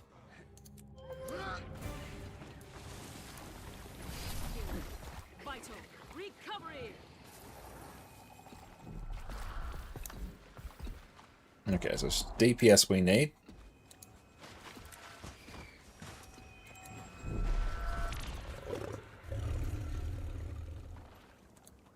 you can play all profession spec per class, right? Don't create another tune to play another profession. No, yeah, it's your profession is locked. Like, your character will only ever be a guardian, or your character will only ever be a warrior.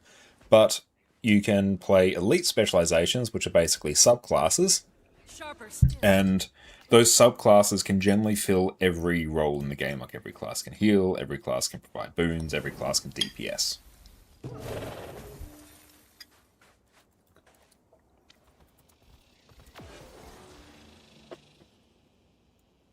But if you want to play Guardian or Warrior, you would need 2 characters. Yeah, what am I... Oh yeah, let's run like minstrels. Yeah, why am I not doing that? Yeah, now I've got like a bajillion toughness. There we go, it's better.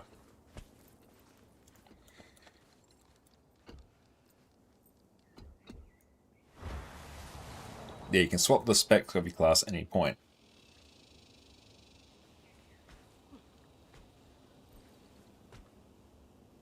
Ah, thank you. That is helpful.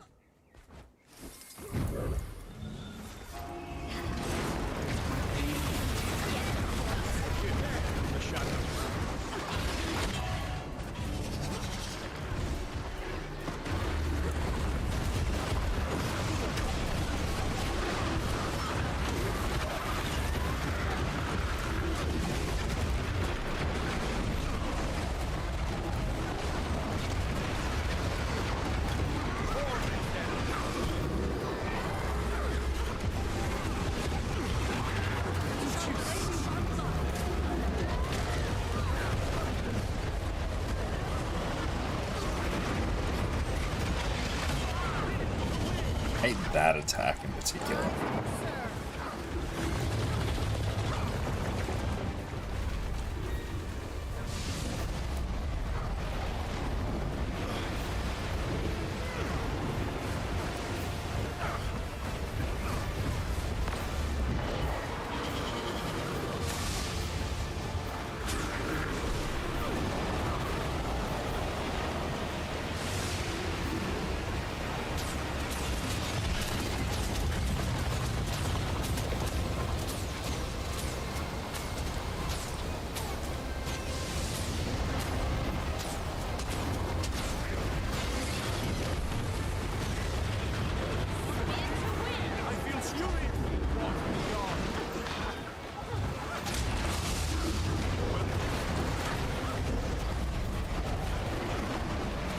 Perfect. Now we're going to get ready to CC.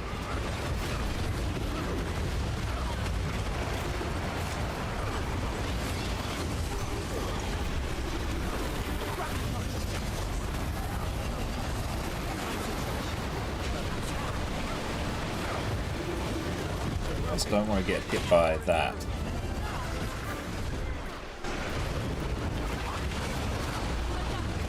Touch that.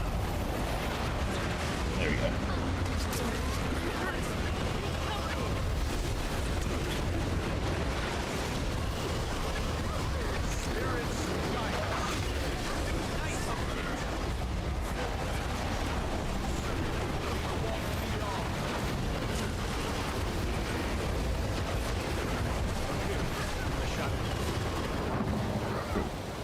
Same deal.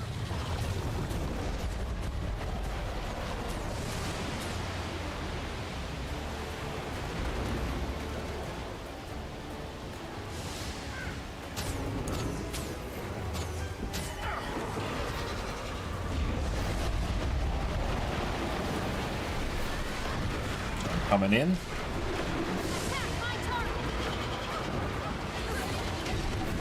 Good. I'm gonna chill here.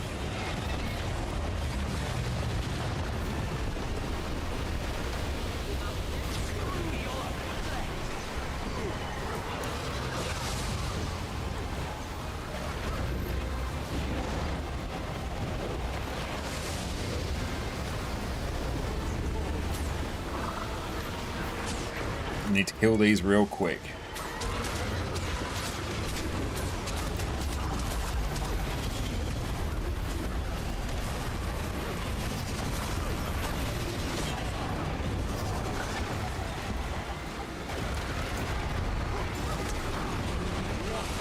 try and get it out of that. There we go. And come here. Aggro is like super jank. Come here. There we go.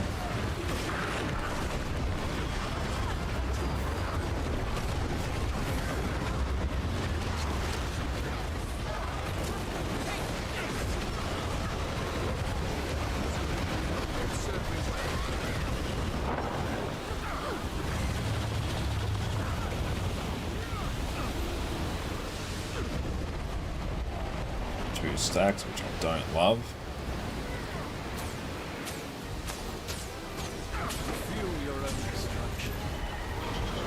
So yeah, you need to burst the crocs down really quickly, because, you know, the faster the boss goes, less time you're gonna have.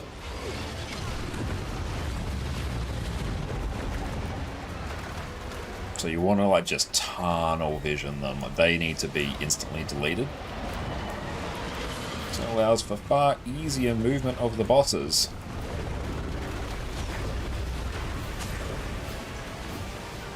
Need to get those reses like real quick. Hang on. There we go. Now back away, back away. Boss is coming in. Okay.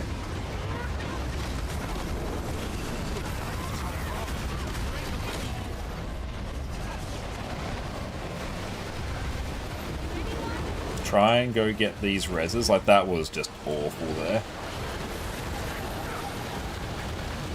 Not really anyone's fault, that just kinda happened. Hold up. Ah. That sucks.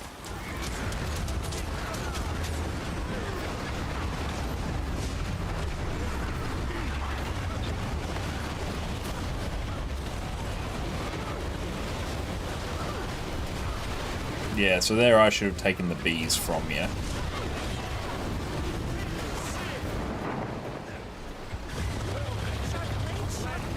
There you go, so same deal, like we kind of just repeat now. And hopefully, yeah, we can just do enough DPS in the next bit.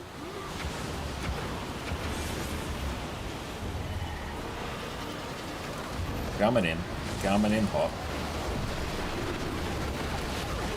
Yeah, so kill all of those crabs. Like, the crabs also need to go because they're spreading the AoEs, which are making this harder. So there we go. Now everyone needs to run. Run, run, run, run, run. Like, I will try and keep the boss a bit away. I'm gonna try and zigzag it across. But yeah, you need to burst them down, like, right quick. Coming in. Yeah, there we go. Not too much I can do there, but yeah, these need to go.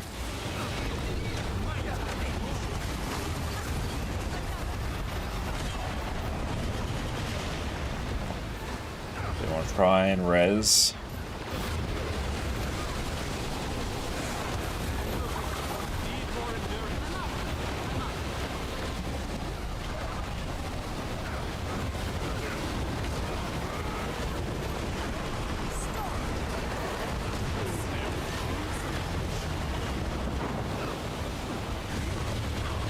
Yeah, it's like these crabs aren't going.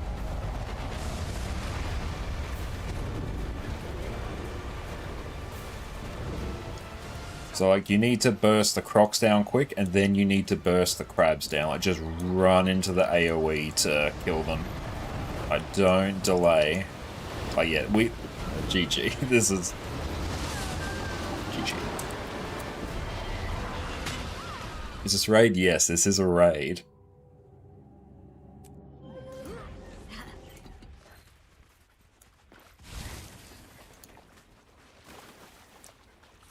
Yes, if there are no crocs, just beeline the crabs. Like, just run into the AoE and kill them. The AoE doesn't damage you, it just slows you. So just run in and kill them.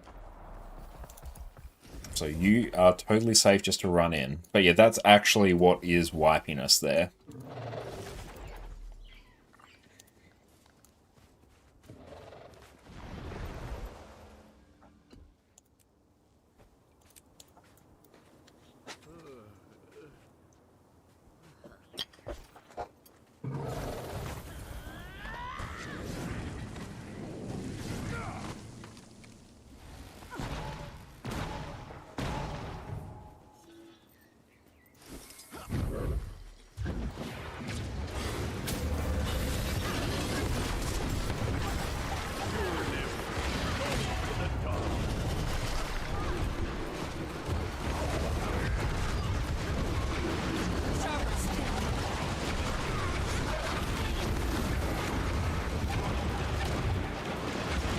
hate the boss's, like, movement. It was super jank. But yeah, it's beeline the crocs and then the crabs. Like, they all need to go. You can't just ignore them.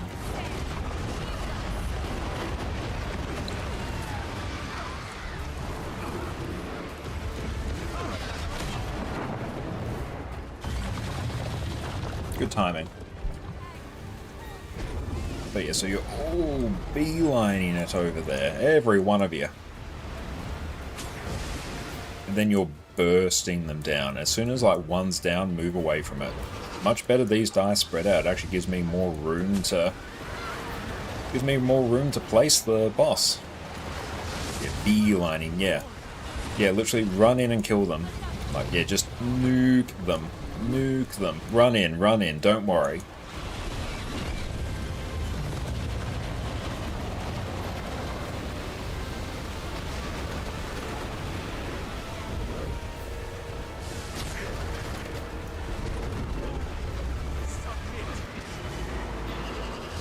Yeah, kill those crocs. Like, they all just need to die. Can't be messing with them. Cool, now we'll get ready to CC.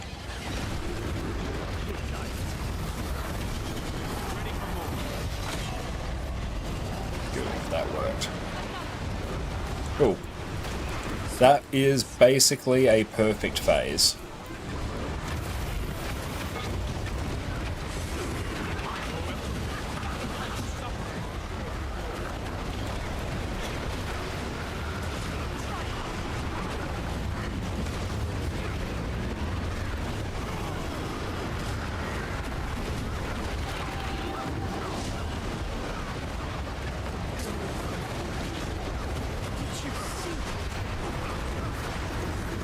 Power res.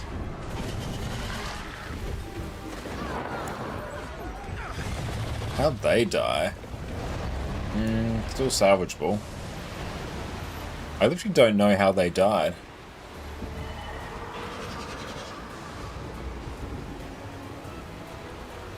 Yeah, you want to ignore the crabs? See, right there we got a giant problem now. All those crabs, all those crocs now are off the group.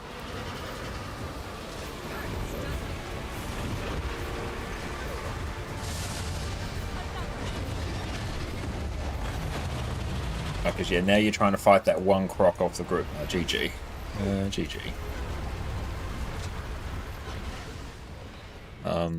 Run to heart. Kill crocs. Then crabs. Don't kill crabs until all crocs are dead. Yeah, the crocs are the priority. You will deal with the crabs after. Jerry, welcome in.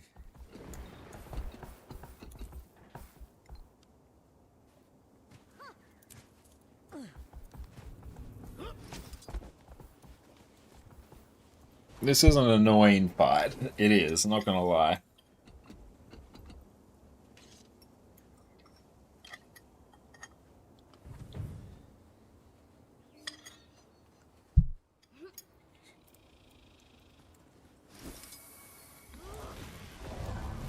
It's got pie? Do, yeah. It's very good pie.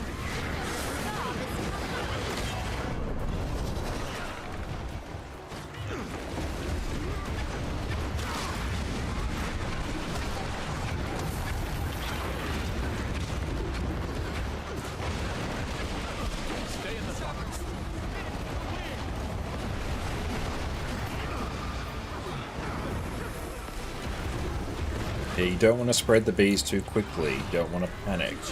Like, the healers will do what they can just to target you, and if you go down, like, you go down.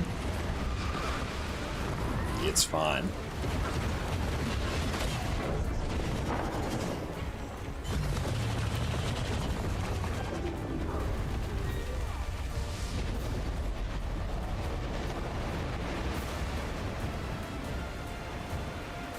Like, yeah, you want good power damage classes just to burst everything down.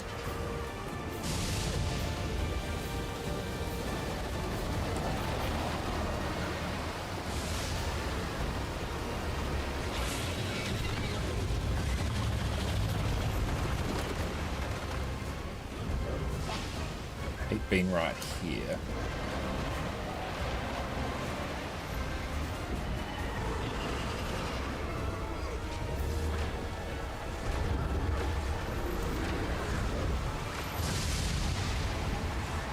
Coming in.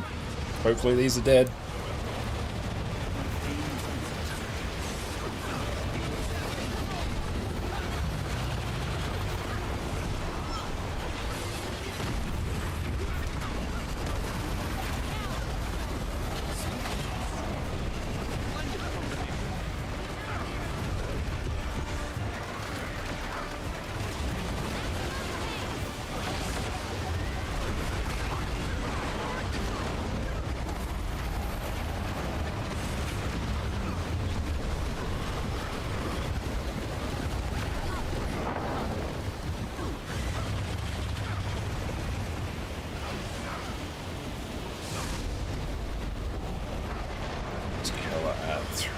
That's rough.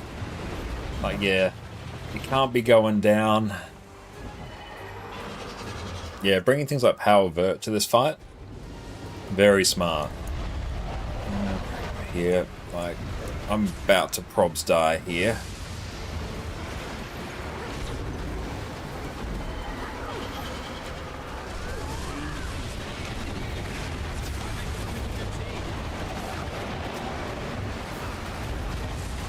Like, it's not...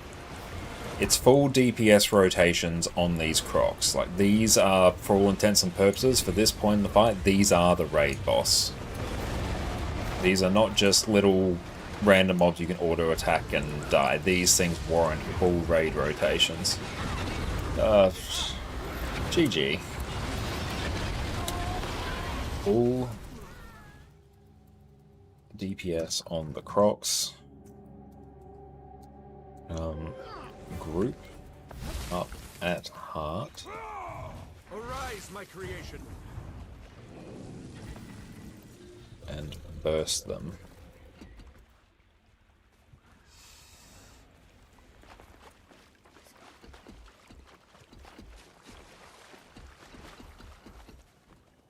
That prot's kinda.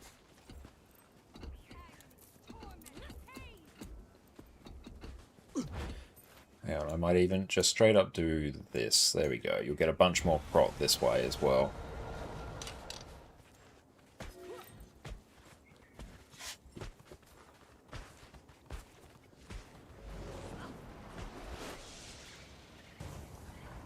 Look, life after death.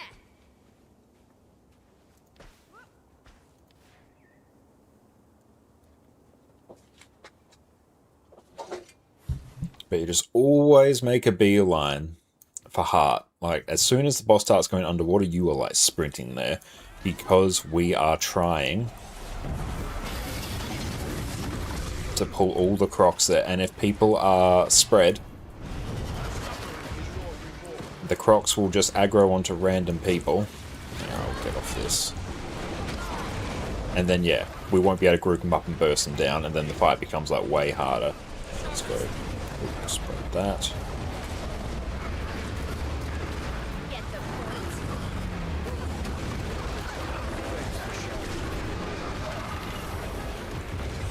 Yeah, we can all stack and kill now.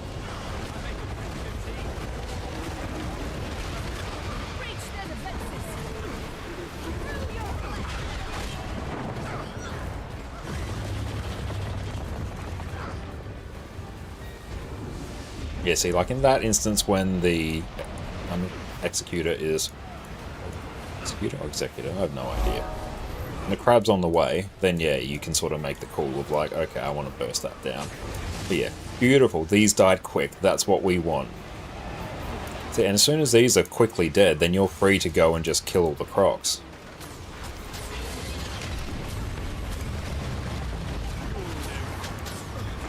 So you need to just delete them. There's no waiting. That means these other ones spawn a bit quicker, it seems. So you get the reses. Power res when your DPS is down. Beautiful.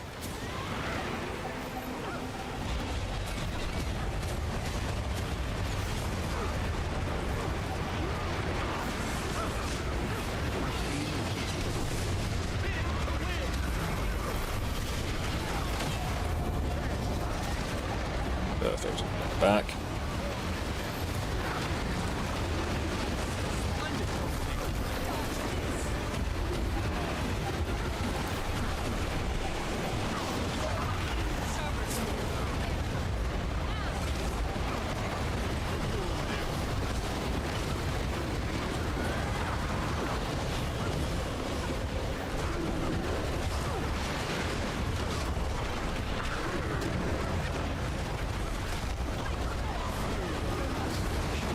Beautiful.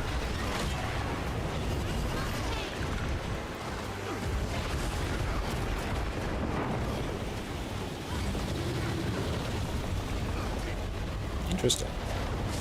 But cool. Yeah, so at that point, like, if you're on this side of the boss, you are on the wrong side. You always need to be heading... As soon as the boss starts going underground, you're sprinting the other way. You're sprinting to heart.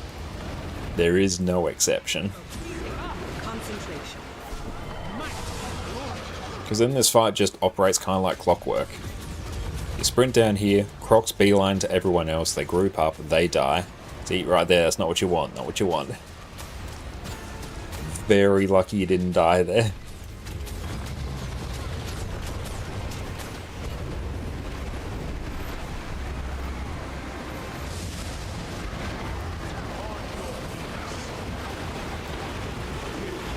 Beautiful. Okay, we're going to get ready to CC now.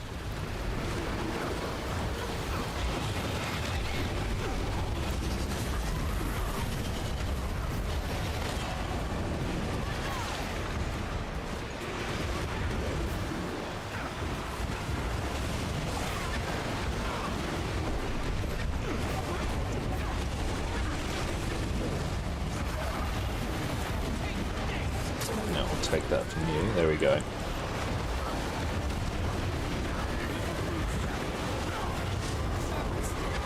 But you want to all be stacked up, the Crocs will just like pull to everyone and then they will simply be cleaved.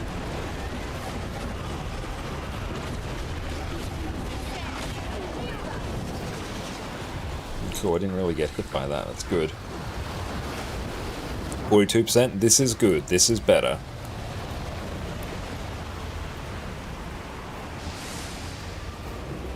If someone goes down, res them.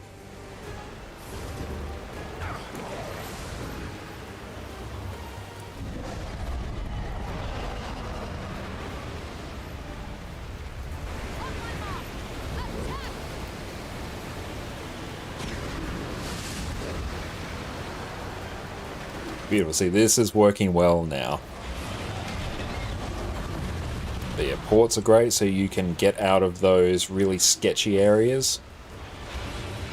Beautiful. Like, don't run between me and the boss. The boss will occasionally make a beeline to me.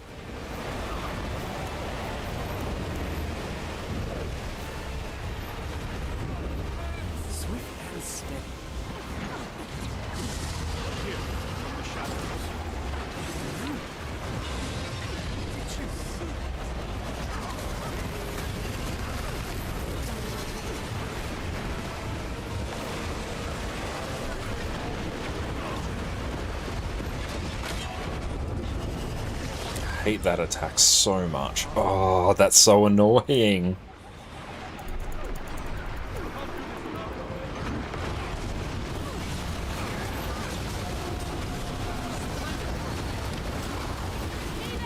Yeah, so throw to me.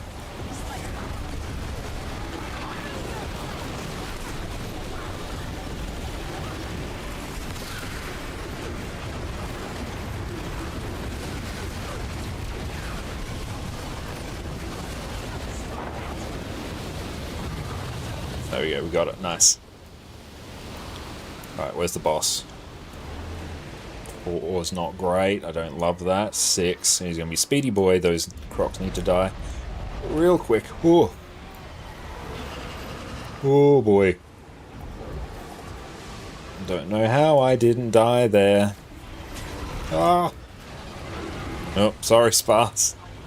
Thank you. Woo, look at those. 21%.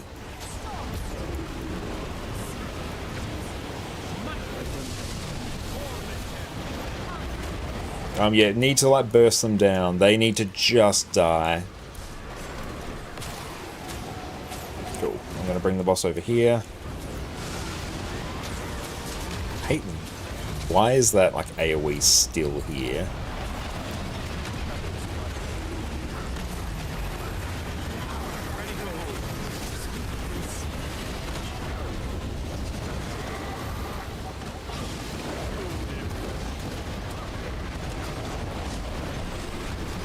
Yeah, at this point, just kind of burst and hope, I think.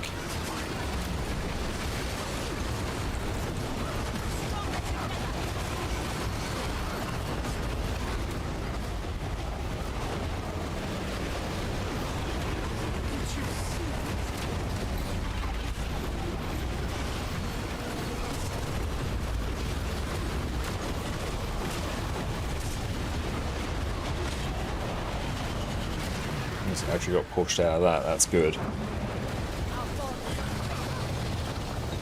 Thank you, Spars. I appreciate that.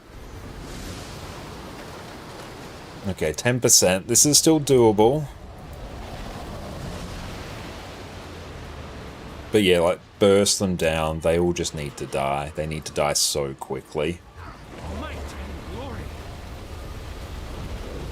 I'm going to assume that some of the crocs are dead. And if they're not, well, we're going to have some fun. Yeah, so now that the crocs are dead, cool, I got one more, great. Then yeah, just kill the crabs.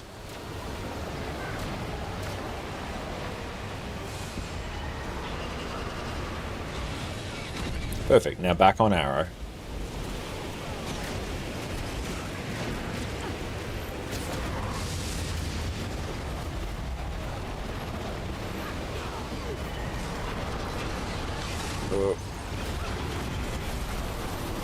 This is really bad.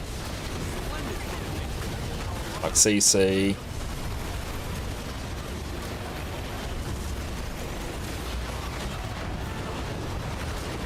No, we do not have this. Hang on, I need to just get on. Pump just heals and reses. This is still salvageable.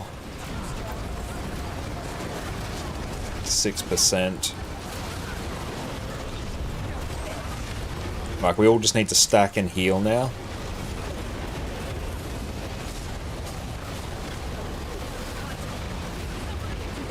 %. 1.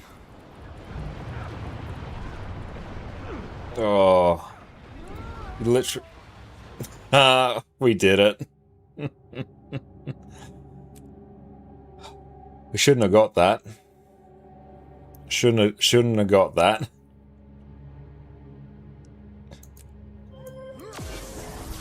Not a chance in hell that we should have got that. Oh, that was some nonsense. Good job. Now Greer. I'm just gonna like 3 heal Greer. Curse killed that. That is more cursed than the Deimos kill we got on Wednesday. I thought that Deimos kill was more cursed. That was more cursed.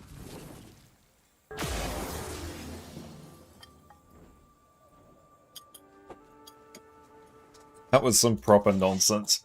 Good job. Let's never do that again.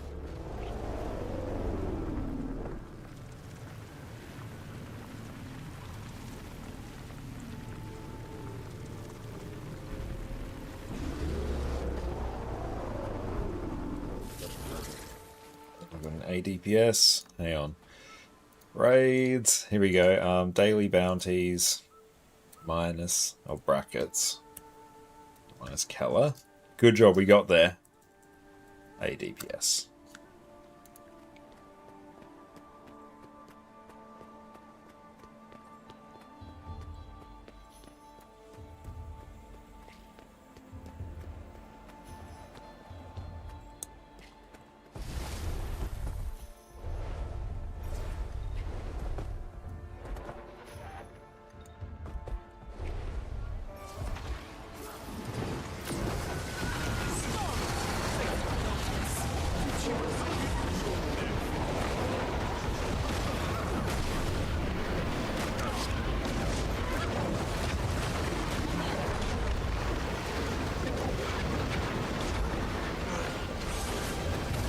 might even just a heal Luminary, I think, for this. Just so I can literally provide a bajillion stability. And your Scourge, so I might pop myself here, pop Sparks back here. There we go, team. You deal with this, and I will come back on Luminary, a heal Luminary, so we can triple heal, because Greer can be a bit cursed, and then I can run, like, every bit of stability.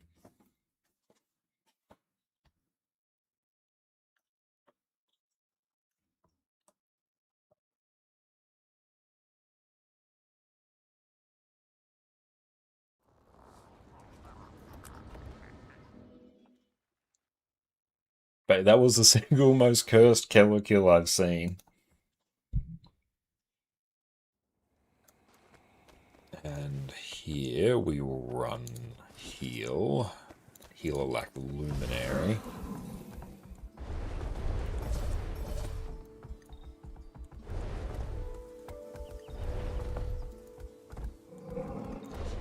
The rest of these will fall pretty quick now.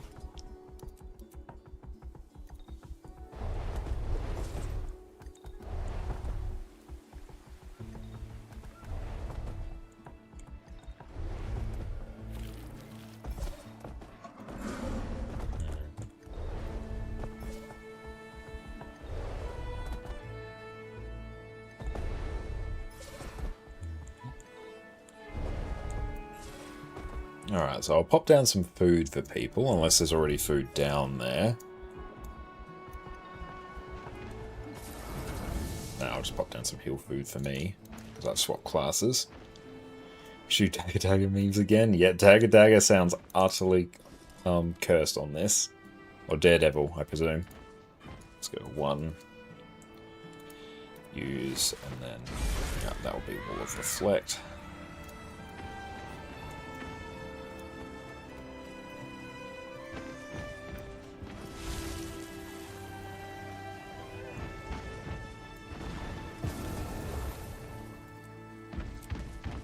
And we'll get that.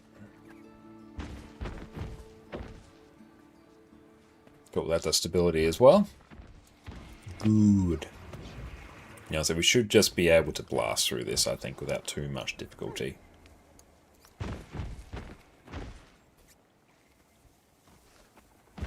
Yeah, we'll just run 3 heal.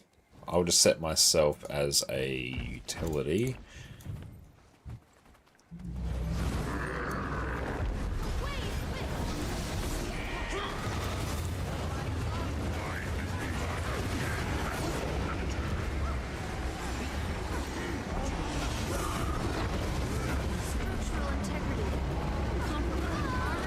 GG.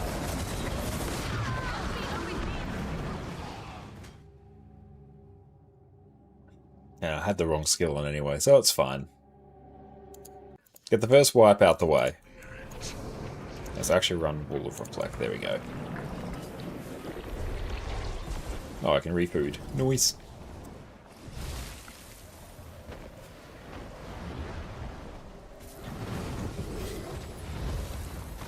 Same deal now.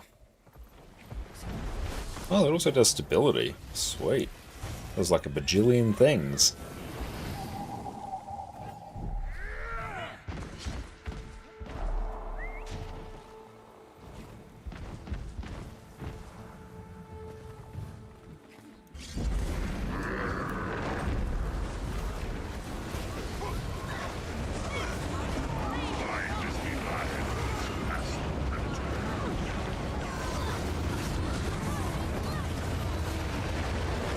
Don't stand in these. You can't be healed through them.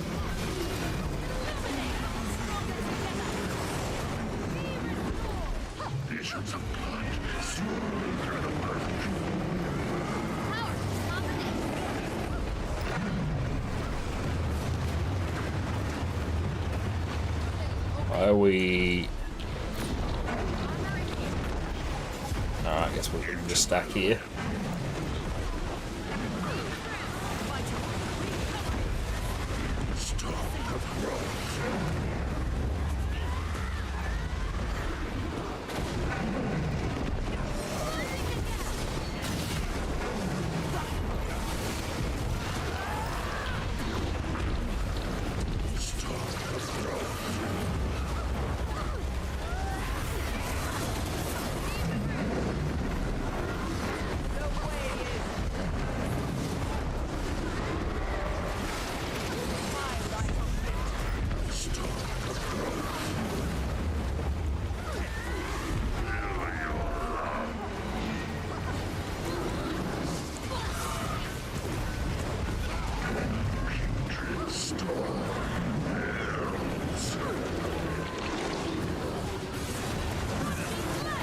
some break bar damage. There we go.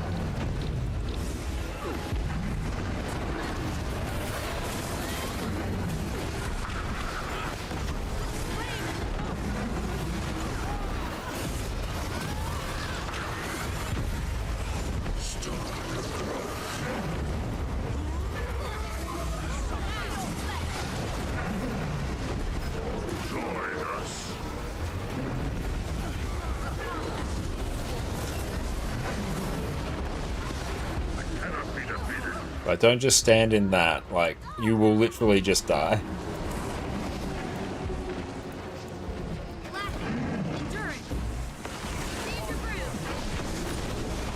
How do we kill that one? Yeah.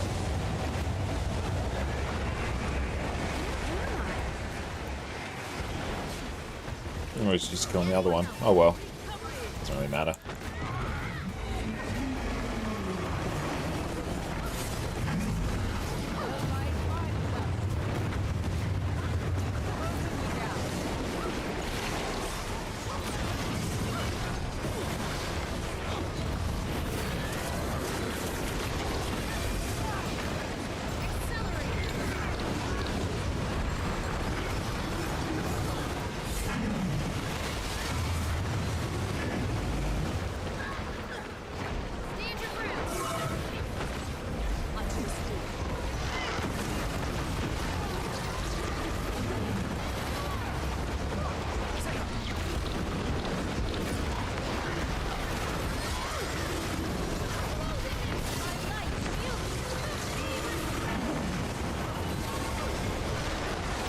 Some stability there.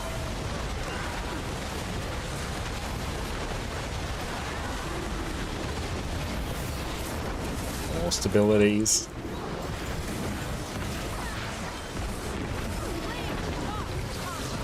Change that.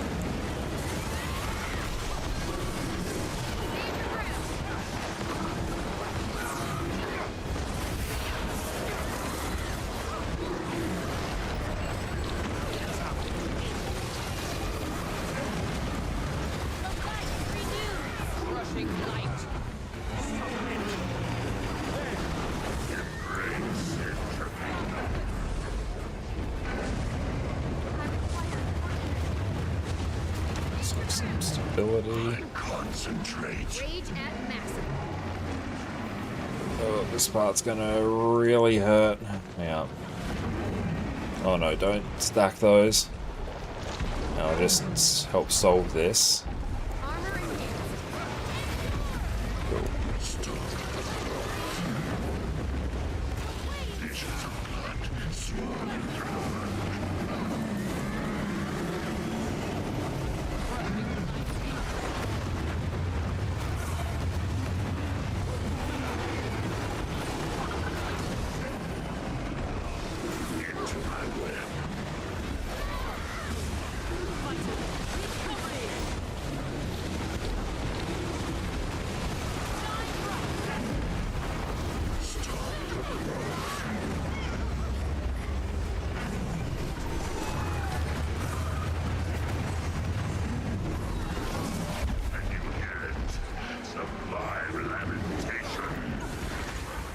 Now we can kind of just stand over here.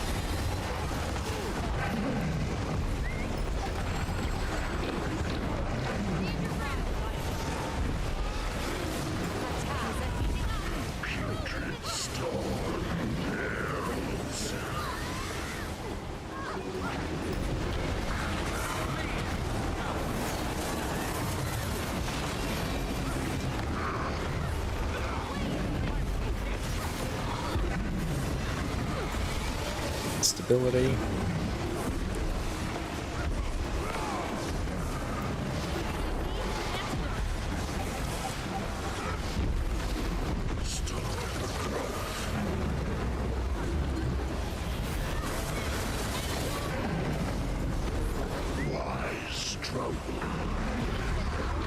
So move out the way of those. Just don't stand in them. They are incredibly bad. Where is someone? Did they go down? Let's get them up. Okay, now we can and salvage.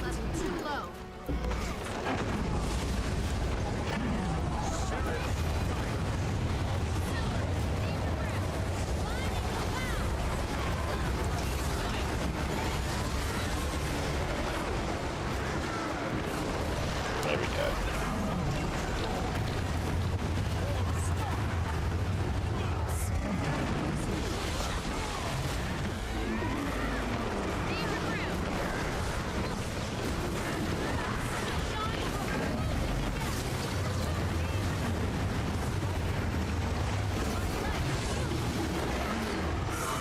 Just trying to pump out as much stability as is possible.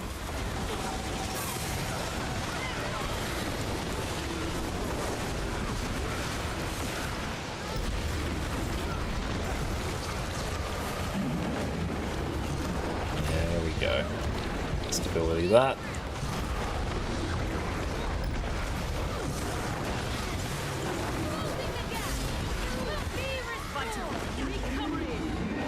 Simply stack that up.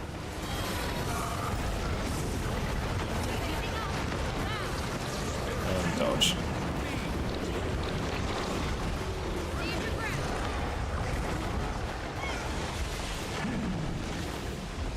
I concentrate. Okay, so just spread 2 in each. Perfect. Nice and solved.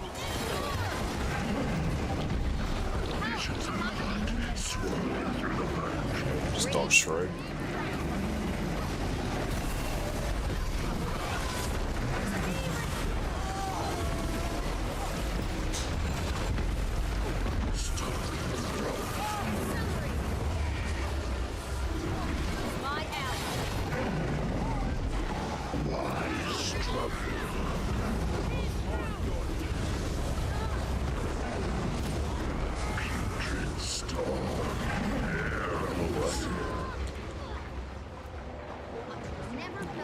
That's perfect. Let's get these down.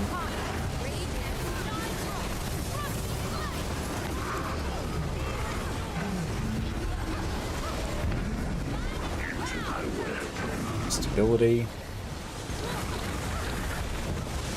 More stability.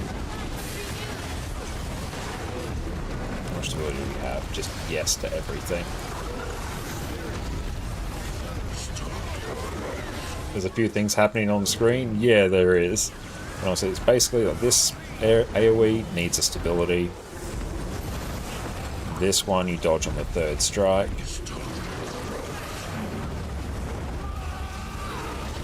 Stability. See orbs in, try and reflect them. That's another stability if we can. A little bit late, but we got it.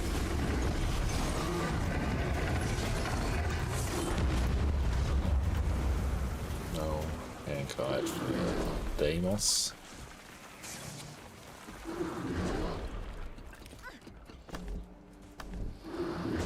We'll just get everyone in there, then I'll swap. But perfect, that went well.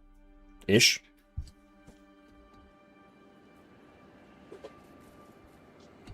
Is the raid boss similar to the Convergence one? Broadly. You'll see familiar mechanics.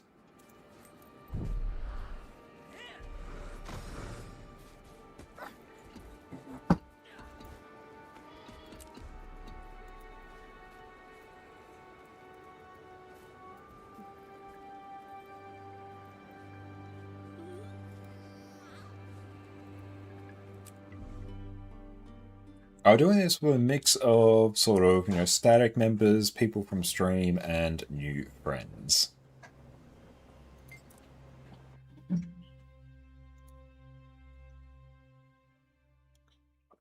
The raid boss is much more punishing than the Convergence one.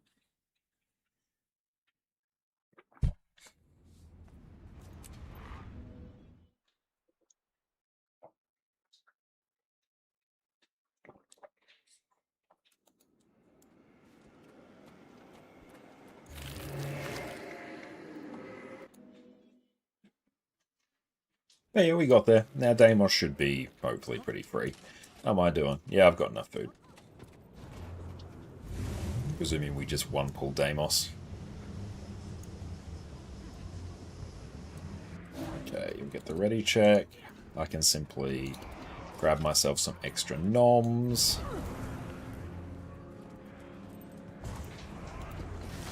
There we go.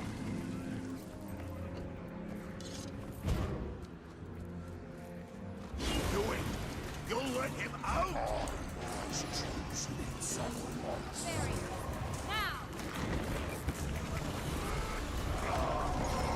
None may harm you while I am here. Master! It's going to try and like preload with as many boons as possible. That's prot.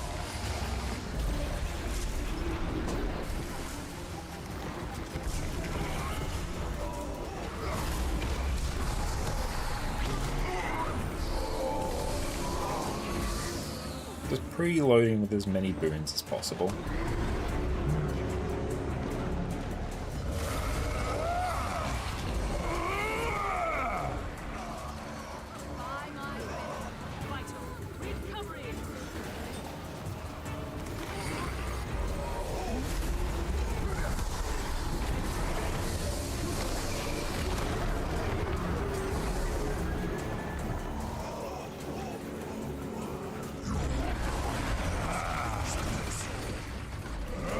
Oh, hang up. GG. Tank toughness.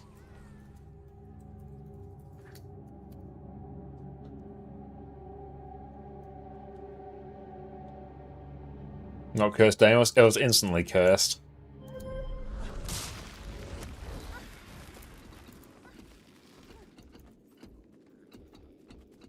I'll go to 1k. Yes.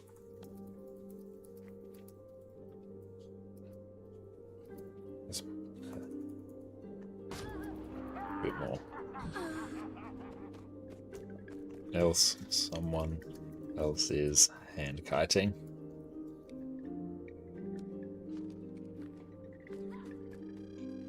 Okay, so Harriers, yep.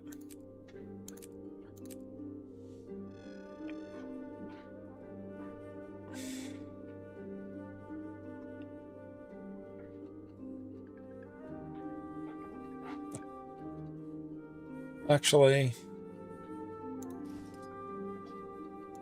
what do I want? I want transference and renewal.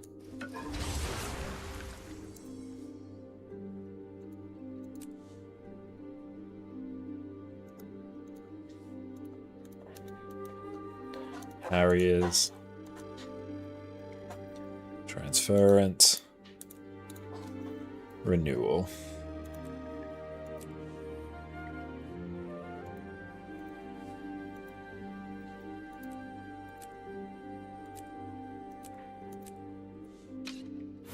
Don't worry, this is the return of scuffed kiting. Because I would have too much toughness if I had a weapon. Do I even have, like... I could put a sword here. Oh, a scepter. That works.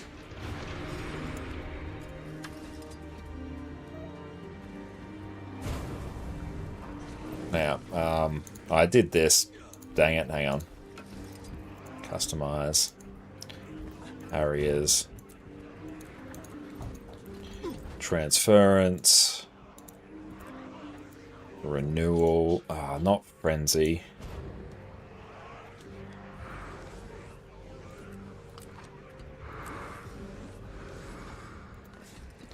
And what do we got here? Let's just put, yeah, scepter. Areas. Oh, I hate swapping. I hate swapping stuff like this. Renewal. There we go. I now have no toughness. No, this one is set up as the hand kite build. It's just that I need to literally lower my toughness to 1000 because the tanking's scuffed. What's the armor? That. It's all Harriers. Stop! Don't miss. Concentration. That's fine. And then you'll tank.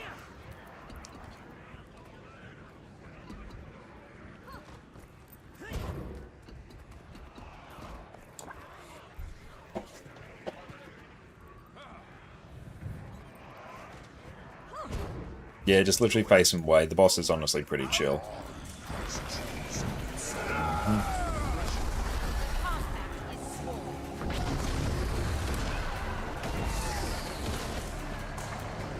I have so much toughness only running Harry's.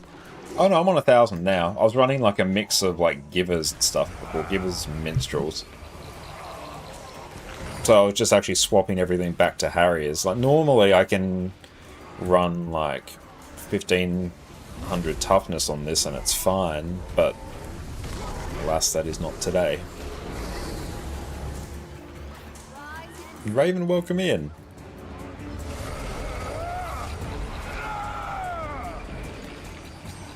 I'm gonna need that. There we go.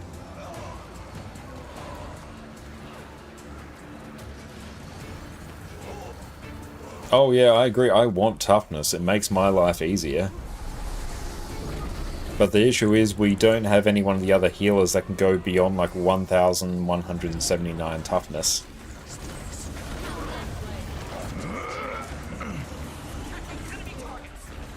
Oh.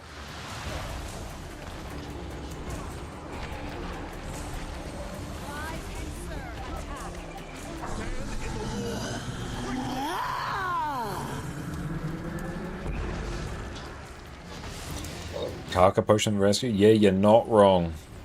You're not wrong. That is very wise.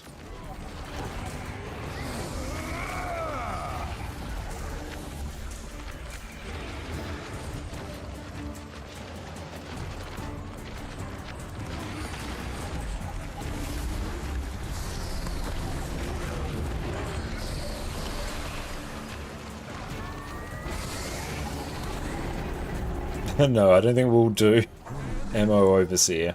The pains of this world are... I was desperate and turned to thievery to pay my creditors. But I could not outrun my guilt. I was caught from my crimes and I was left with Don't pull him too close to me. Ooh. Tools. Don't ever pull him close to me.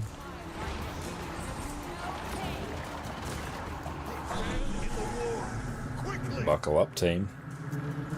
The pains of this world are... I love it. Just run to the oil. GG.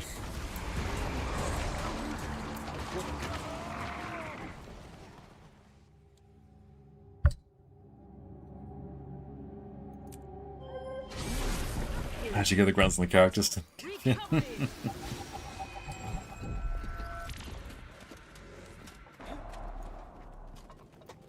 Until 60% you can just tank in middle. After 60, move out because of oils. Yeah, for the first bit, you can literally just tank in the middle.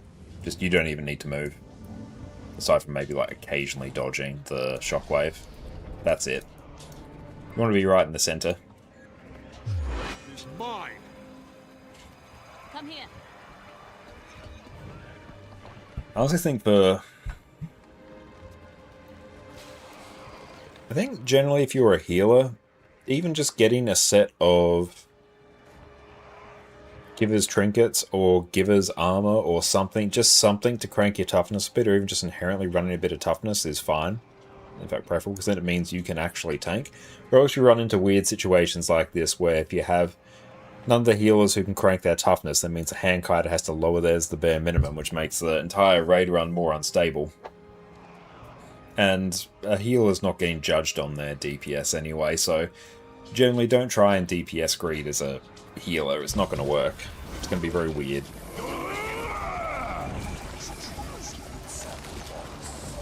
Yeah, what's up? As you finish your dinner, you want to take that bowl to Mum? You're going to give it to me. And I have it. I have your bowl. Yes, there you go. She's finished her dinner now. Don't you jump up on the table and get it. I know how your mind works.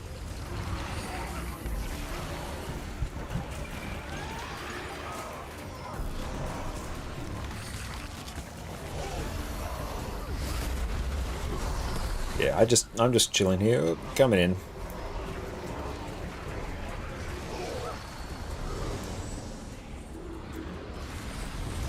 We must.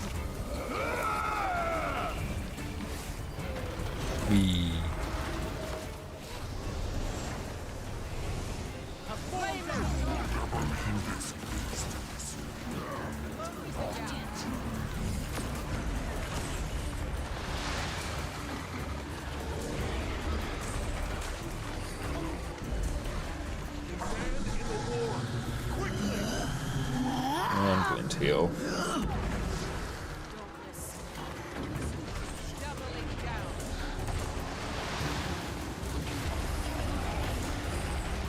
None may harm you while I am here. Look at that regen.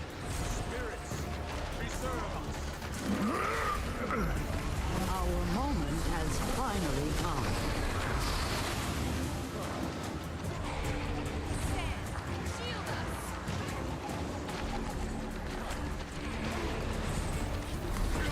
Sparse, I see you raising your toughness just a bit, and I appreciate it.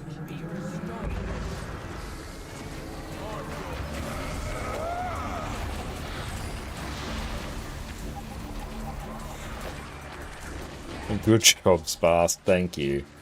Oh, that's starting to hurt a bit.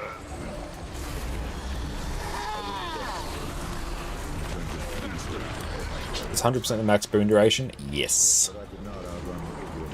I was caught from the vines. I was left for dead. Until the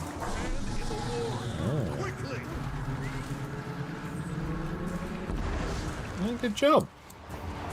Well, at least it says regen. Oh, that does. Yeah, we're fine now. Grab tears if you see them.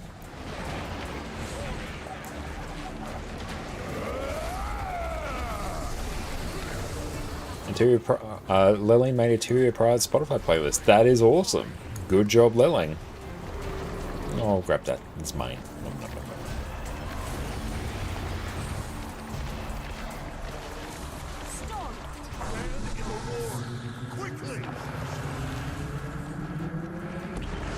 Nice.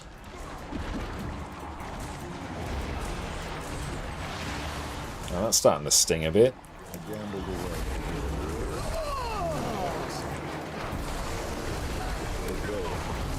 I really don't like doing this on no toughness. Like, I can do it, but it means I actually have to pay attention, whereas normally I can sort of switch my brain off for a solid minute at a time.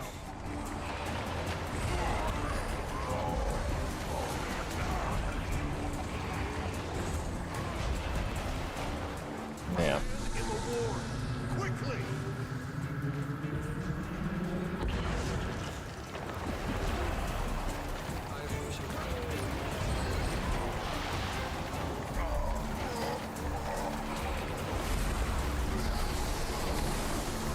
Yes. If you're taking this, always just try and be somewhat aware of where the hand kiter is and just keep him away. Just keep the boss away. Don't ever pull him towards the hand kiter. Hand kiter's got stuff to do. We must renew ourselves.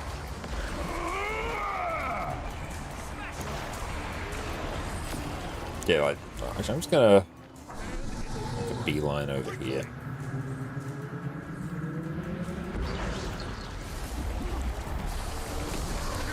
Oh, that's a mechanic.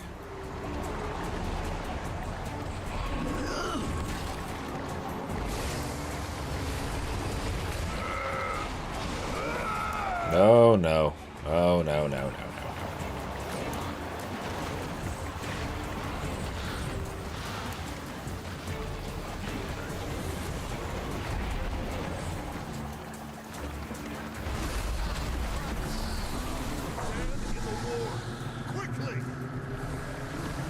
Look. Yeah, we all survived, and we're all very happy about it.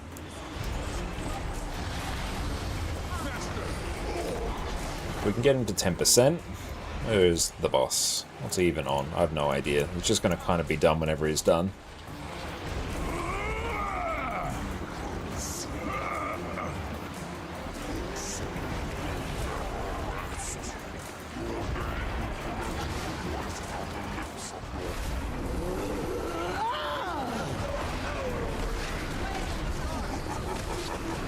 Yeah, just finish bursting down Saul.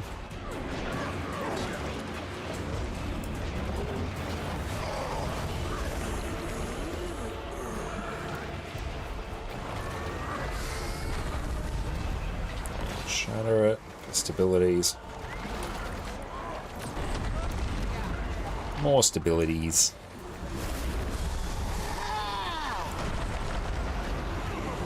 I'll grab this noodle. There we go. Ooh boy. Well done. Better than moon loot.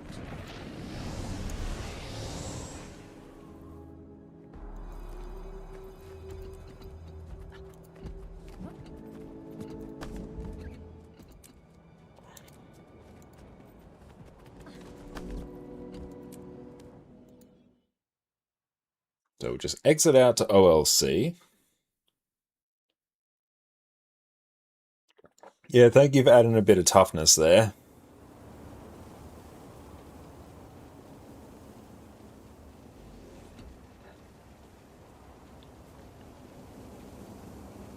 Okay, cool. There we go. Select new.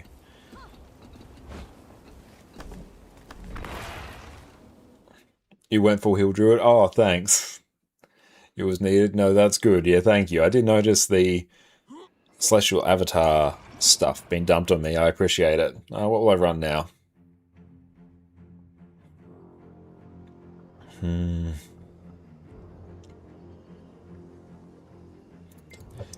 Renegade.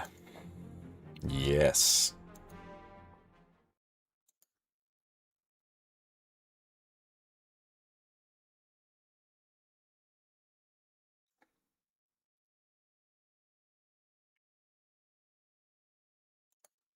And what builds do you like to play there after hours? Raids. Daily MO. Daily MO DPS. I think also Guild Wars 2, you won't be able to, like, you're literally not allowed to macro any parts of your DPS rotation as well. So that might also be the jump in difficulty as someone who hasn't played WoW. And what do we got here? And we'll do Power Ren. Brawler, cool.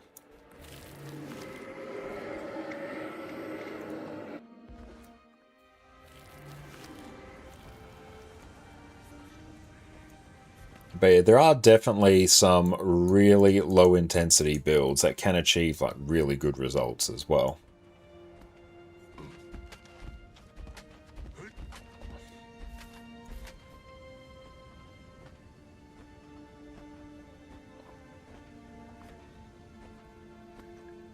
Oh, NG main, nice. Virtuoso looks awesome. Bow Ranger style, rifle, anything looks cool. You love mage style classes, but elementalist wild, plus the only evoker build you've seen that's easy as fire. You hate fire. That's fair. But yeah, Virtuoso, really, really good. It's ranged. You'll probably really like that. I can probably show you a bit of Virtuoso. We'll finish this raid here. I'll take a few minutes break, and then I'll come back and show that. And I've even made a guide particularly on... I know, I'll take the spell. I've made a guide particularly on Power Virtuoso and Condi Virtuoso. Someone else can take that.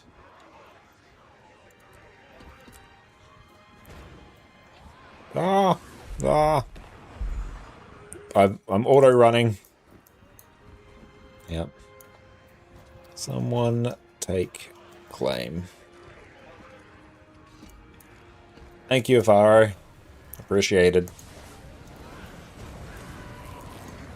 I should try this. I suppose we should have expected that.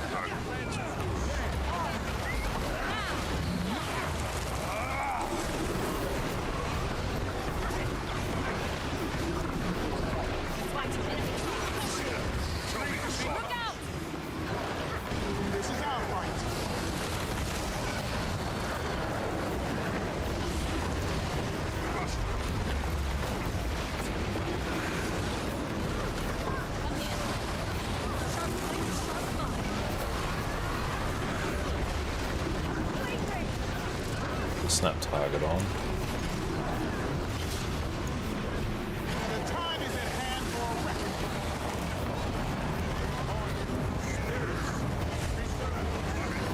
Oh boy.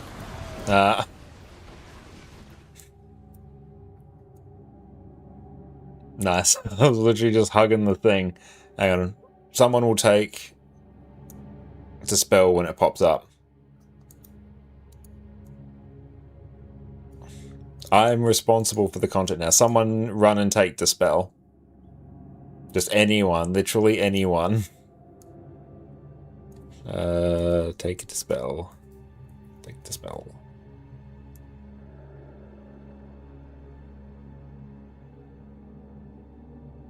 There we go.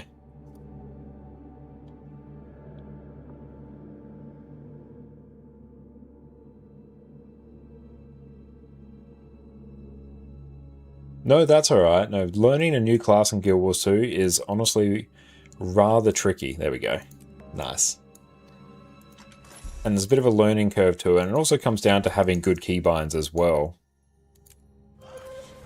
TY all. There we go. Excellent. We got there in the end. Well done. Yeah, pistol is also one button. Yeah. And yeah, Guild Wars 2 is action oriented, so it does reward you for pressing your skills quickly. But awesome. I will take a quick break to go and stretch my legs, and I'll come back and I can actually show a bit of Virtuoso as well. Would you prefer Power or Condi? I use an MMO mouse as well. Let's see. But yeah. I made a guide specifically on keybinds. That's all good.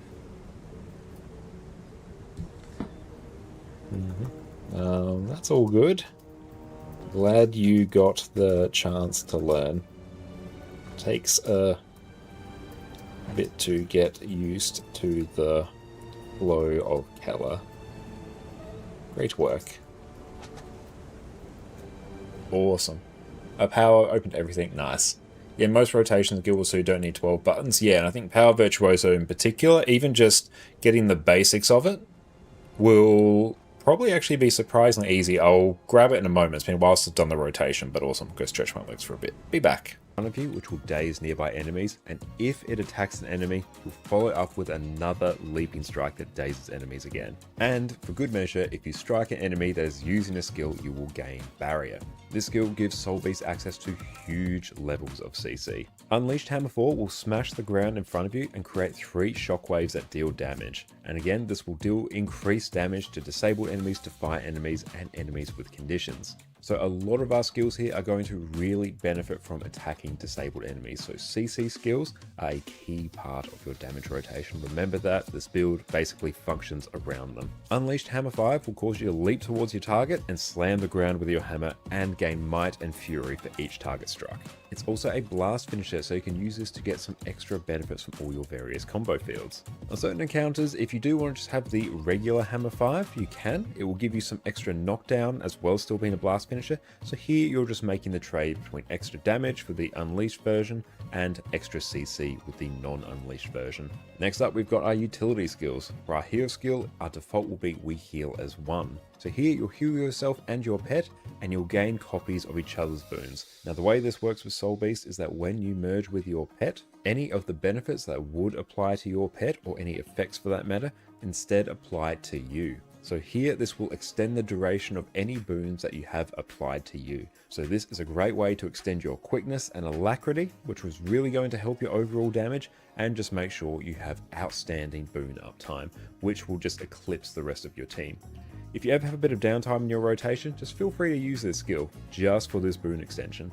Next up, we have Frost Trap, which will set a trap and chill foes. It's going to deal 5 hits of big spike damage, and is also going to be an ice combo field. A side note though, I do find this skill quite easy to interrupt if you queue up other skills too quickly, so you're just going to have to make sure you are very careful about that. Sicken will naturally cause your pet to rush at your foe, revealing them, and deal increased damage. So for us, when we're merged, it's going to cause us to do 25% extra damage for 10 seconds, and cause us to move 40% faster. A lot of your Soul Beast rotation is going to be involved around queuing up your high damage burst skills while you are under this effect of Sick'em, because we want to stack as many damage modifiers as possible, so make sure you time your good skills so you use them when you're under the effects of Sick'em. Signet of the Wild is mainly just here for the passive effect, which will increase the ferocity for you and your pet. If you do need to activate it, you can use it to immobilize enemies around you.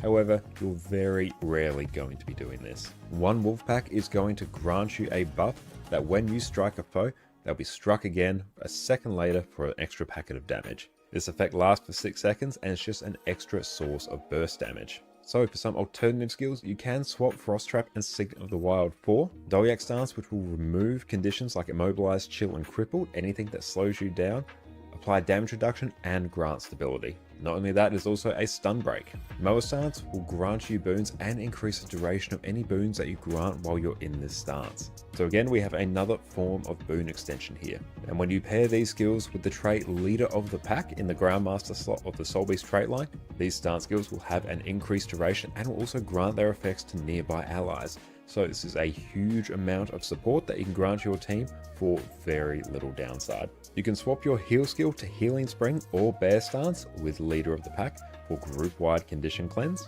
You can also run Stone Spirit, which will be some group-wide Aegis on a very short cooldown, which is exceptional value.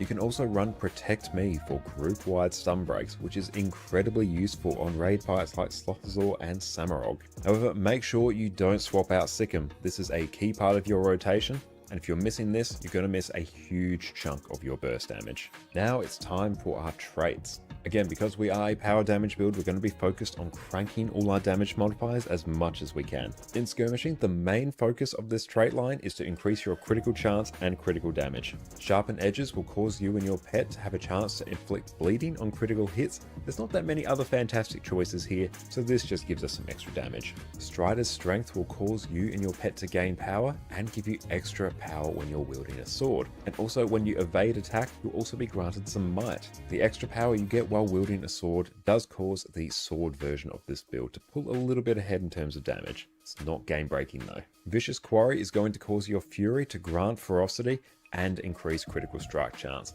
So it's just going to give you better Fury overall. So here you're getting an extra 15% critical chance on top of what Fury already does, and you're getting 250 extra ferocity. And also, when you're struck below the health threshold of 75%, you'll gain Fury, so Fury uptime is not going to be a problem for you. The Beast Mastery trait line is all about buffing your pet, but when you enter Beast Mode and merge with your pet, any of these effects will apply to you as well. Resounding Timber is going to cause your commands to apply additional boons around you. Natural Healing is going to cause your pet to recover health every few seconds, which is going to apply to you when you merge with your pet. So this is some extra survivability, which is very nice. Pet's Prowess is going to grant your pet some extra ferocity, as well as cause it to move 30% faster, and when you merge with it, you inherit these changes. Honed Axes is going to grant you and your pet extra ferocity, and your axe skills will gain reduced recharge.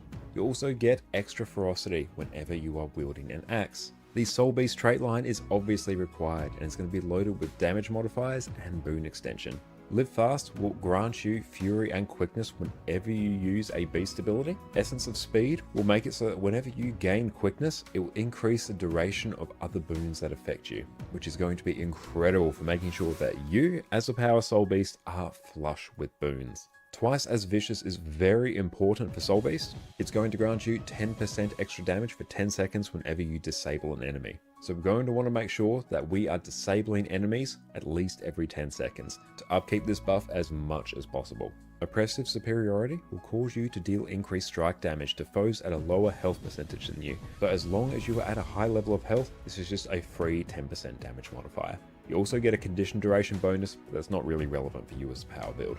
An alternative trait you can pick for extra group support is Leader of the Pack. As we mentioned before, this will cause your stance skills to gain an increased duration on you, and it will grant their effects to allies for reduced duration. This is very useful on fights with very short burst phases on things like fractals, because here then you can have one wolf pack, which is a great burst damage skill for you. You can take that, apply it to your team as well. So on fights with short DPS phases, this can work out to be higher overall burst damage. This is also a very useful trait to take with things like Dolyak and Mower Stance, so you can provide extra support to your team. Now it's time for our rotation. Our rotation for Soul Beast is all about maximizing our burst damage, and this is going to be built entirely around Sikkim. So we're going to want to use Sikkim, and then use all of our high damage burst skills as fast as possible. We'll then fill the rest of our time by using our good skills off cooldown, and then when Sikkim's off cooldown, we're going to go through. And we're back. Welcome back, everyone. Alright, let's take a look now. So let's jump on some Power Vert. But yeah, even like, there are a lot of builds that can be massively simplified. This will be our Power Vert. Let's double check that its gear is correct. It should be. Power Vert shouldn't have changed in the last few months.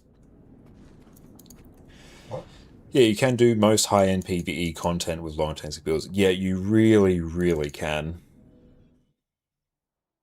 Like, for example, you know, on the Golem, a high-end PvE player might be doing sort of, you know, in the high 30k in terms of DPS, but the gulf between a new player and an experienced player is vast in Guild Wars 2, where an experienced player, Arena themselves have even like released some statistics about this, could be doing, you know, like triple the amount of DPS. And Guild Wars 2 is not tuned to be a particularly difficult game. Okay, let's see. Spear and dagger and sword. Yeah, let's grab dagger and sword. Okay. Oh, that's Troubadour. Hang on, that's fine. It's Condivert power. Hang on, let's just set this build up right. And raids. Mesmer. Yeah, you could use the old Chaos Condivert build. Oh yeah, that build was like terrifically easy. But given you've already got power, I will utilize that one now. Power, Dragon Hunter. Yeah, it looks like you've kind of got the build off Snowcrows, which is good. Customize. We'll just do Berserkers. Scholar. That's not how you spell Scholar. Nope, it's literally Dragon Hunter. What am I doing? The difference between them is minimal. It's super close. It doesn't really matter. Does this want precise infusions? Oh, he's followed the build on Snowcrows? Yep, great. Job done. Dagger and sword. Yeah. There we go. Customize.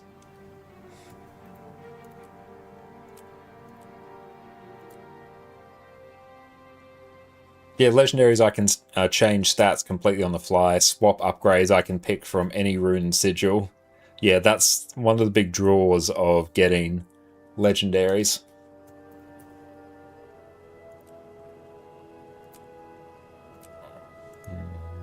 And this one's accuracy. Force and accuracy.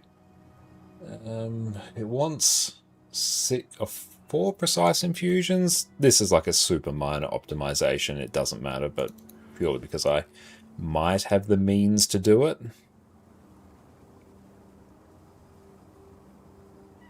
No, not easily. Don't worry about it. It does not matter. I might even just add... I'll set this just to Assassins. And then I'll set this back... Oh, it's Berserkers anyway. How much crit chance do you want? 60%? Yeah, it overcaps a bit. You don't need sigils to apply on legendaries? No, it's only for... Well, no, if you have legendary sigils, you're fine. Oh, where's the dummy tester? It is in the Lion's Arch Aerodrome. Hang on, I'll exit. Now that my build is mostly set up, all the gear anyway. Did you read there's a way to grind out some legendary gear in open world now? Yeah, there's various legendaries you can get in open world. Actually, most legendaries are gotten in open world through various means. The open world legendary armor might be the one you're thinking of. So yeah, you've got Lion's Arch here. The aerodrome is down to the south. You've got a portal here. And then you'll come in, up on the little podium, near the bank. Here is the golem area.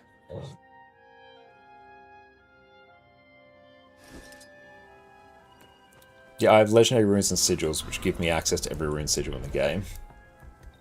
Don't worry, fam. We still got quite a bit left in us this evening.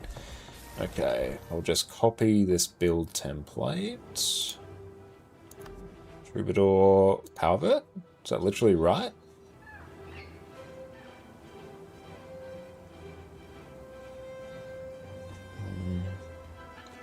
We are taking this instead because we're not taking Greatsword.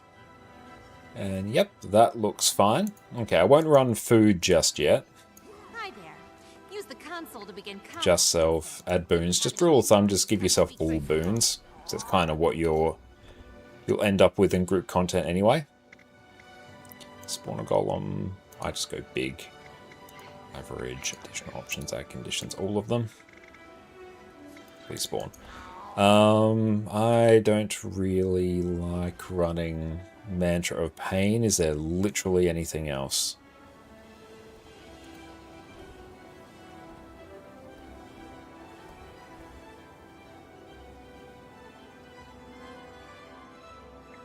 Fine, I'll run it. I always hate running it, that's fine. Oh, you have Greatsword also? Okay, I'd say Greatsword... There's a lot of different versions that it can run, but honestly, the rules are kind of the same. It doesn't really matter. They're going to be of a similar level of difficulty. Okay, so let's grab this.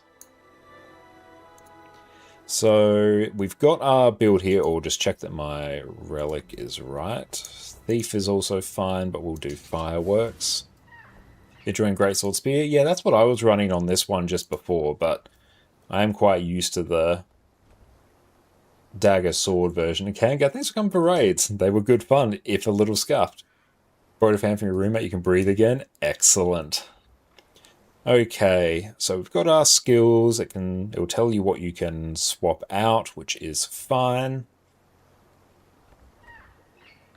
Okay, so the way I like to practice things is first start with your opener. So it's basically got a list of skills that you want to use here. So we're just going to literally practice that and do a few loops of it. To get it into muscle memory, we'll start with Phantasmal Disenchanter, into Unstable Bladestorm, which is Dagger 3. Then we're doing Phantasmal Swordsman and Blade Turn Requiem. That is our F5 here. Now the reason we will be doing that, let's see, there'll be a particular trait that will do this. It should give us like a buff based on one of our traits. It's been a while though.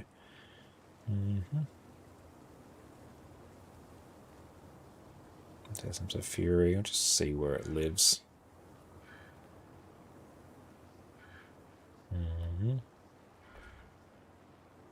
Okay, it's literally just purely for damage. Okay. So yeah, we're going to do our opener here. We're just going to practice it. Now, an important thing about Power Virtuoso in particular is it actually uses its heal skill in its rotation. And Cardinal, we've been having some fun just using Lord Heisenberg's builds to open world things. Great. Yeah, sometimes they do that. It depends how or when the build is updated. Certain pages actually have that. But okay, so important thing is Signet of the Ether. When you activate it, it reduces the recharge of your Phantasm skills. And your Phantasm skills, like Phantasmal Swordsman, are a huge source of your damage. So the way it will work is I'll just turn off auto attack. So I've summoned my Phantasm, it's doing its thing. Why do I have like a bajillion ping? But then you can see it there, it's like refresh my Phantasm. I might just exit this instance and go back in. It was just having a bit of a freak out, getting like 700 ping.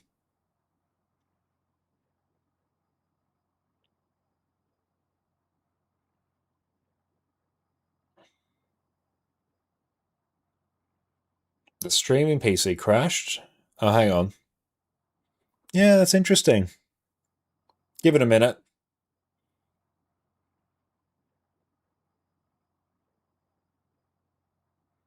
He's back? Okay, great.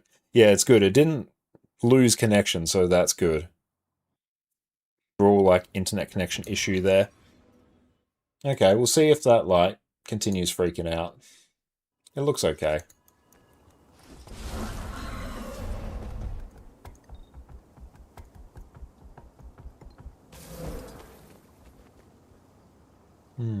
Let's keep an eye on the bit rate there. Yeah, that's raising and stabilizing. Good. Okay. Just self. We'll go again. Add boons. All of them. Safe from harm. Spawn. No, yeah, we'll just do average. Add all conditions, particularly for the vulnerability. 25% damage modifier. Bitrate tanking. Yeah, it might for like a little bit. It looks like it's stabilized now. Oh, the important thing is the Phantasmal Blade trait. Each Phantasm you summon does a 5k hit on top of whatever else it does. Yeah. So, Phantasms that successfully complete their attack launch a blade at their target and grant you Fury. And yeah, that does a huge chunk of damage. Okay, so yeah, you will do... Or even, this applies to everything, so I can do Phantasmal Disenchanter and Swordsman, and they'll both get refreshed, so... Oh, hang on. I pressed the wrong skill. There we go. But yeah, so they both just get refreshed. So that's a key part of our rotation. So really a lot of Virtuoso rotations are just using your Phantasms off cooldown. You'll use your Blade Song Shatters for DPS when you have enough blades, which will be 5. And yeah, you'll just use this Signet of Ether when it's opportune to refresh your Phantasm, and that's about it. And then on Fear, there's a few mechanics here. So there's Mine the Gap,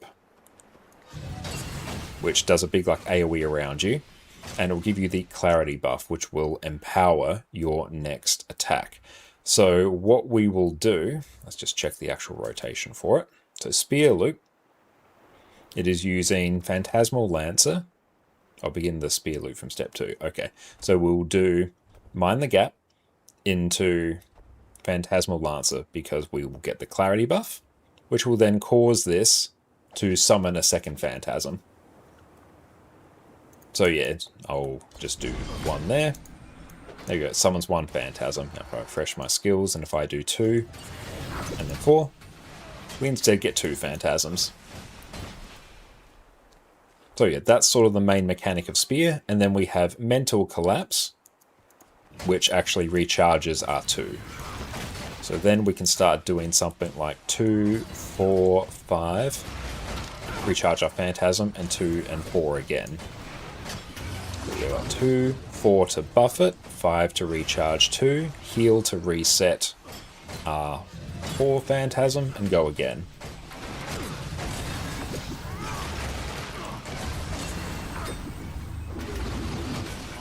And that's sort of the idea behind Spear, and you're going to kind of chill on Spear, use your 2 skill to buff your Phantasmal Lancer. And that's sort of how it works. You use Mental Collapse here, your 5 to recharge your 2. So yeah, if I just start, hang on, let's now start piecing this together. I won't touch any of the utility skills. And as we, let's see, where is it? Yeah, we'll automatically stock blades. Blades are these little orbs here. You can see the little red icons around me. When I use these Blade Song skills, they will fire towards my target. Boop. And our F1 there is going to be like most of our damage. Respawn. Okay, let's charge this up. I probably won't use it. Actually, let's throw in Phantasmal Disenchanter as well, because that's a good Phantasm. But yeah, so we'll just start. We'll go Phantasm, Sword.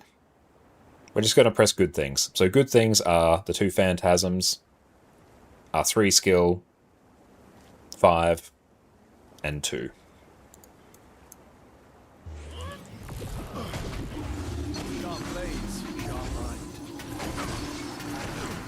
A little bit out of practice, but we're getting there.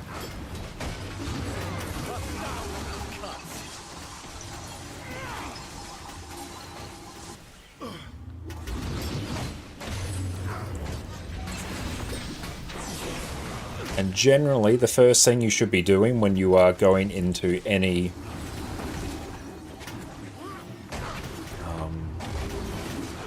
any weapon is using a phantasm.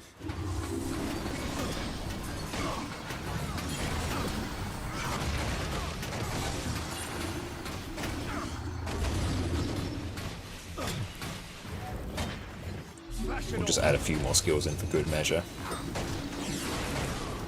So the first thing I'm doing when I go into sword is using my sword 5.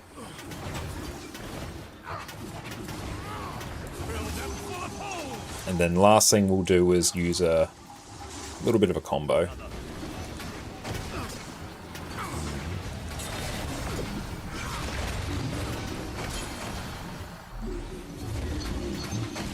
So one little just combos that I did there just becomes a bit of muscle memory.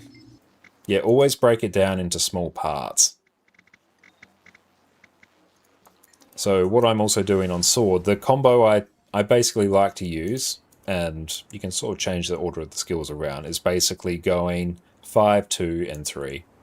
I just find it flows pretty well. Because yeah, they're your good DPS skills. And as soon as you have 5 blades, your priority is going to be outside the first opener, where you just pop in Blade Turn Requiem just to do a bit of damage. You'll use F1, because that is where a huge chunk of power damage comes from. And then after that, if this is off cooldown and you have 5 blades, you'll use Bladesong Sorrow, because it still does a good amount of power damage, but it's primarily a condition damage skill. Yeah, Spear, you always want to have the clarity buff. Yeah, Spear is all about sort of using your clarity buff strategically. So the rotation has changed since I spent a lot of time on this. Normally what I would have done, like I might shatter first, but I will use my 2 skill to buff my 4. Then I will use 5 to refresh 2. I'll use a heal to refresh my Lancer. And then I'll go 2 and then 4 again. So I'll just like shatter, 2, 4, 5, heal, 2, 4, do another shatter. And then I'll just kind of chill here. I might just go 2 again. And then I'm using up my clarity buff on the 3 skill. That's the only reason I did that. Oh, you're an expert at the old power vert rotation? It's been your main build since 1.5 years? Oh, hell yeah. Yeah, Guild Wars 2 rotations are basically a dance, if you will. Yeah, depending on the rotation you do, you'll find they each have just a different rhythm.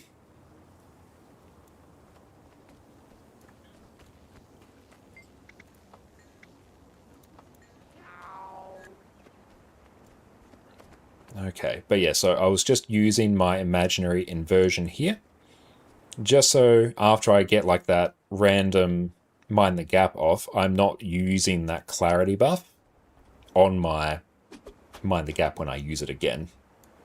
What's an easy way to know when you weapon swap? Like an easy thing you could think about. Most builds, it's going to be when it's off cooldown or roughly around there. So whenever you're in a weapon, you're trying to use as many skills as you can before swapping to the next one, because then you get an entirely new set of skills with separate cooldowns. So think of the time you're in a weapon as just like a block of time where you want to squeeze as many good things in as possible.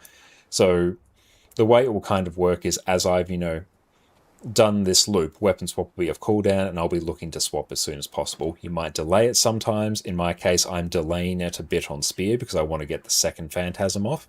But that's general rule. It's going to be swapping as quick as possible, but you'll delay it if there's, some key things you want to hit. Yeah, Sword 5, swap to Spear 3 times, 2 to 4, including the Signet reset, swap to Sword, 2 times Sword 5, repeat. Yeah, so each build has its own sort of rules. So in the case of Virtuoso, 2 Phantasmal Swordsmen, you swap. And then 3 times doing the Mind the Gap Phantasmal Lancer combo, then you swap. Here, I could even just run Sword of Decimation, or I could literally just run Blink and it doesn't matter. So now if I start... Hang on. I could literally... I'll do my best not to press any of these, but we'll just start applying the rules a bit. So we're going to pop Blade Turn Requiem and do Sword 5, 2, 3. So Blade Turn Requiem is our F5. 5, 2, 3, swap. 2, 4, 5. I'm going to do a shatter here, just because I've got blades. Once I have 5 blades, that's when I want to be using them. I've got really nothing else good to use it on here. F1's come up. 2, 4, swap. Sword 5, 2, 3. Just going to wait for my F2. Max blades. Use my F1. 5, 2, 3.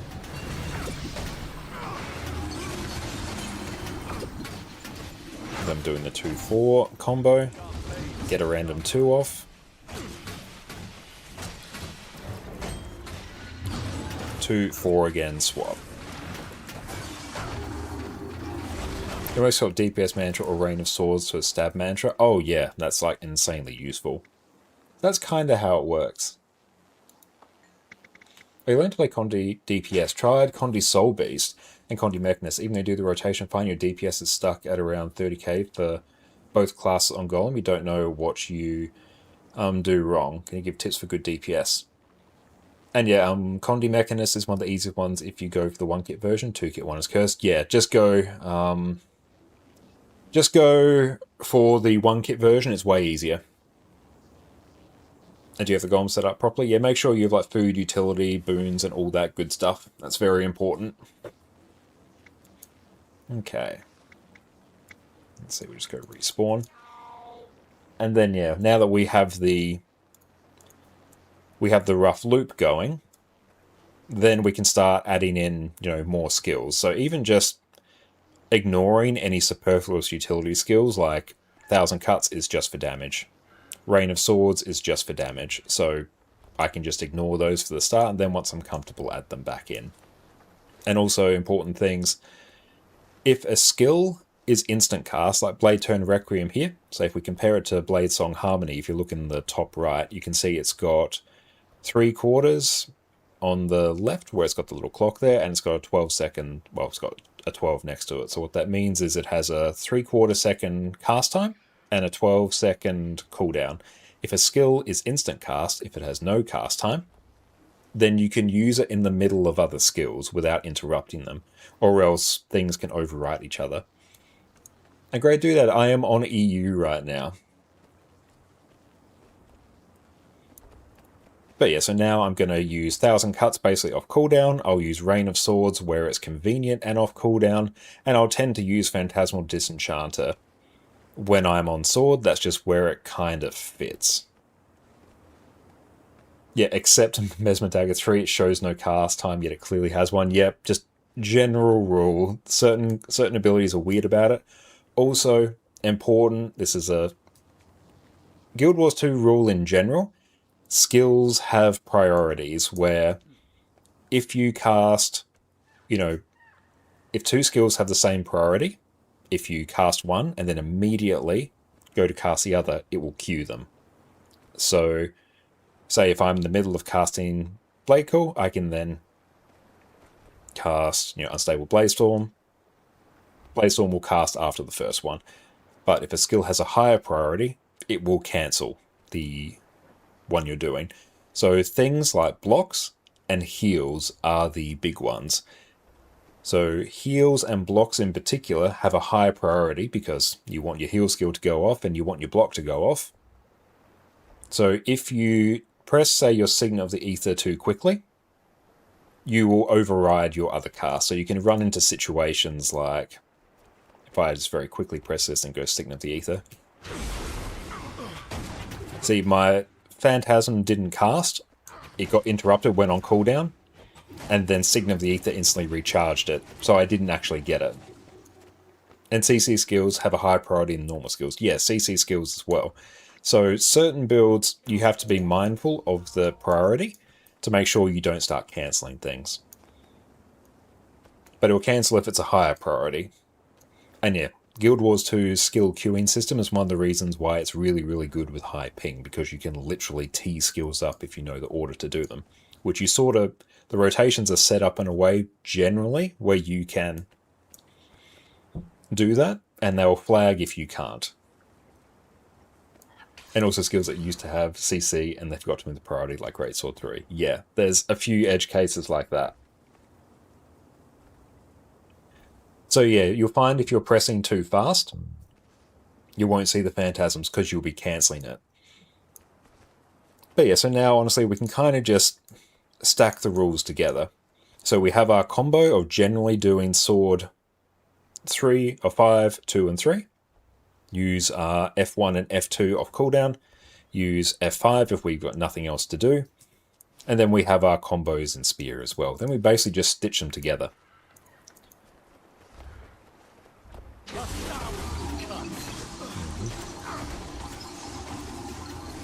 See, and weapon swapping as well also does it. Weapon swapping will cancel anything that you are currently casting.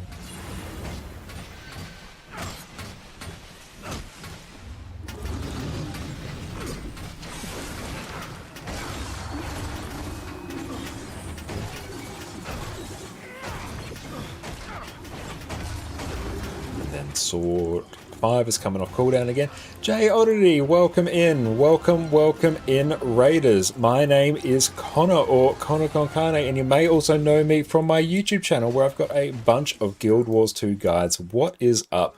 Hope you are having a wonderful, wonderful day. Everyone, make sure to go check out Jay Oddity over on Twitch.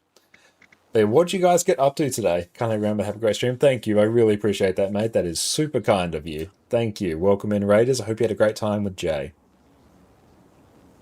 I do have a main character at this point. Yeah, it's my Big Char Revenant on this account. And yes, because the CC bar, it was a CC way back and I really didn't fix it. Yeah, we're doing a bit of tutoring on Power Virtuoso right now. I hope so, with nothing but good intentions. But yeah, so even one thing that I did there, I personally find that it's quite easy to cancel my Mental Collapse, my Spear 5, with my Signet of the Ether. So I use Signet of the Ether beforehand so it doesn't do it. That's just a little tweak I've just sort of got in my muscle memory. But yeah, those are basically the rules for Power Vert. And once you have those, then it's just press things quick. Once you have the order in which you press skills, then it's literally just press things faster. Enchanted Wilds is required to get spear. You take it? Yes, you are correct. Oh, I'll also actually add food now. Let's actually kind of see where we're at.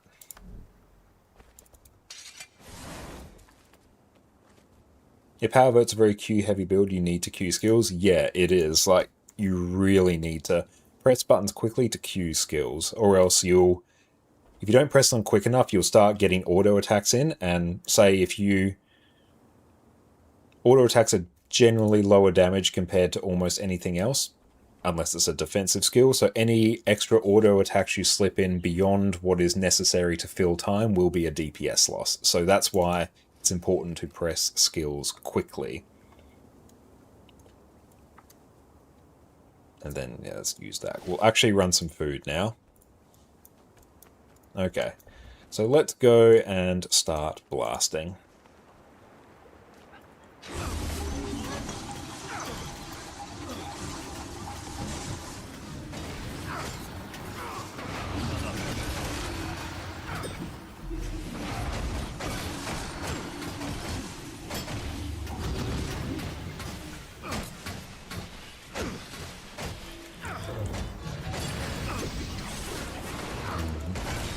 So F1's come off cooldown, let's use that. Phantasmal Disenchanter is off cooldown, let's use that. F2's off cooldown, use that. Rain of Swords is off cooldown, use that.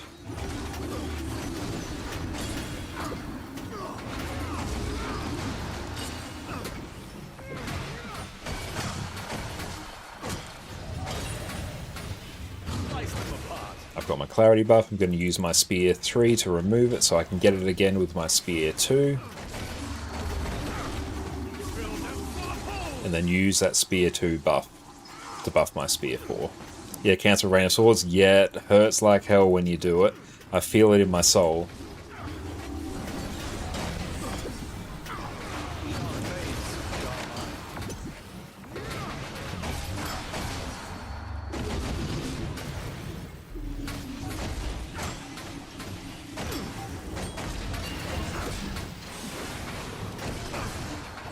Could have got an F5 in there without any issues, but my timing was off.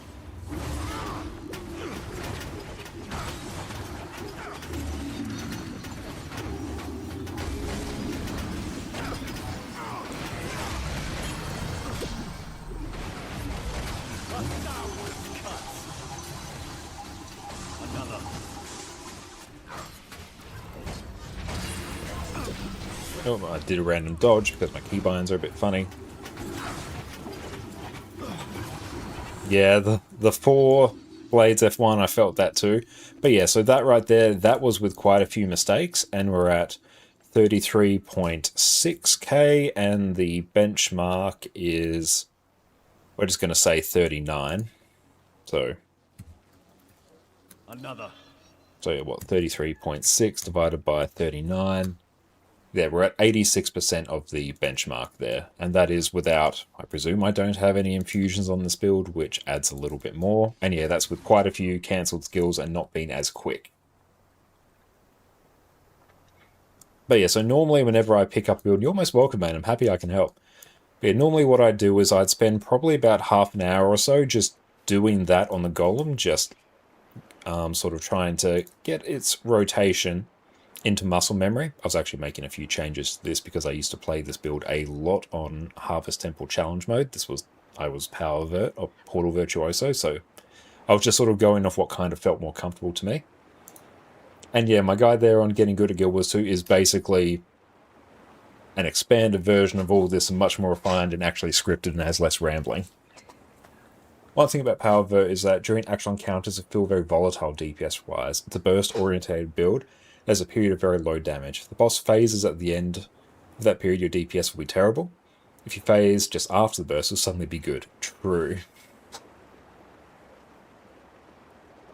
But yeah, you can run Spear Greatsword. Like, Greatsword works similar to Spear. You'll just be using your Signal of the Ether to recharge your Greatsword Phantasm. You can run Dagger Sword Greatsword. You can run Dagger Sword Spear. It has different versions. And then yeah, like we could add back in, say, Mantra of Pain. And kind of just see where we can get. Now we've got a little bit of muscle memory in.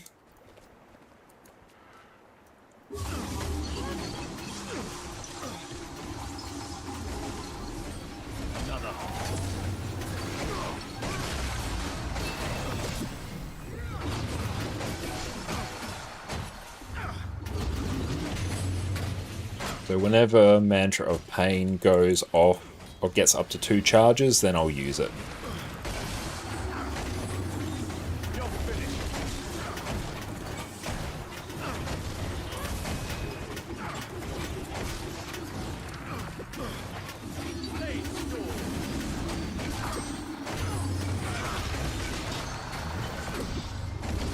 Oh, there, accidentally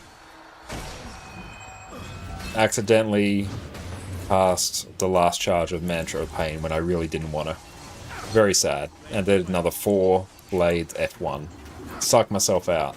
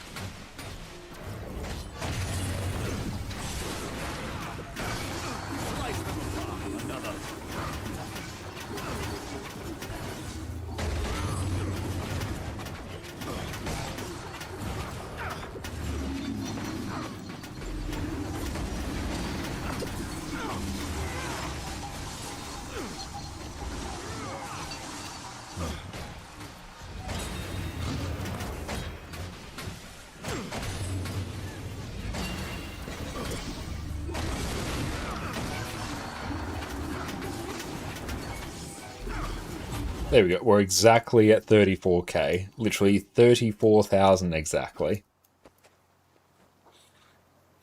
And you can also kind of break down each rotation to a priority-based version, and it will look like a WoW rotation. Yeah, very true. Now, for example, Slothel is a very good boss for Power Vert, while Gorsel is terrible. Yeah, different builds favor different bosses.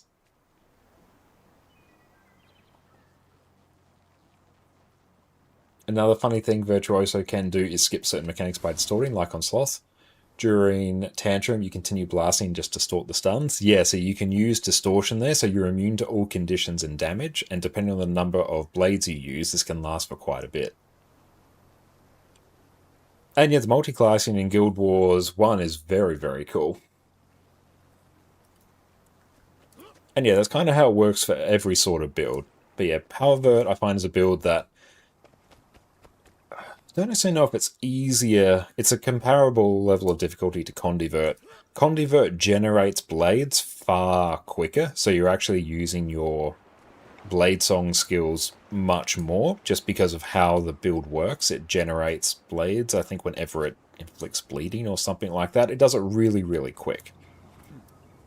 But yeah, like other things as well you'll do with your build, like all the build guides will tell you what DPS skills you can sub out. There are some that are like critical for your build, and there are some that are less critical.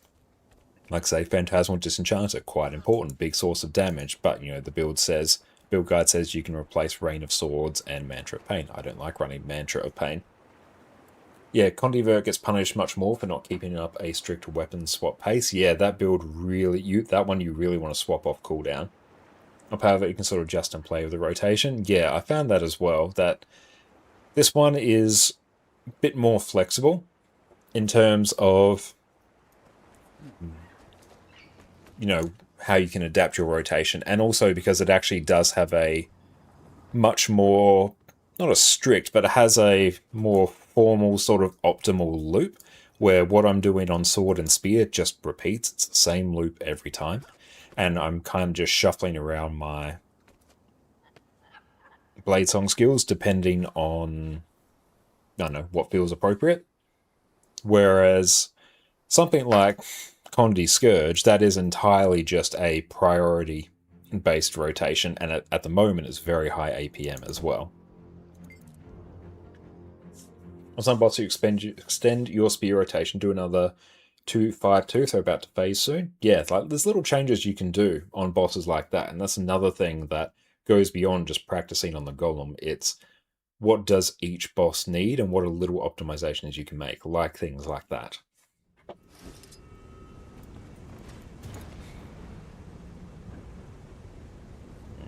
And page down, there we go.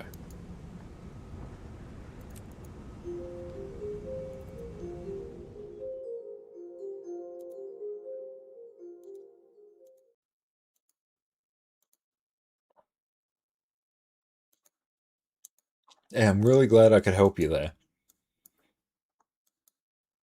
It's just showing the stages of Scourge. I love showing the stages of Scourge.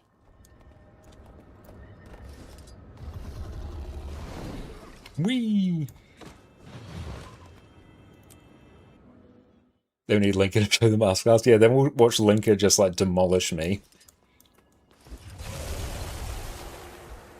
I wish on Elementals class there was a possibility to use a bow. That would be nice. You can use Frostbow though if you want just a little glimpse into the cosplay. Welcome. Feel free to approach the Just console and begin combat. Add boons. All of them, same deal. I'm all ears. Oh cool, I've actually got food. Meow. Meow.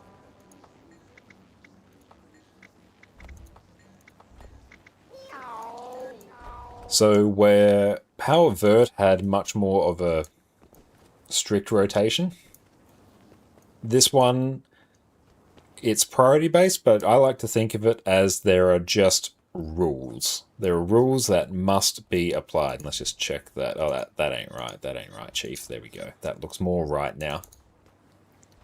So there are key parts about this build, certain rules that we have to apply.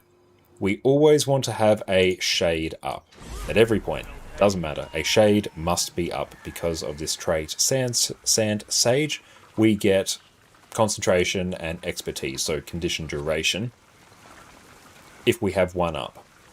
So we'll be able to actually see, where is my concentration? Even right here, boon duration, condition duration. So yeah, hang on, I'll get one up. There you go. You see we got a bunch of extra condition duration there. It actually almost caps out our bleeding.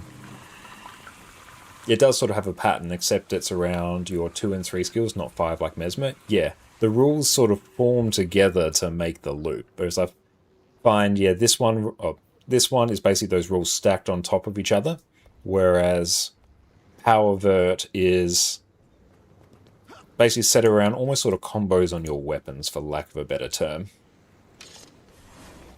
So we always must have one of those up. We want to cast Nefarious Favor off cooldown because of a trait Doomfire. So Shroud skill 1 inflicts burning on your target, and just due to how Scourge works, whenever we use Nefarious Favor or any of our skills here, we will cast Shroud skill 1, so that inflicts burning. So I'm pressing this off cooldown to inflict burning.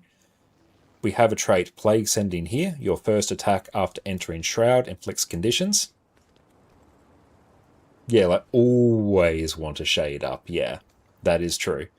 So we have this skill here. This is one of your big money skills on Scourge, Blood is Power, where we will inflict conditions on our target and also on ourselves.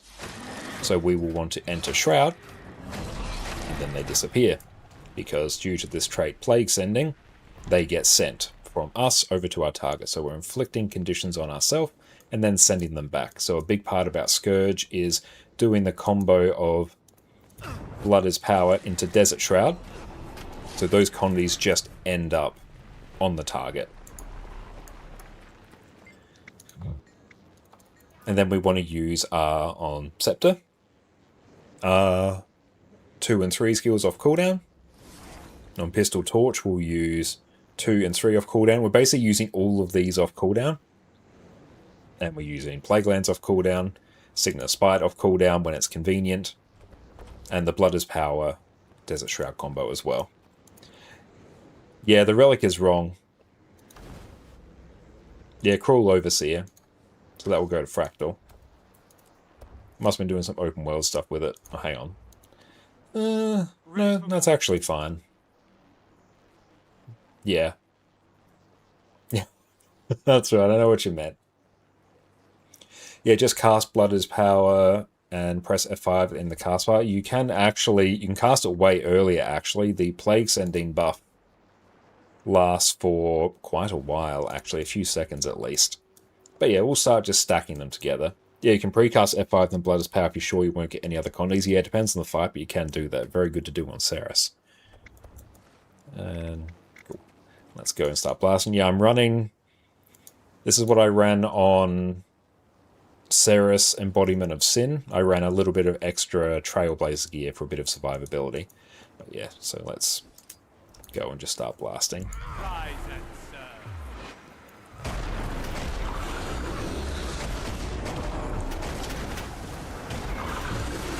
2 and 3 linked together. F2's off cooldown.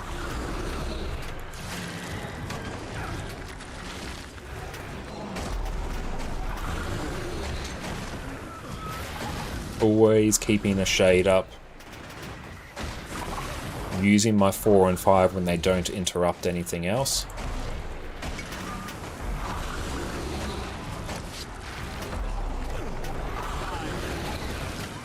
Yeah, less spam after the 14th of July patch. Yeah, they're increasing the cooldown on the shades, so you don't have to spam them as much.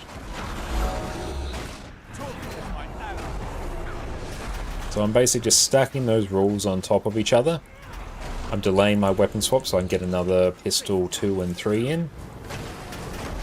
Scepter 2 and 3 share the same cooldown, so I always use them at the same time. Keeps the cooldown synced. Got a bit of time there, so I'm going to use my Torch 4 and 5. Notice my Signet of Spite came off cooldown, so I'm going to use that. Blood is Power into Desert Shroud is an Omega priority skill. You really don't want to delay that at any point.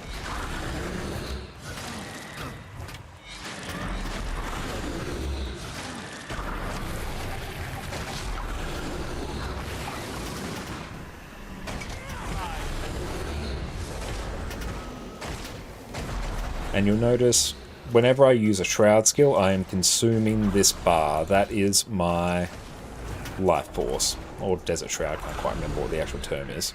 life force here. So this is basically my resource bar, which I regenerate through various things. And depending on how much I have, I can actually spam other skills for like barrier or extra fear here, and also to get extra procs of Doomfire. And Alcar, thank you so much for that. I appreciate that. Thank you. Is dual wielding daggers the same as sword? Don't see a huge difference. Been looking into evoker builds with dagger swords. Yeah, different weapons will have different skills. Scourge will become easier after the patch because you'll have to spam this less. Will be a bit easier, but also lower damage. Honestly, it's probably fine for Scourge. Scourge is a class that historically hasn't had a really high DPS benchmark, but has a lot of baked-in utility. When's the patch coming out? That is 14th of July. But awesome. Very shortly, we are going to go and do Tyria Pride. So we're going to go take a quick break now, stretch my legs. You missed 25 stacks epi. Well, we'll get 8 stacks epi back. So that's a nice little compensation. But yeah, Scourge is simple to play. It's just a handful of rules stacked on top of each other, but you're pressing buttons very quickly. But yes, we'll be back in a smidge. If you are looking for the best way to manage your Guild Wars 2 add-ons, then I've got you covered. Today I'm going to walk you through how I easily stay on top of all of my Guild Wars 2 add-ons with the incredible Nexus add-on manager. Let's dive in. Now, first things first, to download Nexus, you're going to head over to raidcore.gg and simply download the installer from here. Now, depending on your browser, you may get a security pop-up, but it's fine. Just work your way through the prompts and you're going to be good to go. Now, you can simply open up the installer and work through the prompts. Now, we can see right here, Windows has given us the warning, but it's okay. We can just run it anyway. We do not need to worry about it. Now, it's found where our Guild Wars 2 installation is, so we simply need to install Nexus. Or in my case, because I already had Guild Wars 2 open, make sure you have it closed and then try and run the installer. And just like that, we've gone and downloaded Nexus. You can see here we have the D3, D11 file sitting in our Guild Wars 2 folder. So that is all we need to do to install Nexus for the time being. We can simply quit out of that, then open up Guild Wars 2. Now let's jump into Guild Wars 2 and let's continue configuring Nexus. Beautiful. Now as soon as we're in Guild Wars 2, you can simply click agree to the prompt and we are in Nexus and we are ready to get started. Now I'll just close out of this for the time being. Now for the reasons why I love Nexus, first up, it is incredibly easy to install. It's just a few button presses. We don't need to manually install any DLL files. It's incredibly easy, just a few clicks and we are there. Another one of the incredibly powerful things about Nexus is the fact that it can auto update as well as disable and manage all of your add-ons. Now this is very important for me because I stream every Monday, Wednesday and Sunday over on Twitch, and for me here in Australia, Wednesday is when the Guild Wars 2 patch will normally land. Now when a big patch lands, it's quite likely that Arc DPS is going to break and I'm going to be left scrambling to fix it just before I go live. Now once you install an add-on, if there is a big patch that will break an add-on or cause it to crash your game, Nexus will go through and automatically disable it. So rather than me having to go into my game files and remove my Arc DPS file until a patch has been released, Nexus will take care of it for me. Now my life is made drastically easier by that and I do not have to debug Arc DPS whenever I'm going live. And plus it will give you a notification saying that that add-on has been disabled and you can then go through and re-enable it at your leisure if it turns out it actually didn't break the game. But rather than instantly crashing your game, this means you can dive right in, which is great. Looks great! Now let's quickly jump into the game for a change of scenery. Beautiful, that's much better. Now you'll see there's a little Nexus icon at the top of your screen, so we can just click on that and start configuring. Now we'll simply start in the add-ons tab first, and if we go over to library, because you can see we have nothing installed at the moment, we have a huge list of add-ons that we can go through and install. Now I always say Guild Wars 2 is the MMO for people without a huge amount of free time, so being able to simply browse all of these add-ons here without having to scour Reddit posts and GitHub pages, this is an absolute lifesaver. Now take the time to have a bit of a browse through here, see what interests you, but I'm going to walk you through the main add-ons that I use day to day. Now first up, I'm going to install Arc DPS, and we are done. If we come back over to the install tab, we can see that Arc DPS is sitting here. If we just click load, beautiful. Now we just have the prompt saying Arc DPS will be loaded after we restart the game. So once we're ready to go through and configure this more, we'll exit out of Guild Wars 2, come back in and get everything set up just how we like it. But for now, let's add in a few more. Now personally, I think Arc DPS is one of the most important add-ons you can install in Guild Wars 2, and I have an entirely separate video on my channel where you can go through and see how to install it manually if you prefer, but trust me, being able to see your DPS, how much you're contributing to the group, as well as that of your teammates to see how you're stacking up is incredibly useful information, so I highly recommend you install Arc DPS. It is absolutely game changing. Now another one I really like is the Radial Menus add-on. Now this is going to add in a circular pop-up menu to control my mounts, which is very handy, especially because there are 9 mounts in Guild Wars 2 nowadays, so setting reasonable keybinds for that can be a little bit annoying. Now personally, I have my mount set to my number pad on the side of my keyboard, but having this option for a pop-up in the middle of my screen is very handy, and we'll showcase it once we actually have it installed. There we go, we've clicked on that. Now if we head over to the install tab, we can see Radial Menus here. We will just load that, and there we go, we are all set. Now there's a few extra add-ons that I want to install within Arc DPS itself, a few little nice bonus features that do make life much easier. So I'm going to exit out of Guild Wars 2, come back in, and then we can actually start adding things into Arc DPS. Fortunately, Nexus makes this really, really easy. And we are back. Welcome back, everyone. And Tijo, welcome in to get to the Golem test room. Go to the Lion's Arch Aerodrome and go near the bank.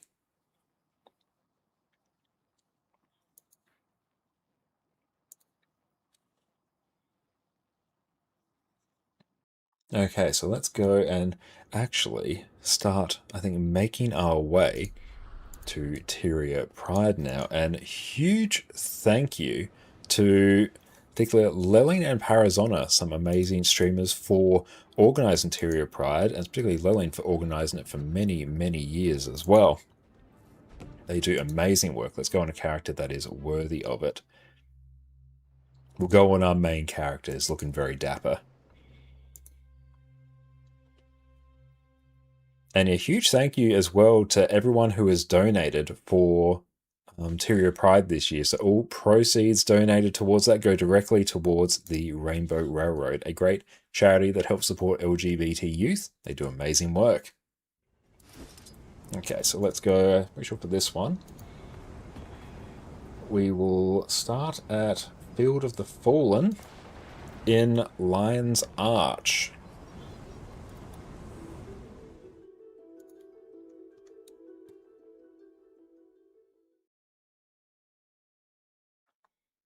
Let's go event status.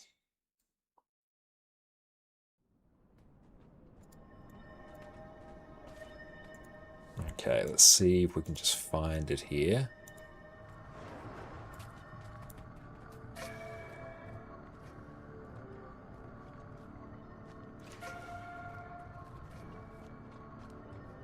That's coming up very soon.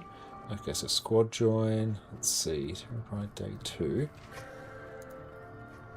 Fields of the Fallen, which starts here.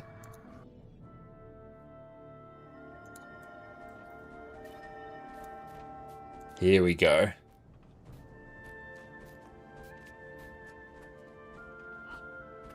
Yeah, it looks like we'll be kicking things off from here in a moment, once we can actually get in the proper squad. I might pop into actual voice chat here. We're live, honey. We're alive, baby. Okay, so it seems we have 3 maps, honestly. That excellent. seems fine. Although day 2 is usually a little bit of a more calm start. Yeah, maybe 2 maps will be fine, but... On 7, there are right now 22 people. I counted them. Well... Oh. But that's also guess about never enter Wolver's world. That's fair. That will fill up. As opposed to an overflow map with no volunteering. So that's good. That's right. I might just mute Discord just for the time being.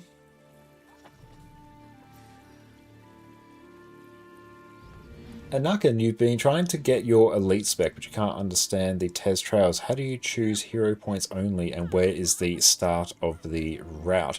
It depends on the map that you're in, but Tez Trails, hang on, I'll pull it up. Chud. Let's go display.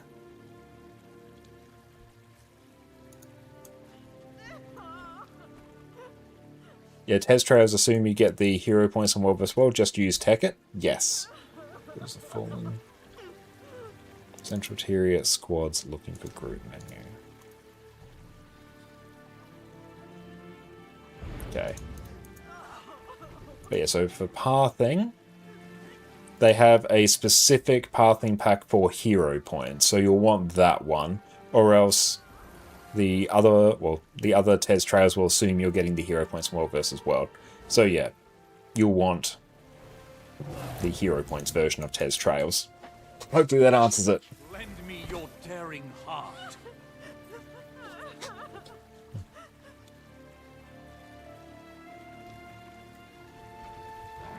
Oh, hang on. Oh, shift. I can hide these. Don't need to see.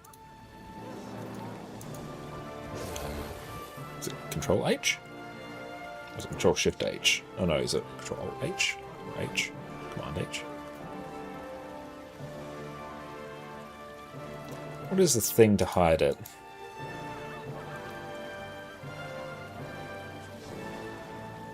Okay, I have no idea. That's alright. That can live there. Is there a recommend starting point? It will basically always start in the first map of whatever expansion you're looking to do, like Verdant Brink for Heart of Thorns, Crystal Oasis for Path of Fire. And yeah, usually in the map it will say, yeah, if you like look at the actual pathing pack on the map, it will show you where the start point is. They're just sorting out exactly how many maps they want to get going.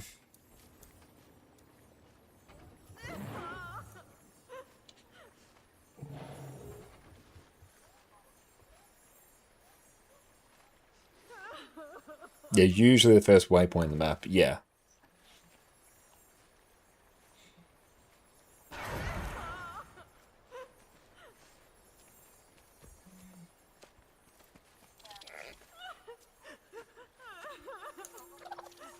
I'll keep an eye, the LFG will be up soon. Figment, thank you for the follow, I appreciate that.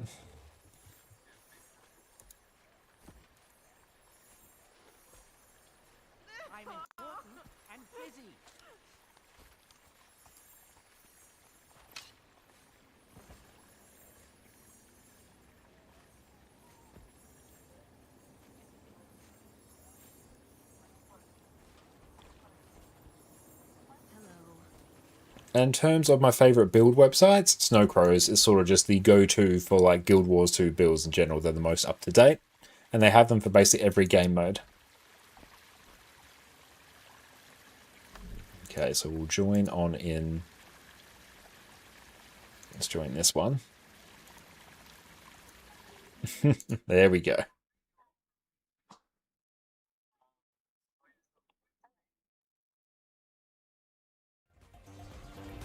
There we go. That's much better.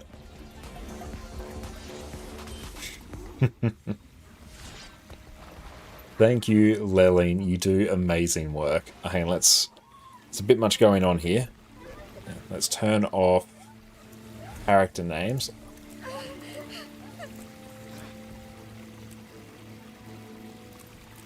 There we go. There we go. That just makes it a bit more controlled. And it's always a fun time to go through and like check out other people's fashion as well.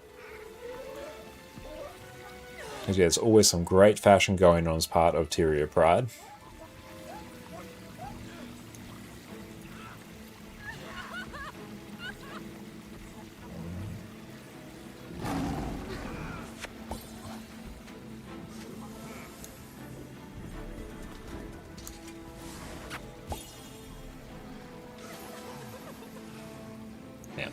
There we go.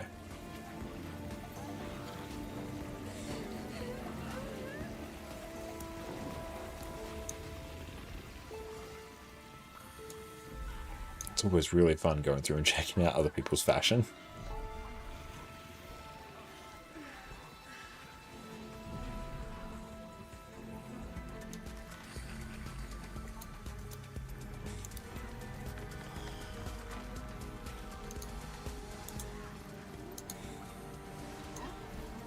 Oh, I do like that.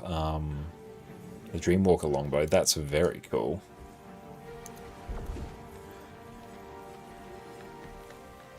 And you don't have to guess what the fashion is. Yeah, honestly, I really like that feature. Yeah, they're just teeing up all of the different maps. We should be 3 maps in now.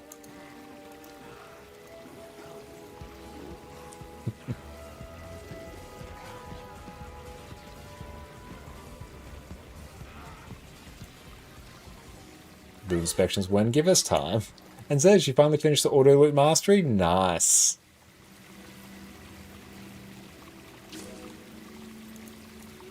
No, that is alright. We will not be dealing with any of that today.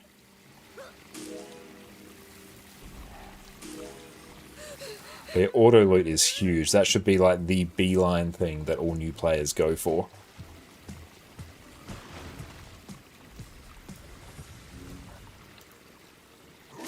Oh, I do like that.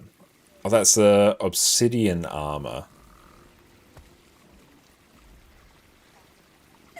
Oh, they've got the legendary Aurine's longbow and the Chaos Greatsword. How much does the Chaos Greatsword go for now?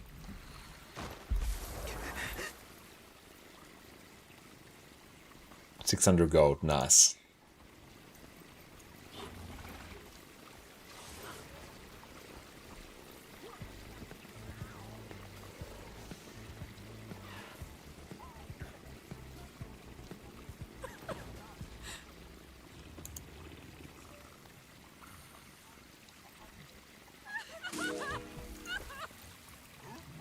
Music volume. Yeah, I'll just turn down the...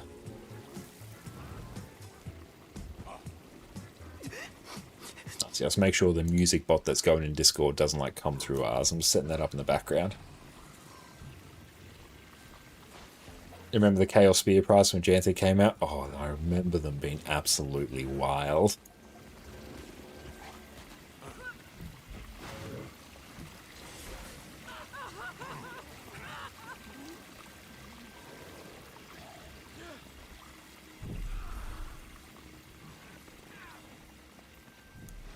You start on breathe and harpoon gun only take effect when underwater?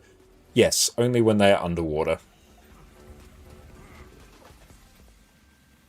On quite a lot of my builds, I actually won't equip underwater weapons because I forget. And then I get underwater and I'm like, oh, dang.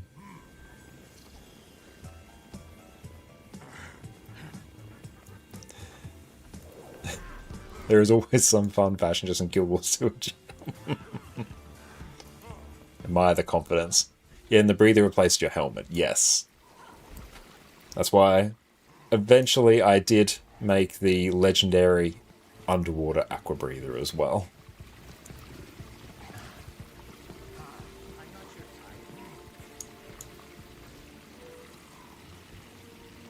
And ArenaNet also figured out the infinite money printer as soon as they released the swimwear. I cannot fathom how much money they actually made from that.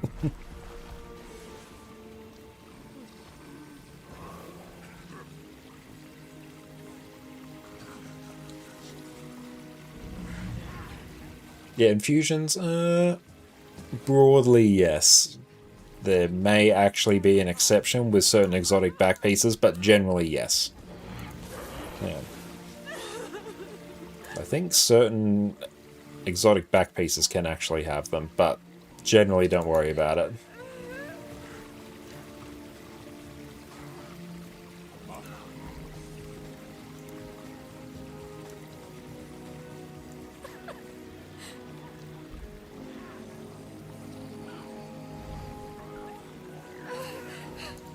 It might be the crafting ones.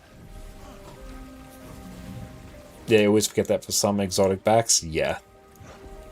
Yeah, it might be like the one you can craft for each crafting discipline. That might be the ones.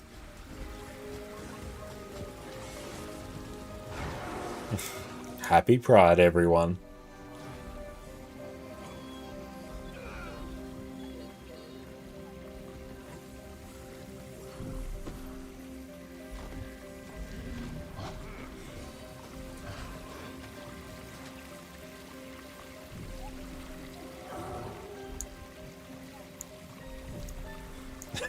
I love the breakdance emote.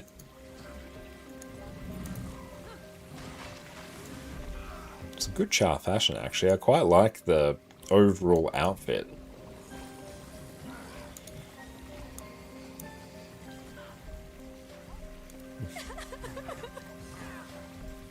That's good. You can just right click on anyone in squad as well. So if you're ever looking for fashion inspiration, Tyria Pride's a very good time to do it as well.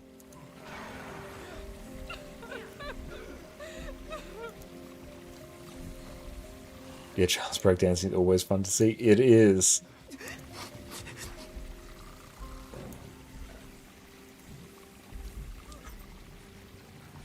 Very glorious. There's only one exotic ring which has it. You get the one for completing the level 20 fractal feedback loop, it's called. Okay. And says you're going to go for a walk and game too much today? Good shout. Make sure you go look after yourself.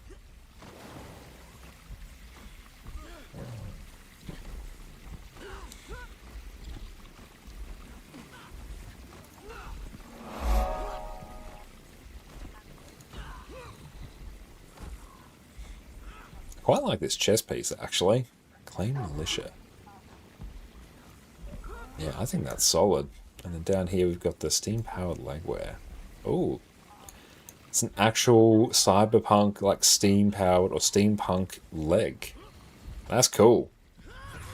I like that.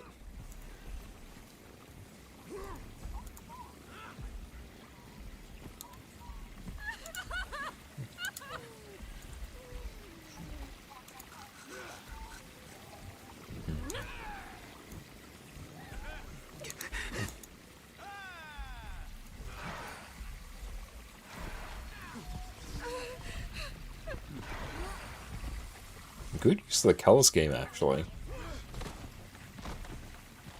Normally you don't see too many using the shirts that actually work, but yeah, I feel like this one really works.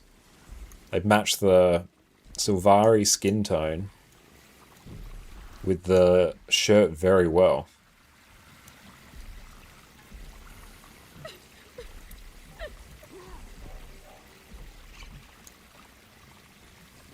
Oryx is very cool. That's the back piece there.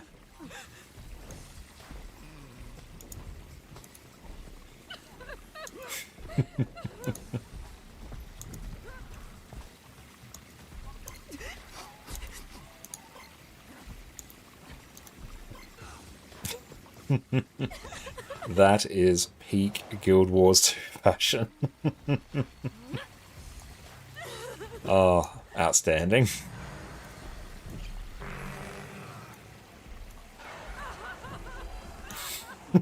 That was glorious. And Kitty, it's great to see you.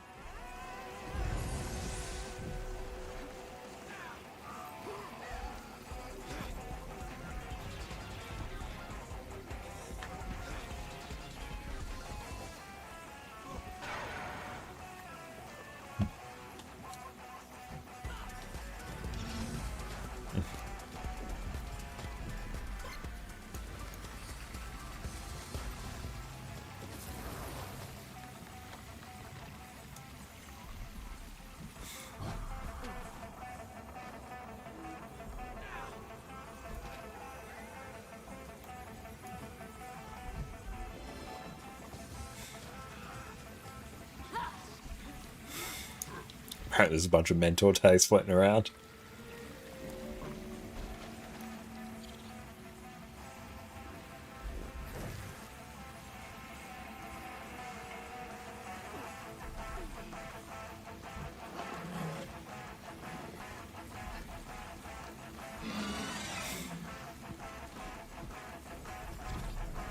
So we'll do a few maps of the Tyria Pride March and then we will have to head to bed.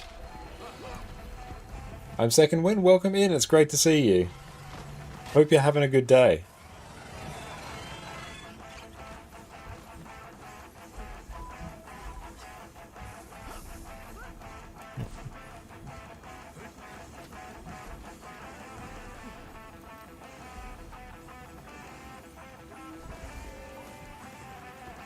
Oh yeah, hello.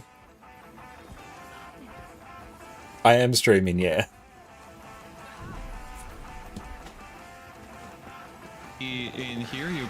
jump in and out? What's the vibe? I'll get a few maps in, because yeah, I gotta be up reasonably early tomorrow. But yeah, super keen to be here. Alright, awesome. If you're up for it, I can give you the co-stream invite. Yeah, let's try that. First time I've actually done a co-stream. Let's see. Oh, nice. Fun. Okay. Love that.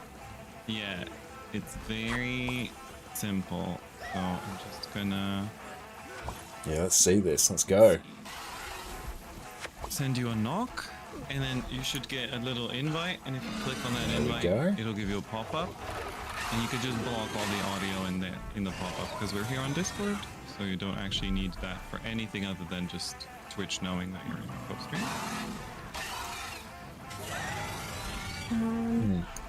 Alright, found it. Okay, yeah, there's something else. Okay, that was loud. Anyway, That was the world's loudest walk-on noise. yeah. Official browser to try. You know, when you upload sounds to soundboards, you can turn the volume down to kind of normalize them. Please maybe consider that with that sound if it's yours. Thank you.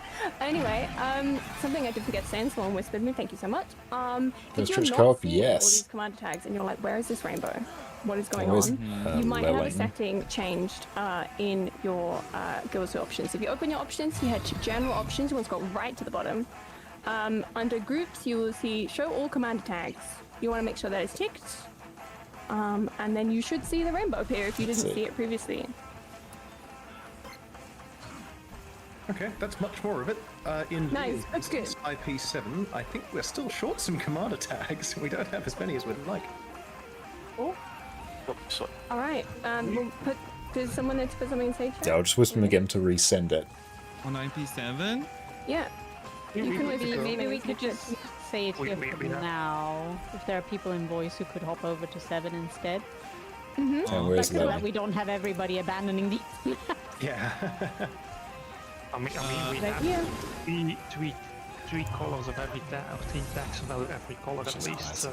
Yeah, sort this out in the You have background. 3 of every color, then you're fine. Yeah. Yeah. No, it'll come together. Alright. Oh, looks like we're in. then Sweet. I have, I do see you in there, Connor, so it seems Okay. like you're in. Well, that's good then, as long as it's working.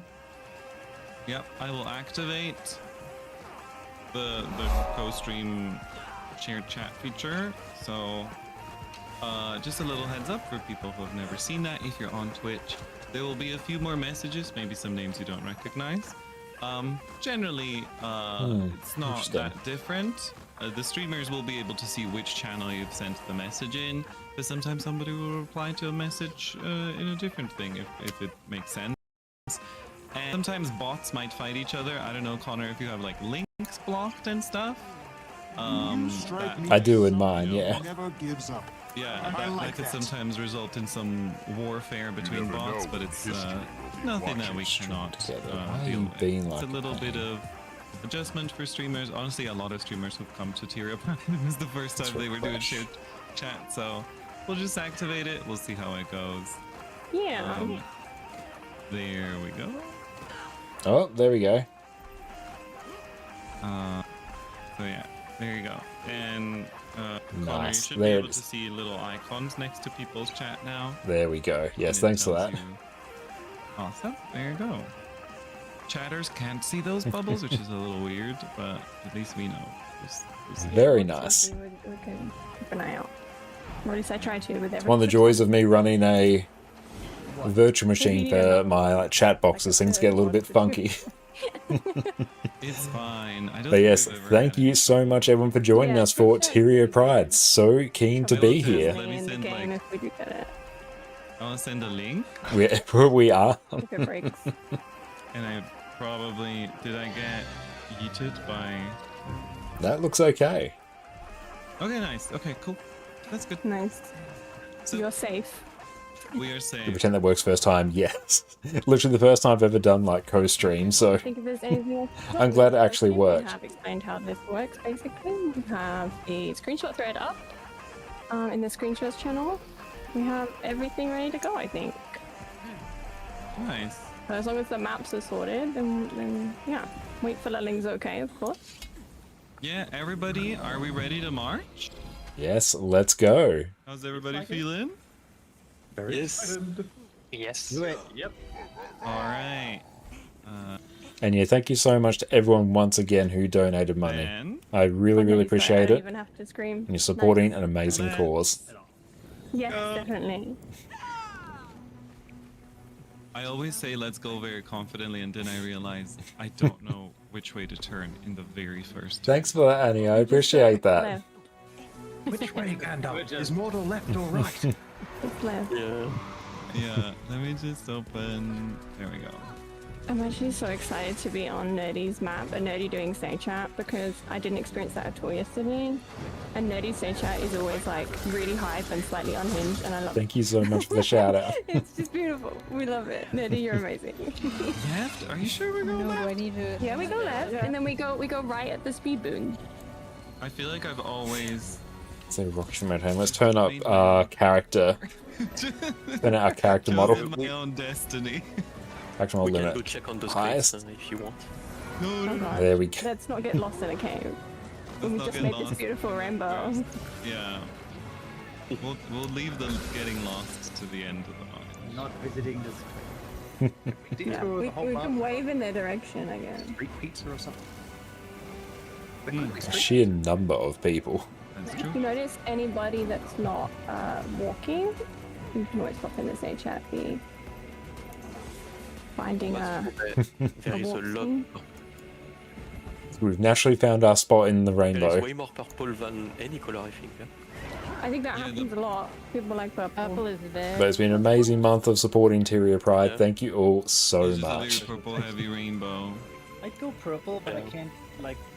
I'll keep an eye out for any amazing fashion I as think I well. could always go red and leave the Basically, it window. seems I want to make sure we showcase some of the best ones. I love that. It's a beautiful color, so. Oh my God, Nerdy with the questions in Say Chat. What's your favorite LGBTQIA plus character in all of gaming? It's a Oh very my good God. question. All of them. Damn, that's another lovely combo for our first map. Too much.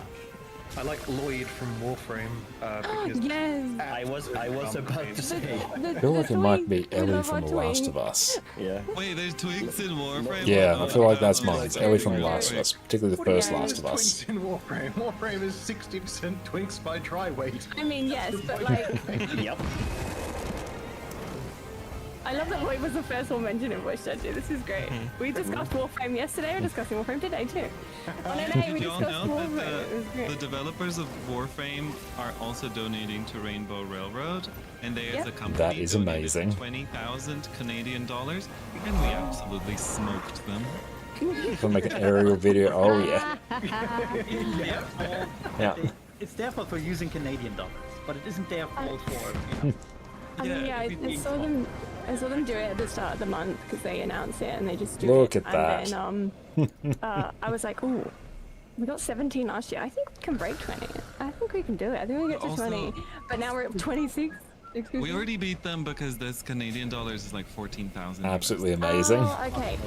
Yeah, we're at 26 now. Oh my god. Yeah, I'm just thrilled to hear that DE is donating to the Do I have any balloons on this I'm not account? surprised, Hang but on, I I am have to delighted. check. Right? Really great. I don't think you can't mention favourite characters without giving a shout out be to Marjorie and wardrobe. Casimir. No. Oh, yes. Tools? Yeah. Have you seen our No, I actually have no idea where the novelties sit now. trailer this year? Yeah, they're in this year's video for Tyria Pride. We Novelties. heavily included Marjorie and Kaz and a bunch of other crew characters. Yeah, I don't have any balloons. I was actually quite surprised when playing through the storyline and saw them Yeah, I think and their a lot relationship of... announced. It was like, oh, okay. Yeah, I think it's really cool because I think if you're not like looking really deep into it, like when I first played the story, I was just like, oh, this is a cool story, and that was like the basis of my thoughts, It's right? so cool. When It's it always pops up, such you're a like, cool oh my event. God. Oh my god, that is so If cool, you- right? Yeah, that's one of the downfalls of how they tried to run Guild Wars 2 is if you were present when the living world was happening, there were signs. They were sort of first very subtly and then very less subtly flirting with each other. It was really cool to see that develop. I didn't see the beginning of it, but I read it somewhere about that sort of see the quotes or something. But yeah, towards the end of the story, it was quite obvious that there's something there. You mean they're not? And the thing They're is, also when roommates. this came out, Mad respect you know, to. this was Can we still select? long enough ago. Yeah, there we go. There was a bunch Select of people cosmetics getting there. outraged over it. When was season 1? That is a very cool, I'm gonna say, Krakatorik inspired look. Yeah, it was the beginning That's of cool. 2013. And it ran to... Day 14 from Destiny 2 is also a great quick character. Yeah. She had something as strong as a god to death for his husband. That is epic. I love it.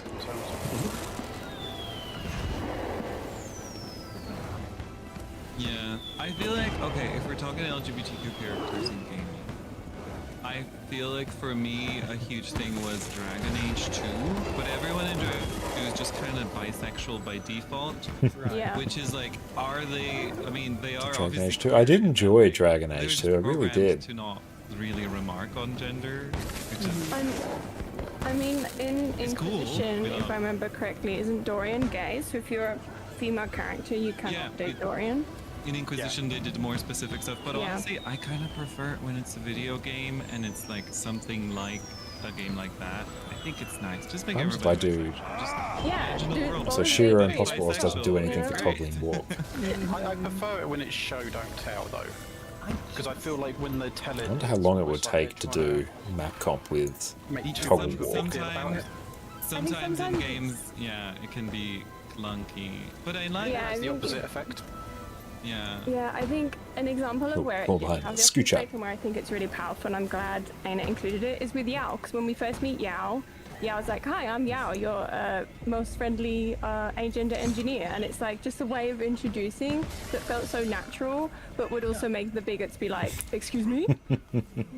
And it's like, well, you already bought the expansion, bestie, so you know. Past the refund window now.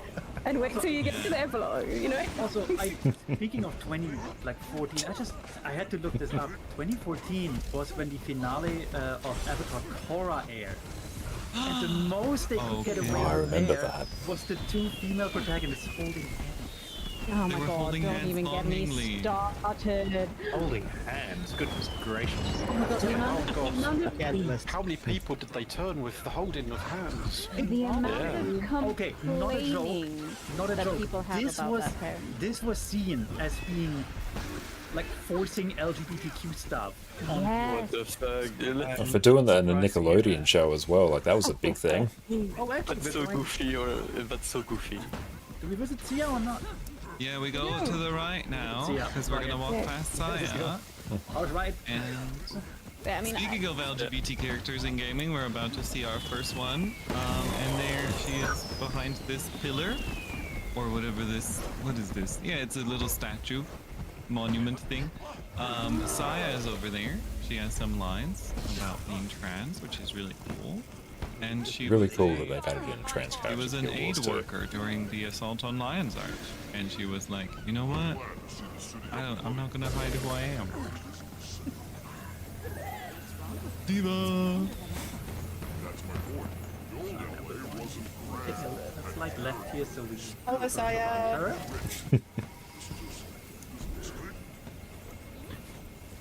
Yeah, like a lot of the complaints that people have about Horus Army is just like, oh, they just put it in out of nowhere. It doesn't make any sense. No, it was blah, blah, over the blah. entire it was like 2 seasons, I think. Yeah, and it's just like they literally had amazing chemistry right from the start. Like I don't know what to It's tell when they actually do it out of nowhere that it's like, okay. Yeah, except I think I'm very good though. Sometimes, Like, you can't really put stuff in due to like restrictions from higher up, which can be a little bit difficult. Like in Shira and the Princesses of Power, you know, you do have like a lesbian couple, you have Bo's dads, and it's really cool. But then there's also Perfuma, who they wanted to be trans. Cuddle chart turn. But they were Don't go also through the like, portal. they were like, we don't know how to put that in, and like they didn't. I think the network or whoever higher up was like, we can't just have them saying like, I'm trans, and so how do you show someone is trans? And so there's nothing in the It's not like people pay attention to anything though. Very cool seeing people from Wing here as well. Yeah, but I like it when the signs are there, but it's not obvious, and then when they announce it and you watch it on a second repeat, it's like, oh, that's actually obvious now. Yeah, but even the obvious thing, it will get just ignored by certain people. A huge portion. It does let you wonder if it's like, you know, you are not certain of it, and the fact that this uncertainty is there actually allows the spectacle to show it, and that's good. I think it's good. The big problem is that there are like really strong religious right-wing groups that have a lot of influence and still have. Like, for example, that some of Jen, the welcome in. Great to see you. Hope you're having a great day. Yes. And the only thing that's fake was Liara because she was an alien. Like, you know, there is still a same-sex stuff. So if you can work that out, you can still have. It's going very, very well. We're participating once again this year in the Tyria Pride March. We just started in our first map, Lion's Arch, today. With Liara. And yeah, it's spectacular. There's some cool fashion going on. Because they don't really have a male or female Glorious. culture. They all use she in English, but there's even a line where Liara's like, my species is monogendered. We kind of don't, you know, like, we don't have the concept of that. And like, if you have any species, obviously you need to have one that is able to carry children. And so by default, that would be, you know, in our eyes, that's like female, but it doesn't have to be. And some right-wingers were still angry about Asari. Yes, they were. They were so angry, and it was very funny. And it was also the first time that my brother, who was just a cis guy, was like, why are gamers, like a male straight demographic, angry about lesbians being in a game? Like, when I was younger, I would have killed for a How do you join? We are in, well, we're on EU right now, but yeah, you can join by checking out the LFG. Oh my gosh, sorry to cut in. And then, yeah, there are various IPs that you can join here. I am in jumping around us, and it's so beautiful. I am in IP number 56. Show up. Yes, I'm spamming. But yeah, you can check in the Central Tyria squad section. If you're old enough to remember when the first Mass Effect got released, there was an author who went on the right-wing like talk shows and was like, oh, in this game you can see. So you can just check out the LFG and join on in. There's a few maps going. I think there might be 3. She never played the game. She just made shit up to get on the TV. But people ate that now. I think I have to replay it. I can't remember any of that. Yeah, it didn't happen. You should go back to that. I was like, ooh. The only mildly fun thing out of that was that her books then got reviewed on Amazon, and most of the reviews were, well, I didn't read it, but I heard it's quite shocking shit. I do have a little thing for volunteers here. Let's not. Do we want to do this? Is happening on EU? Yes, it's happening on EU. If you check out the Tyria Pride Discord, I'll grab myself a link. Okay, sure. Well, hang on, let's go. We'll do a little circle. That's true. So let's grab a link. The weird thing I find about people that also speak out against those groups is they often. Yeah, make sure to go check out their Discord for all details about the events. We're doing one on EU right now, and what time is it now? Okay, yeah, so in about 6.5 hours time, there's going to be another one on NA as well. Sometimes people. And they've got the time there for whatever your local time zone is. A lot of our, what we consider is the default experience, and it only takes like hanging out with people who are different, seeing people who are different.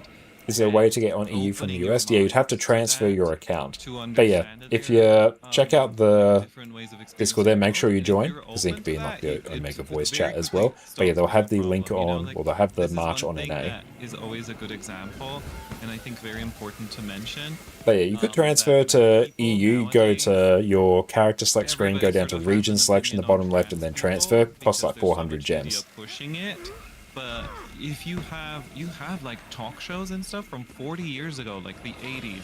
And yeah, thank you so much to Lillian for organising this as well. Like, I'm so happy to play a small part and participate. Transitioning in America. But Lillian has done amazing work in the Rangers, not just this year, but in all other years as well. They would be like, hey, so I they would explain it like this, you know, we maybe wouldn't use this language, but they're like, I was a guy and I felt really bad with that, and now I'm a woman and I'm happy. And most people would be like, oh, okay, live your life. I don't get that, but I love sure. it. But now people are like pumped with a lot Okay, of preconceived notions, and so like you don't. Let's just turn around. Not open to Lost our blue section. have like a thing that's already. Our map's turn is a tiny bit tight. It's a great screenshot of a pile of people. I'm loving it. Yeah. And you get to say hi. If you're at the front, you get to say hi to those at the back. At the back, you get to say hi to those at the front. I think it's nice. A little moment. Double bridge. It's hobbyless behavior. That's a great way to say it. Hobbyless behavior. These post World War II articles are really, I don't know, they're quaint. They almost feel insulting by today's standards. But anyway. Well, it's just the language has changed, right? It is. But like, honestly, soldier now wrong. Isn't science amazing? How does GI turn into a bomb set? But it's honestly, I've heard from so many people that it's like, it's way more affirming when somebody's being a little bit like sexist or antiquated, and they're just like, sure, I don't get it, but sure, have it, you know? And then like somebody being like, no, this isn't possible. Thing is, there's not sort of getting it, and then there's not accepting it. Yeah, I'll take any slur that honestly compliments me over progressive language that belittles me. Yeah. I mean, because one comes from the heart and the other is just bullshit. It's actually full of like a lot of this like complex experiences like that, right? I remember this comic where there was this trans woman was doing this comic, and she's just walking on the street, It was and then there's fascinating like just hearing some everyone else's construction perspective and workers, and then like experiences. cat call her, and at first she's angry, and then she's like, oh, actually this is the first time I've been catcalled. That's kind of like affirming. And Is that Up and Out Comics? I think I know that one. It might be. I think it might be, yeah. And good for that choya. Like, there's another one with a lesbian couple, and like one person goes behind them and like, those fucking dykes, and one of them goes, I pass. It's just cute. It's just very cute. Yeah, I also got a really important message that I think is also important to remind people. The current wave of anti-trans stuff is also just fundamentally not about trans people. Trans people are the target, but it's just the same moral panic as previous decades with a new group as its target, which is super true, right? They are attacking trans rights because they know that that is something that is gonna still be acceptable to discuss openly, whereas especially a few years ago, if you were against same-sex marriage in a lot of countries, it was like, dude, we've had this talk, we're over this, you know, it's a closed discussion. But now they found another wedge issue, and they're trying to separate us by creating a divide, right? You may be LGBT, but you're not trans. You're not like those weird people who don't know what they are. You're just gay. That's normal. We've moved past this. And so they're trying to wedge, they're trying to put a wedge between our community, and we need to keep in mind that we should not allow them to divide us. Because once they get rid of the trans people, guess what they're gonna come for next? What they probably are coming after right now. It's also wild to me that there'll be, you know, like, I think a lot of people need to hear that. They're not going to stop with trans people. They're not going to stop with gay people. Women will be after that. All the minorities, right? Like, it's just going to keep going. One at a time. They're trying to dismantle it piece by piece, basically, so we can't let... Yeah. We can't allow anyone. It's going to be, like, they're starting with trans people because, you know, so we had a lot of, you know, like in the 80s when it was like really tough for gay people, but a lot more people are accepting of that now. And then if you look even further happy back, Pride to you right, as well, women Reggie. don't deserve the vote, etc. Right? So it's like they're starting with trans people because like trans people haven't been like fully accepted by the majority of people yet. So they're like, oh look at this crack that we could just, you know, and it's really awful that they're going that low. But yeah, I think, so right about we need to be strong as a community altogether and not like gatekeep the community and be like, oh, it's only for this, and no. No. Had your walk at Dragonfall? Nice, that's awesome. Remember a few That's great to hear. After Ace people. Yes. Oh my god. Like, where are you going? Little detour. Okay, you just please don't go in a surrogate. Thank you. That's all I. Yeah. No. You were walking right behind. I'm keeping my distance from the gate. I just little roundy. Yeah, no, that's totally fine. I was just worried. I was like, no, goodbye, Sneaky. I'm keeping my idea. distance. 50 seconds later. Yeah. You're So by a this is surrogate. it's super important, and it's one thing that, like, you know, the slogan of Tyria Pride, when we first started it, the first slogan, the first motto was all things have a right to grow, and this year, because it's the 10-year anniversary, we're doing it again. It's I think a really good reminder. All things have a right to grow. All means all, and we cannot, like, allow ourselves to be divided. We can't be like, well, you know, my thing. We are normal. But the thing that I don't understand, and that's why, you know, we have to have solidarity and togetherness. We have to be firm about it in the entire community, and it's so important that we don't allow, you know, them to make us feel like, oh, well, those people, they are a little bit questionable, you know? Yeah, I think doing as much as you can to educate yourself on all the different aspects of queerness. You know, all of the alphabet mafia, as some people say.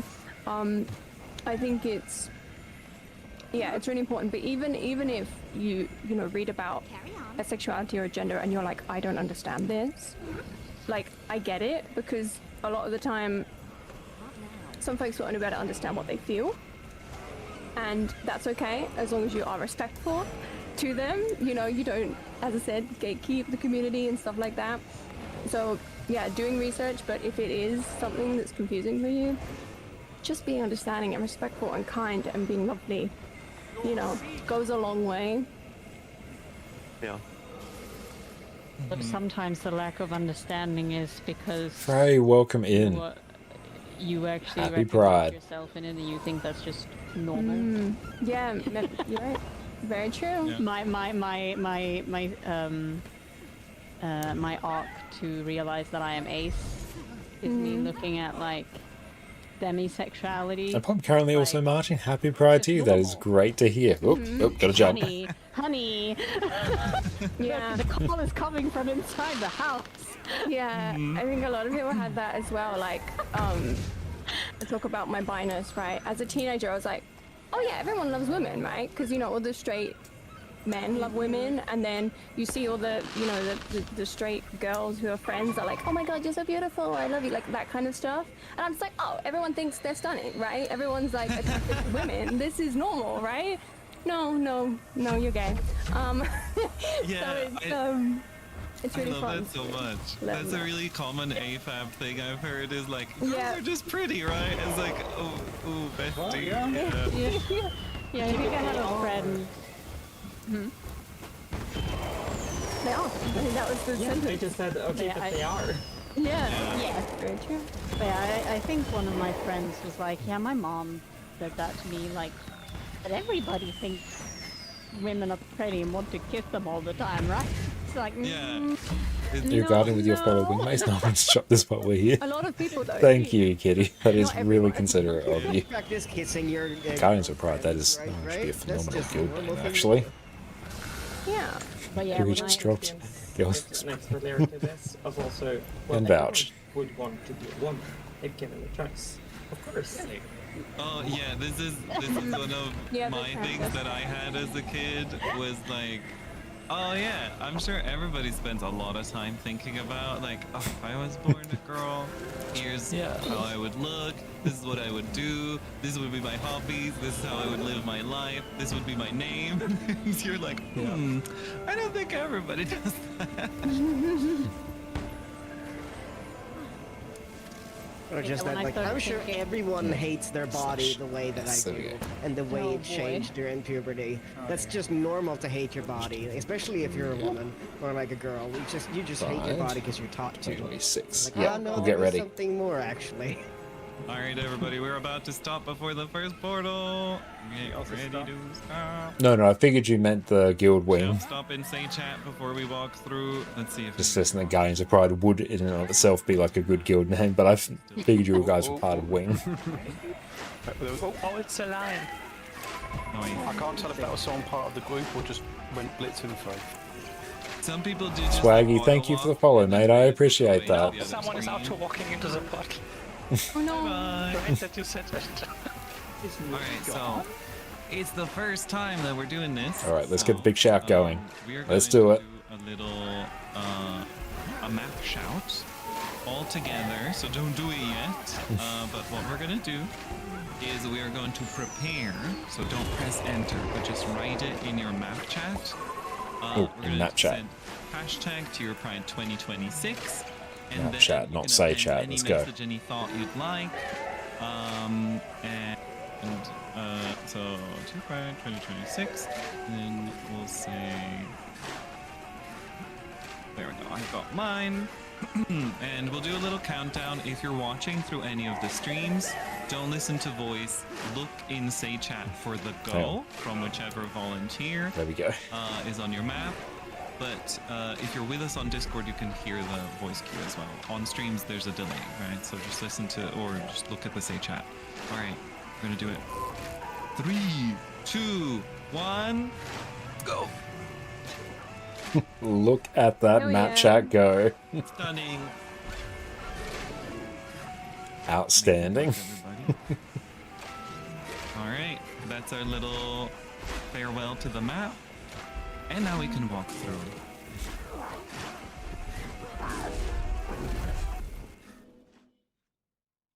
Well done. I do love the outfits some people have done. Oh yeah. Red fashion some? for sure. I've never seen fashion in a game like Guild Wars 2. Pretty outstanding. Fashion Wars 2. Mm-hmm. It is that Okay, for a reason. So now we are going to give the volunteers a few moments. Volunteers, please whisper me your That's so IPs. wholesome until yesterday. Didn't notice Whenever an we event, swap so maps, happy everybody, surprised. Oh, you it's can an kind of amazing safely event. take a little break because we are sorting through the maps. We're making sure that we've got everything set. Oh, I logged in on the wrong character. I have some characters prepared on the path. This diva. Yeah, so we're gonna select the maps, so just keep an eye out. Once the LFGs get updated, you can join on those. You can take a quick break. You can make sure to hydrate in this heat. And also, this is a perfect time to check out the fundraiser. Petronox, welcome in, And returning all of the player. other Used to links live in we have EU, at but now in West Coast AU. tyriapride.com. Wondering Just if go you to might be aware of tyriapride.com. There's a guilds. lot of stuff over there You're that you struggling can with time look zones. at and Looking to get find, back into and, raids and fractals. we'll talk Definitely more about recommend what all is out Ascended there. Horse Hero, Fundraiser run by the amazing streamer Fireball Annie, which I am a part of, particularly if you are in Australia. All right, Extended volunteers, Horse let me Hero see your here. IPs. I'll give Annie a shout out. 5 whispers, 6 whispers. I think we have more volunteers. So Just if you're make sure you go check them out because yeah, they run an amazing sort of Australian focus guild. There's a bunch of peeps in there that will do raids So, yeah, around I about have this to time go or a bit for, like, earlier. half So yeah, an hour very, or very something good like that, for but I'll be back after. So people have in a the nice day, Australian guys. time zone. You are most welcome, Annie. And yeah, everyone just in general, go check out We Annie. have a couple maps. I think we can probably take 3. I will join in on this one. 139 is Trocino, Slash IP. Lexi, T. And 184, okay. Seems pretty good. How many people you got? Lots of people. Plenty. Okay, wonderful. Then you can take that. We've got We'll Friday. leave and we'll just go to 73. let's see. Let's go 73. Let's try How's that. 73 looking? Looking pretty good. Really full, I would Yeah, say. 73 is The full. bridge is nearly collapsing. Oh, is that on EU? So they will mostly be on NA. More volunteers here as well. Okay, nice. But you're more than welcome to join our guild as well. We're primarily EU, so if you're interested in that, you can type your account name in chat, and then you'll typically be doing things, you know, round about sort of my stream time. Looking. You're Not a like, lot of people, but there's a bunch. What gives you which map you're on? if you do /IP, you get a bunch of numbers and the final numbers after the final dot. Let's try and find a not full one. IP. I don't think we have quite a enough few maps. tags here to build the rainbow. Okay. Let's see. So we got 69. Nice. We have. I feel like we could probably just. Gold contacts on you. You are most welcome. Move everybody. Yeah, definitely understand that. Because I'm also on a pretty empty. If you ever make the switch over to NA, put up an LFG. definitely check out Fireball Annie. Yeah, so we have 69. I love it. Yeah. So 139 is up. Oh, you'd have to like yeet a guild. Let us know if the maps get full. Just let your commander know in the squads. Be like, hey, it's full. So then we know like maybe we need a fourth one. But we had 3 in Lion's Arch, so I'm hoping that it'll be enough. Gonna merge into Nerdy. Where's Nerdy? Yeah. There we go. We got in. And AJ, happy Pride to you as well, mate. There we go. 73 seems full according to LFG. It looks pretty cool. 139. Okay, let's go again. We got you. According to a little symbol. There we go. We have a queue on 139. Someone just told me in Squad Chat. Okay. So then let's see if 69 also fills up. But I think we should be fine. It's not looking super full here. And Alcar, you want to up game. Silver Snipers are a Counter-Strike esports game in Sweden, where the underscore was 66, underscore 78. Wow. Everybody, if you do type / That is IP, amazing. you're in Gandharan Field, You are most welcome, and mate. it does not end with .69, .73, That's very fortunate. then you're not on Very the nice. IP. Check the LFGs, join the .69 one, and get into the map. Well, the member has a positive kill death ratio. Nice. Oh, others here too. Hoping with the change in scale that Guild Wars 3 can have, and still have spaces and opportunities for 69 has a community like this. queue. I completely agree. And I kind of hope that we might have like, you know, your big sort of hubs like Lion's Arch, but then it will split out into, you know, smaller maps and We have a queue. stuff like that. How big is the queue for 69? But I definitely hope there are still going to be big spaces where you can, you know, get more players to, you know, join in together. We have 269s or something. Or no. Okay. Because yeah, there are very few people here on the I bridge. think, yeah, that experience of being surrounded by a lot of people, I think that's very important in MMO. 69 to put volunteers who are on 69, put a little star. Says, welcome back, mate. Hope you enjoyed your walk. It must have been 60. Just keep jumping. Jump forever. You can jump, but we need to coordinate, so. Yeah, volunteers, can you see my bingus in chat? Yep. Okay, Nerdy 69 is fairly empty. And let's leave, and we can actually create squad. We'll go blue. Oh, okay. Yeah. This is Nerdy's in the squad. Maybe people. What the heck? Maybe some other people in the map left. Yeah, It's also the moment everyone joins in one map, the game will queue you anyway. Yeah, maybe it's that. It doesn't Yeah, it seem might just full be at all. letting people in slowly. And yeah, the fact as well that Guild Wars 2 will still be supported means that, yeah, we will still have a Guild Wars 2 space for big things like this if But you're all Guild on the Wars same, 3 right? doesn't allow it. Nerdy, Lelling? Yeah, you're all on the same one. Okay, so there's not two. That's good. Yeah, we're all on the same one. Yeah, but that looks good. Oh, there was a naked man and it just vanished. I'd be so sad about it. I'll be back. All right. Let me do So, chance, actually. Okay, I need now let's get 25. the rainbow sorted. And while we're talking about that, T, do we want to show a thing? Yeah, we can definitely do one. I feel What like should we're we in the start? mood. I think we for should start with the something CEO video, right? That because we didn't see that on EU yet. I think we should get that done. As Let's see if we can actually show that on Yes, stream. I will also link Alright. it to people. Yeah, I'm gonna pause the music bar so we can watch this video.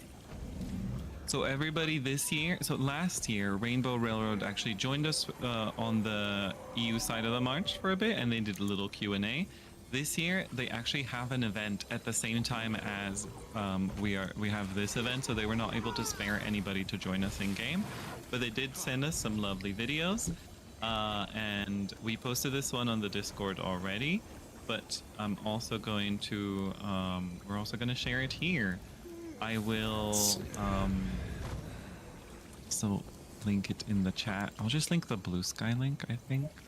That's easiest. If anybody wants to just watch it on their own PC, I'll put it on my stream, and I can also screen share it on Discord. So there's plenty of options to see it, and also any other streamers have the freedom to show it whether they would like to or not.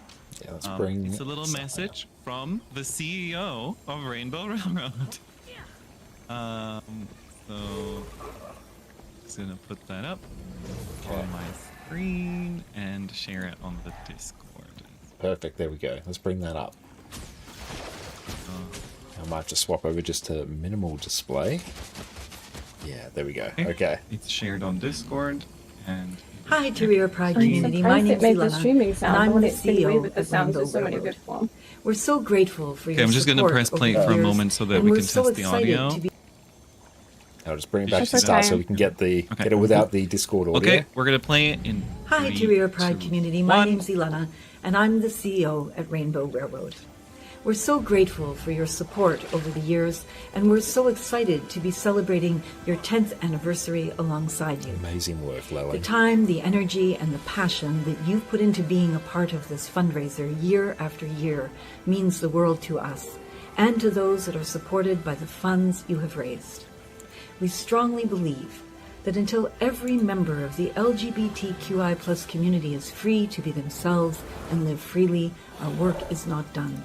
Your generosity and participation in Tyria Pride brings us closer to this goal, and we couldn't accomplish our work without folks like you.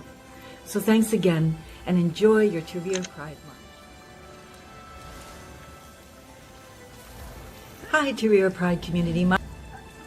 Very, very It's so cool. lovely. That is very nice. It's so warming. And yes, happy Pride, everyone. Evan Hawk, thank you for the follow. That's really cool. That's amazing, being the largest grassroots fundraiser. That is brilliant. And yeah, thank you to everyone who donated towards Rainbow Railroad as well.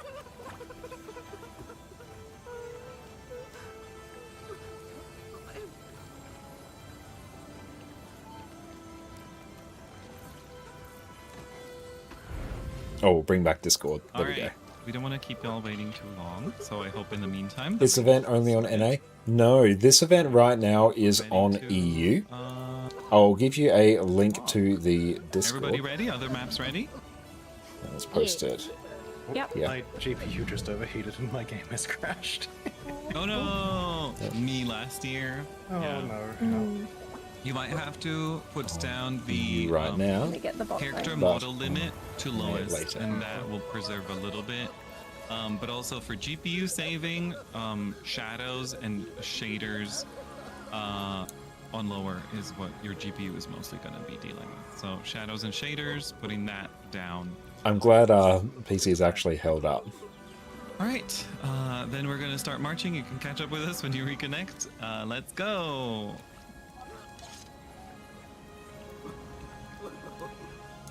Yes, on EU at the moment, and our run later, So yeah, yes. Silvio Music, is this event only on NA?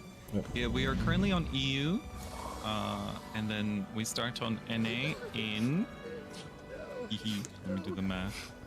Have a wonderful night's sleep, Fame. Have a good day at work tomorrow. Thanks for hanging out.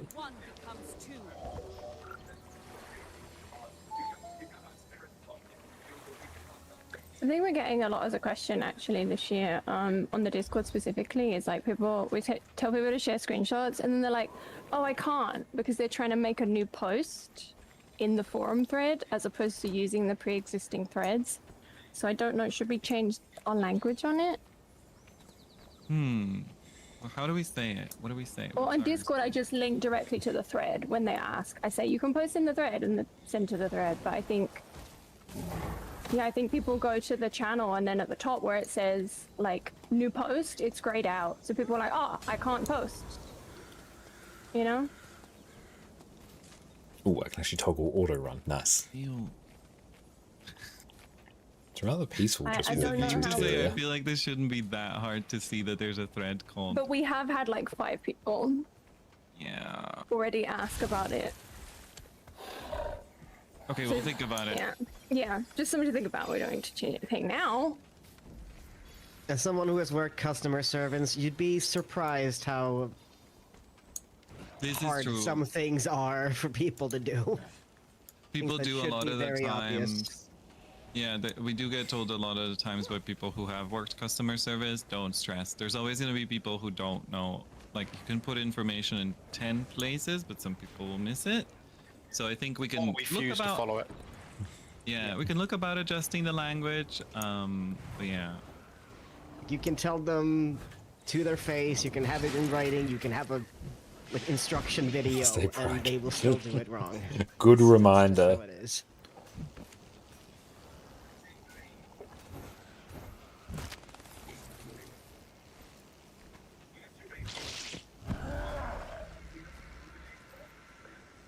Right, I didn't say chat, right? I was replying to people in chat.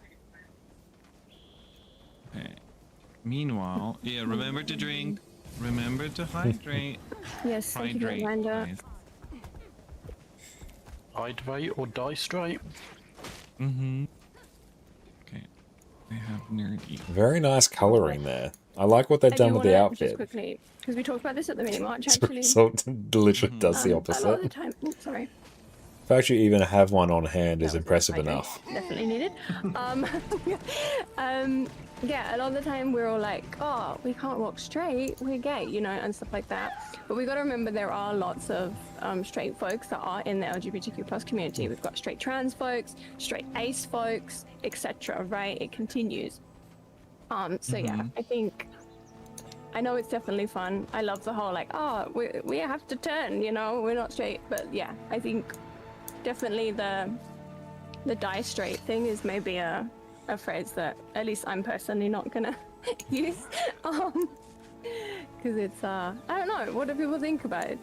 Do we have anyone here that wants to comment on that, who is part of the community but is also straight?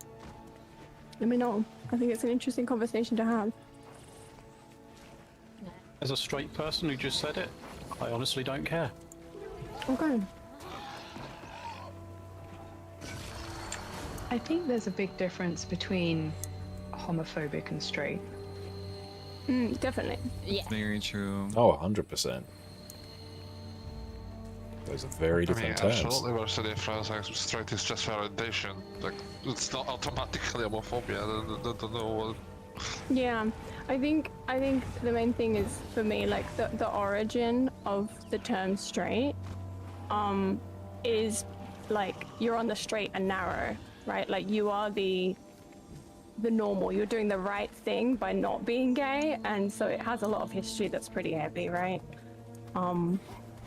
Okay, yeah, I can understand. Yeah, I'm not saying people should not say straight. That is fine, right? I'm just saying personally, that phrase I think I'm gonna avoid. But it's up to you, right? I actually want to see what the just don't be an asshole. I actually want to see what the etymology of this is. I'm pulling out the etymology dictionary for the first time today. Yes, let's see. So, Samurai, straight, welcome in. This is the second adjective. Conventional, especially heterosexual. 1941. A secondary sense evolved from straight. Its first definition, which just means like straight of body, not bent or curved. In one of its senses, probably suggested by the stock phrase straight and narrow. So this is actually true. Course of conventional morality and law-abiding behavior, circa 1794, which is based on a misreading of the Bible. We got the Bible here. Matthew 7:14, where the gate is actually straight, but as in straight, like Straits of Devastation, S-T-R-A-I-T. Another influence seems to be straight-laced, which is also spelled S-T-R-A-I-T. So yeah, it is actually from straight and narrow. Yep. I got my history right on that one for one. Yeah. Normally I'm spotty. No, a lot of times when people are like, the etymology of this is this, and I'm always like, let's find out.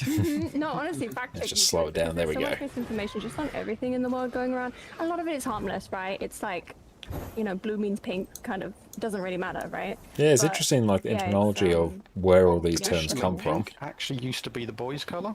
Yes, I love that history. When you tell that to people, they get really.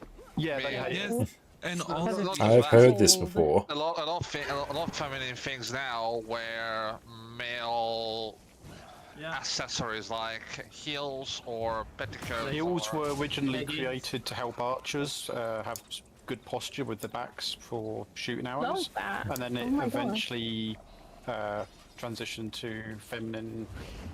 Like, Wasn't it also used Like to me! keep your boots in the stirrups when you're riding? yeah, it's a great stirrup tool. Mongolian archers, I believe, use them, but that is something I've only heard. yeah, I don't know how true that is, but that's supposedly what I've heard. Probably pretty true. Speaking of another fun one, so girl used to just mean a child or a young person. So it did not mean a female child or a female person. It just would be any young child of anything. So little girls would just mean like children, because they're actually this is actually so interesting when you start thinking about it a little bit more. That actually makes sense, because if you think about when children are forming in the womb, they start off female. Well, people didn't know that in the 1300s, but this is actually very interesting if you... No, so this is... Okay, I was halfway through a sentence. So the thing that's really interesting about this is that in many cultures throughout history, especially I know that this is true for a lot of European cultures, for a very long time, a child, it kind of didn't matter what their gender was, because they were like, these are children. They're kind of not full, they're not people. Like, people didn't consider, like, people were adults, and a child is just sort of developing still. And so... We're just inching just a little bit ahead, unless we can... Malleable third thing. And then... sort of inch our way back in. There we go. Language of, like, becoming a man or becoming a woman that is usually related to puberty. And that's actually something that was often the way that people would see that, like, okay, so now you have become this thing. Whereas children were just kind of seen as this, like, neutral thing for a very long time, and there wasn't any like boy clothes for children and girl clothes for children. You have a lot of like even Victorian photography, and Victorian photography is quite late in a very sort of already rigorous society that's got its things pretty like set. You'll see like male children being put in dresses and stuff because these were like children's clothes. They were not considered masculine or feminine because that wasn't the thing that applied to children at all. They were easy hand-me-downs that way too. And the obsession with like gendering children and being like, this child will grow up to be a man and like we have to give them trucks and tools is something that is much more of a 20th century development. And yeah, it's very interesting that it's this idea that like you have to enforce these things from like a very young age to encourage them into the right direction, you know, teach the girls to play with kitchen toys and stuff. Yeah, someone just said it's how to sell more stuff. Yeah, I was about to say I wouldn't be surprised if it was capitalism that. I was about to say that. Are you saying that this was mostly in the time when toy production started to get more? It's got a bridge coming up. Hello, everyone. Hey, Barra. Oh, hi, Barra. Hello. I want to also briefly say something I just missed regarding the conversation earlier, which I think is important in a way, that straight passing folks do get excluded from some pride events. So that's something we should also know. Yeah, I always feel like, because this is the thing, right? If somebody's in a heterosexual relationship, it does not mean that they are straight. Bisexual people exist, and also you have people. I actually saw a comic about this just recently. Somebody in this channel knows what I'm about to say probably. Where like you have a couple that was originally a heterosexual couple, and then one of them transitions, and this does not make the other person bisexual, or it doesn't, you know, change their identity, but they just identify somebody who loves their partner regardless of what gender they are. And so you have a lot of people who are in all sorts of relationships, and it doesn't really define their identity. So yeah, it's very interesting, and that's why I think that we don't need any kind of like queer identity card checks at Pride. Yeah, no, that's... You know? Not to mention, hate people exist. There might be straight passing... passing coupling, yeah, that's what I said earlier. Very true. Once again, it's just really cool hearing everyone else's experience. Sort of weird dynamics. And the whole thing... Sorry, continue. So, no, it's just... I'm always a bit confused by how we are, like, by people that want to segregate things. Like, I understand on a certain point, you know, like the whole thing of we need to make sure that we are safe, we need to make sure to make this a safe space. But at the same time, you very much risk, like, it's like with male-bodied things, or like non-binary, but then there's people that do non-binary, but it's just femme-light, you know? And if there's a more masculine non-binary person, they're excluded. We need to be on top of this sort of thing, in my opinion, and it's because it can be very... I'll talk about for myself here, but in my opinion, this sort of segregation and this sort of preemptive judgment can be very dangerous to our community. Yeah, I mean, bisexual people are just constantly excluded both from like straight spaces and LGBTQ plus spaces. Where is this on NA? This one's on EU right now, but in about I was just 5 hours or like, so, there is going to be another one on NA. You know, say Check you're out passing the... as a woman and you're with someone who's passing as a man. Check out the Like, Tyria straight Pride now, right? Discord. So you're not, They will you're have all the fine. details in the little events tab at the top there. And it's like, So in a few hours, you'll be able to join or witness like, this one on NA. you know, it's cis het man. You know, I know you're married to your wife, but like, are all other women now unattractive to you? Are you just not? Do you not have any attraction at all? That's not the case, as we know a lot, right? So it's wild that people will like black and white that for us, but not for themselves. It's also a line of thinking that leads to like ludicrous lines of thinking, like you see it on Tumblr often enough and on Twitter, like that some people believe that trans men benefit from the patriarchy, so they should be excluded from feminism. It's just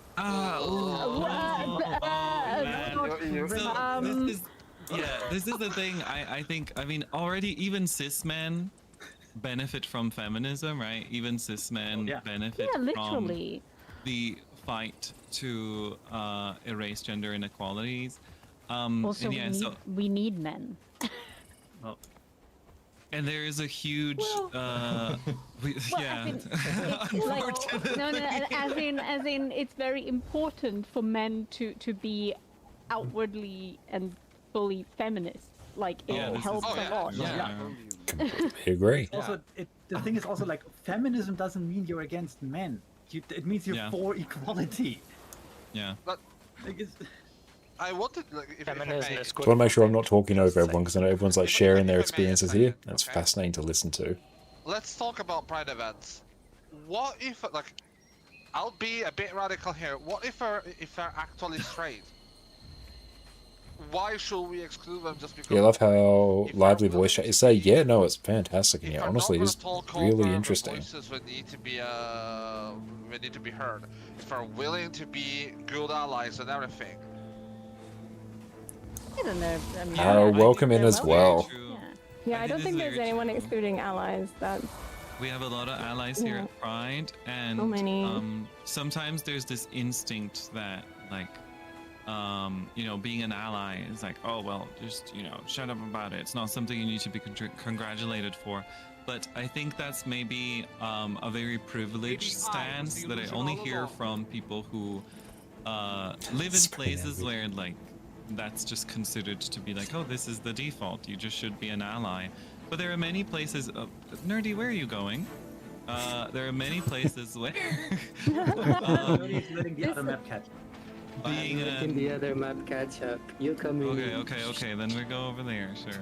We'll follow I love how Nerdy and Stinky both do this. It's so good. So love it. There are many places where like even being an ally exposes you. Oh yeah, I sort of clicked that as soon as I like responded. I'm like, oh wait, no, I know what you're referring to. About it, like not just in places where it's a legal issue. We talked about this yesterday. So one of the hotspots that Rainbow Railroad. Or at the end of the day, everyone I think benefits from any breaking down of gender inequality. But they also have huge economic penalties and prison penalties for people who house queer people. So even if you have a queer child, there are a lot of things about the by law obligated to out them to about the structure of just how executed. And gender inequality has been set up previously that obviously men have benefited greatly from, but there are a lot of ways in which it really does not benefit them as well. So the breaking down of that, I think, benefits everyone in different ways. Like getting a little bit marginalized by your buddies because they might be a little bit weirded out that you support queer people, but it's a serious legal issue, and in those places, allies are a very important part of the escape route for those people and of survival. So it's very, very important to have allies, and we love you, allies. Thank you so much. Yeah. Just remember that the A is not for you. A rock. I do have a question for about this, because one thing. And yeah, I think it's very important as well. It's a good point in the samurai. I think it's very important as well to make sure that all your allies, all the straight people who will support you, make sure that they are included as well. I think it just goes not just like for pride and anything like that. It's not a matter of like co-opting at all, but it's just a matter of those who would support you in whatever way they feel is appropriate or they're able to. Like, it's important to take whatever support you can get. Sexual liberation, baby. Yeah, exactly. Actual liberation. Everyone. End of the day, it's about your own bodily autonomy. Yeah, exactly. You identify however the fuck you want to. Yeah, it's a huge issue of bodily autonomy. Or don't and want also, to. one of the things about like kink, especially, there's a really good comic that was sort of making the rounds on, or like a panel. It's a meme. I'm very happy to be able to like join Tyria Pride as an ally. It's a fantastic time. I'm really happy to be here to be able to support. Person from a bunch of knives that are flying down, and it's like the sleeping person is weird kinks, and then the person protecting them is weirder kinks. And that's the thing. As soon as you allow there to be a wedge and be like, oh yeah, those people are weird, but we're normal, you have moved the edge of what is acceptable a little bit further, and then you've limited what is acceptable, and then they're going to use the next thing that is on the edge. They're going to say, no, that's weird, you need to be more normal. And then we're slowly allowing again these like wedge issues to split us apart and to make us lose sight of solidarity. And so it's really important to be like, you know what, that's a little weird and not for me, but it's important that we support them as well. We're gonna stop here, everybody. Well, let's go tee it up. Well, that's the whole thing of not accepting and not understanding. It's fine to not understand something, but when you don't accept it... Yeah, it's also like... The problem that a lot of people have is that they equate their own mild discomfort with actual harm put upon that. Yeah. Like, you're not harmed by seeing a gay couple kiss. It may make you uncomfortable. That's not the same thing. Okay, let's do the map. Okay. Yeah, let's focus on this so we're not standing here for forever.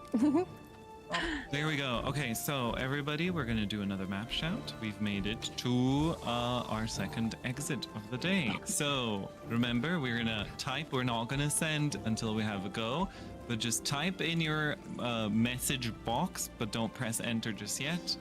A little message. How are you going, Para? It's wonderful to see you. In one split moment, so that it's not, spamming the map for a long time. And I'm really honest, it just looks I'm really happy to see that amazing burst of Pride's getting like such big representation in Guild Wars 2, and like Arena as well, and all the support they give towards it is fantastic. That makes me really happy to see. Whatever message or thought you want to append to that as well.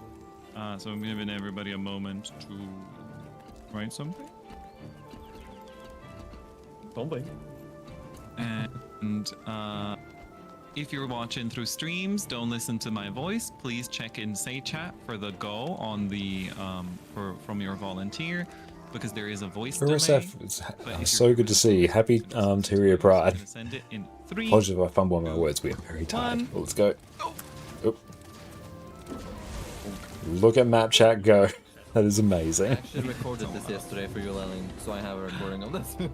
Send the go on 1. If you're the volunteer doing the go, send it when Lelling says 1, and it times perfectly. Honestly. I've been going very, very well. It's been a very sort of busy period for the last little bit. I'm doing it, and I post it when Like the says last 1. 2 weeks, I'm my always granddad's ahead had of every a episode, knee replacement, so there's been a Maybe you lot need to of send it at, like, traveling 1:30, backwards and forwards. My wife and I, helping take delay, care of them. So it's been a very busy few weeks, but it's been good. Everyone's going well.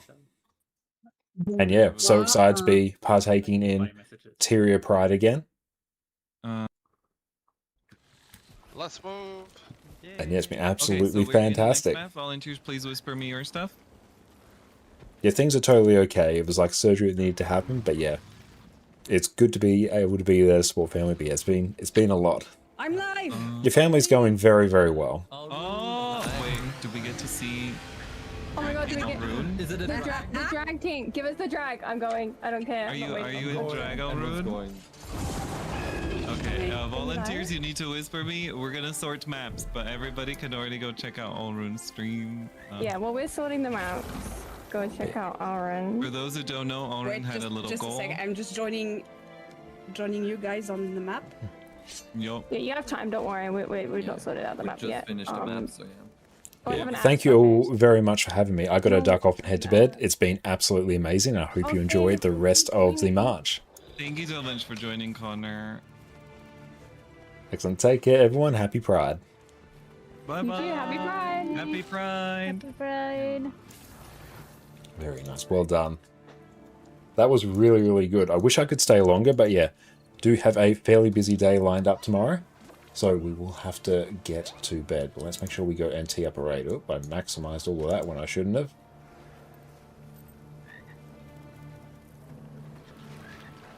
Stay cool and hydrated. Definitely make sure, especially over there in Europe, make sure you, yeah, you do that.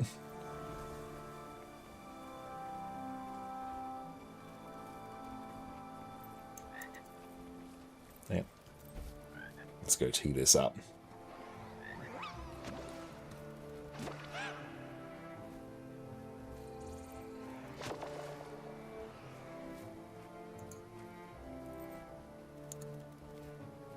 Let's go to... How does this actually work if I raid out?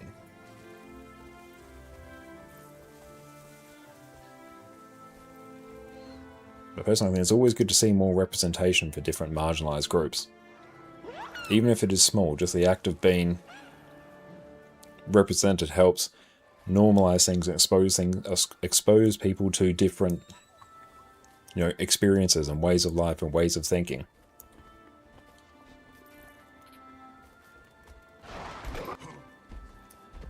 But yeah, let's go and... How does this actually work? Yeah, there we go. Excellent. Right. Thank you all so much, everyone, for hanging out. It has been absolutely wonderful. We are going to come back... Hang on, let's make sure I... Yeah, I've just got a few things going. We'll be back the same time tomorrow for some more Guild Wars 2. It's been a wonderful month of supporting Tyria Pride. And yeah, really glad I got the chance to at least just participate in a few maps today, which has been good. But yeah, looking forward to catching everyone just in a little bit. We're going to go get some sleep. I'm very, very tired. Did not get a lot of sleep last night. But yeah, thank you all so much. We're going to head on out to Lelling, the wonderful organizer for Tyria Pride. But yes, you go show them all the love and support that you've shown us. It's been wonderful, everyone. Take care, team, and cheers.